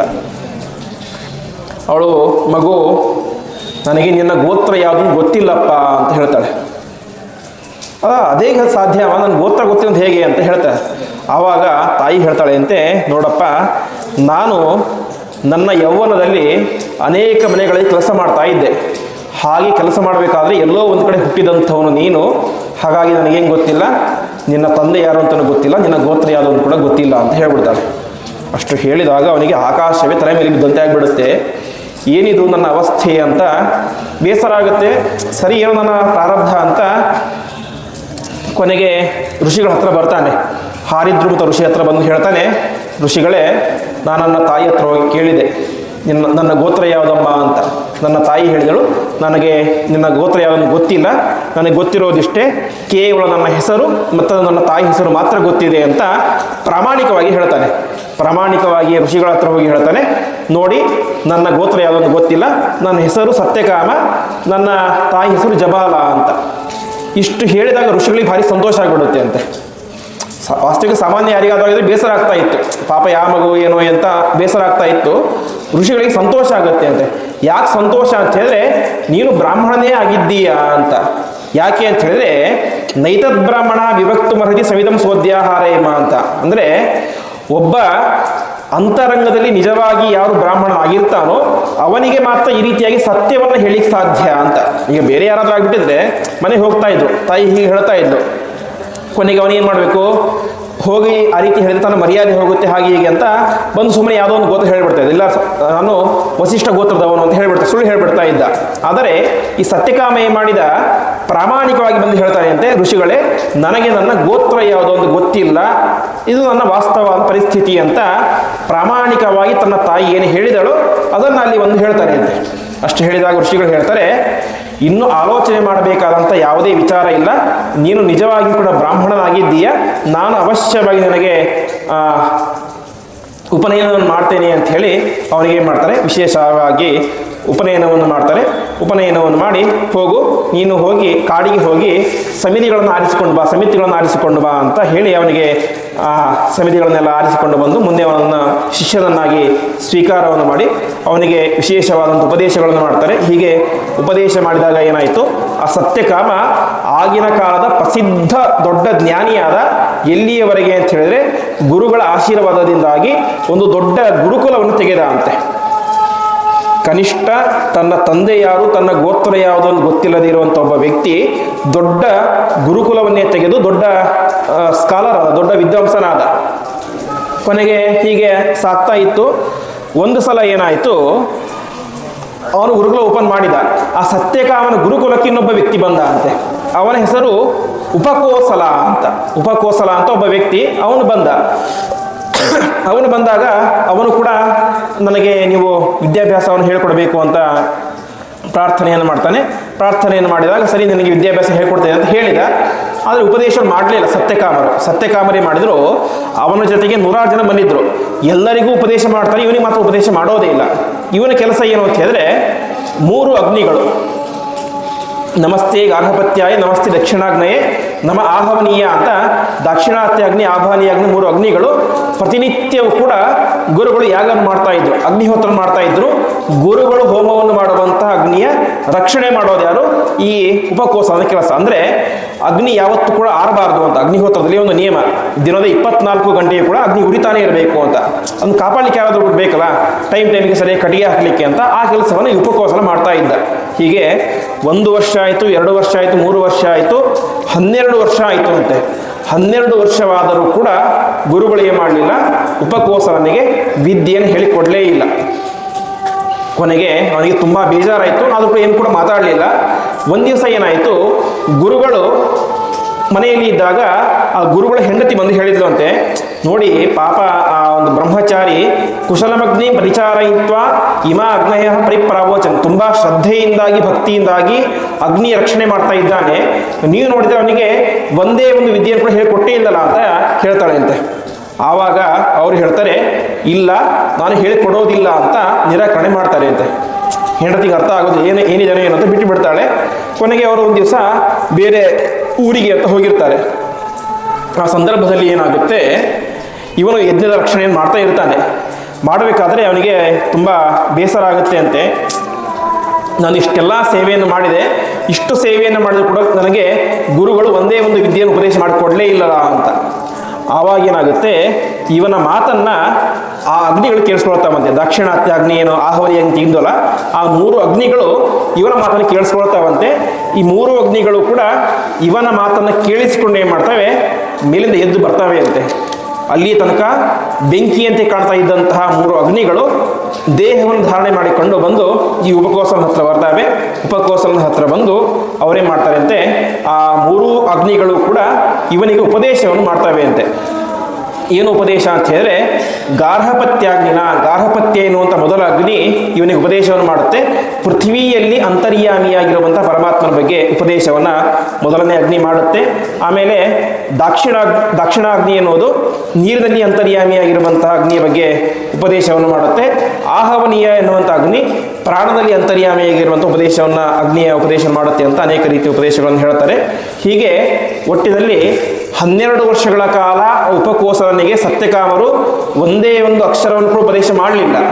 ಆದರೆ ಅವನು ಮಾತ್ರ ಯಾವತ್ತೂ ಕೂಡ ಮನಸ್ಸಲ್ಲಿ ಬೇಸರವನ್ನು ಪಟ್ಕೊಳ್ಳದೇನೆ 12 ವರ್ಷಗಳ ಕಾಲ ನಿರಂತರವಾಗಿ ಗುರುಗಳ ಸೇವೆಯನ್ನು ಮಾಡಿದ ಮತ್ತು ವಿಶೇಷವಾಗಿ ಅಗ್ನಿಯ ಸೇವೆಯನ್ನು ಮಾಡಿದ.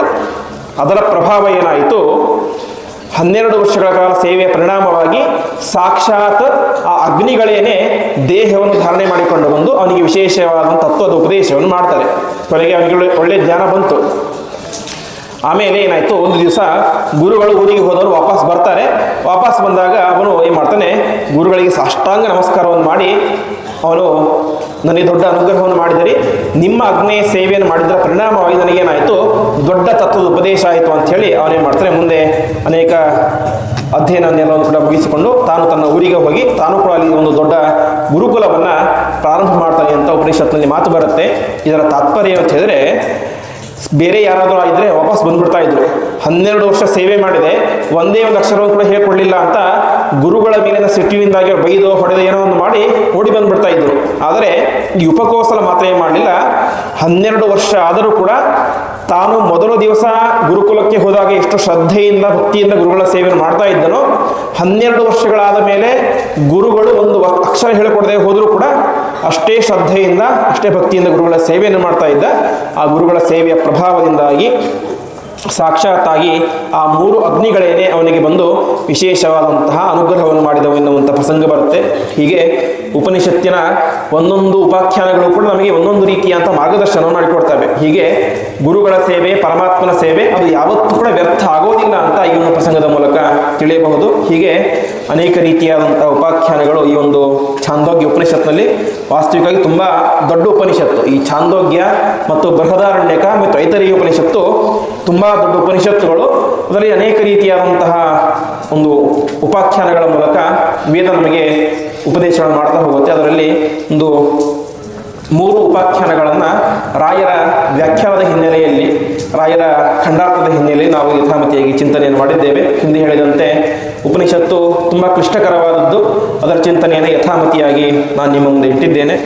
ಈ ಒಂದು ಉಪನಿಷತ್ತಿನ ಚಿಂತನೆಯಿಂದಾಗಿ ರಾಯರು ಅವರ ಅಂತರ್ಯಾಮಿಯಾದಂತಹ ಭಾರತೀಯ ರಮಣ ಮುಖ್ಯ ಪ್ರಾಣಾಂತರ್ಗತವಾದಂತಹ ಪರಮಾತ್ಮ ನಮ್ಮೆಲ್ಲರಿಗೂ ಕೂಡ ಉತ್ತಮವಾದಂತಹ ಜ್ಞಾನ ಮಾರ್ಗದಲ್ಲಿ ನಡೆಯುವಂತಹ ಭಾಗ್ಯವನ್ನು ಕೊಟ್ಟು ನಿರಂತರವಾಗಿ ಅನುಗ್ರಹವನ್ನು ಮಾಡಲಿ ಅಂತ ಪ್ರಾರ್ಥನೆಯನ್ನು ಮಾಡ್ತಾ ಈ ಒಂದು ಉಪನಿಷತ್ ಖಂಡಾರ್ಥದ ಪ್ರವಚನವನ್ನು ನಾವೆಲ್ಲರೂ ಕೂಡ ಸೇರಿ ಪರಮಾತ್ಮನಿಗೆ ಸಮರ್ಪಣೆಯನ್ನು ಮಾಡೋಣ. ಶ್ರೀಕೃಷ್ಣಾರ್ಪಣಮಸ್ತು.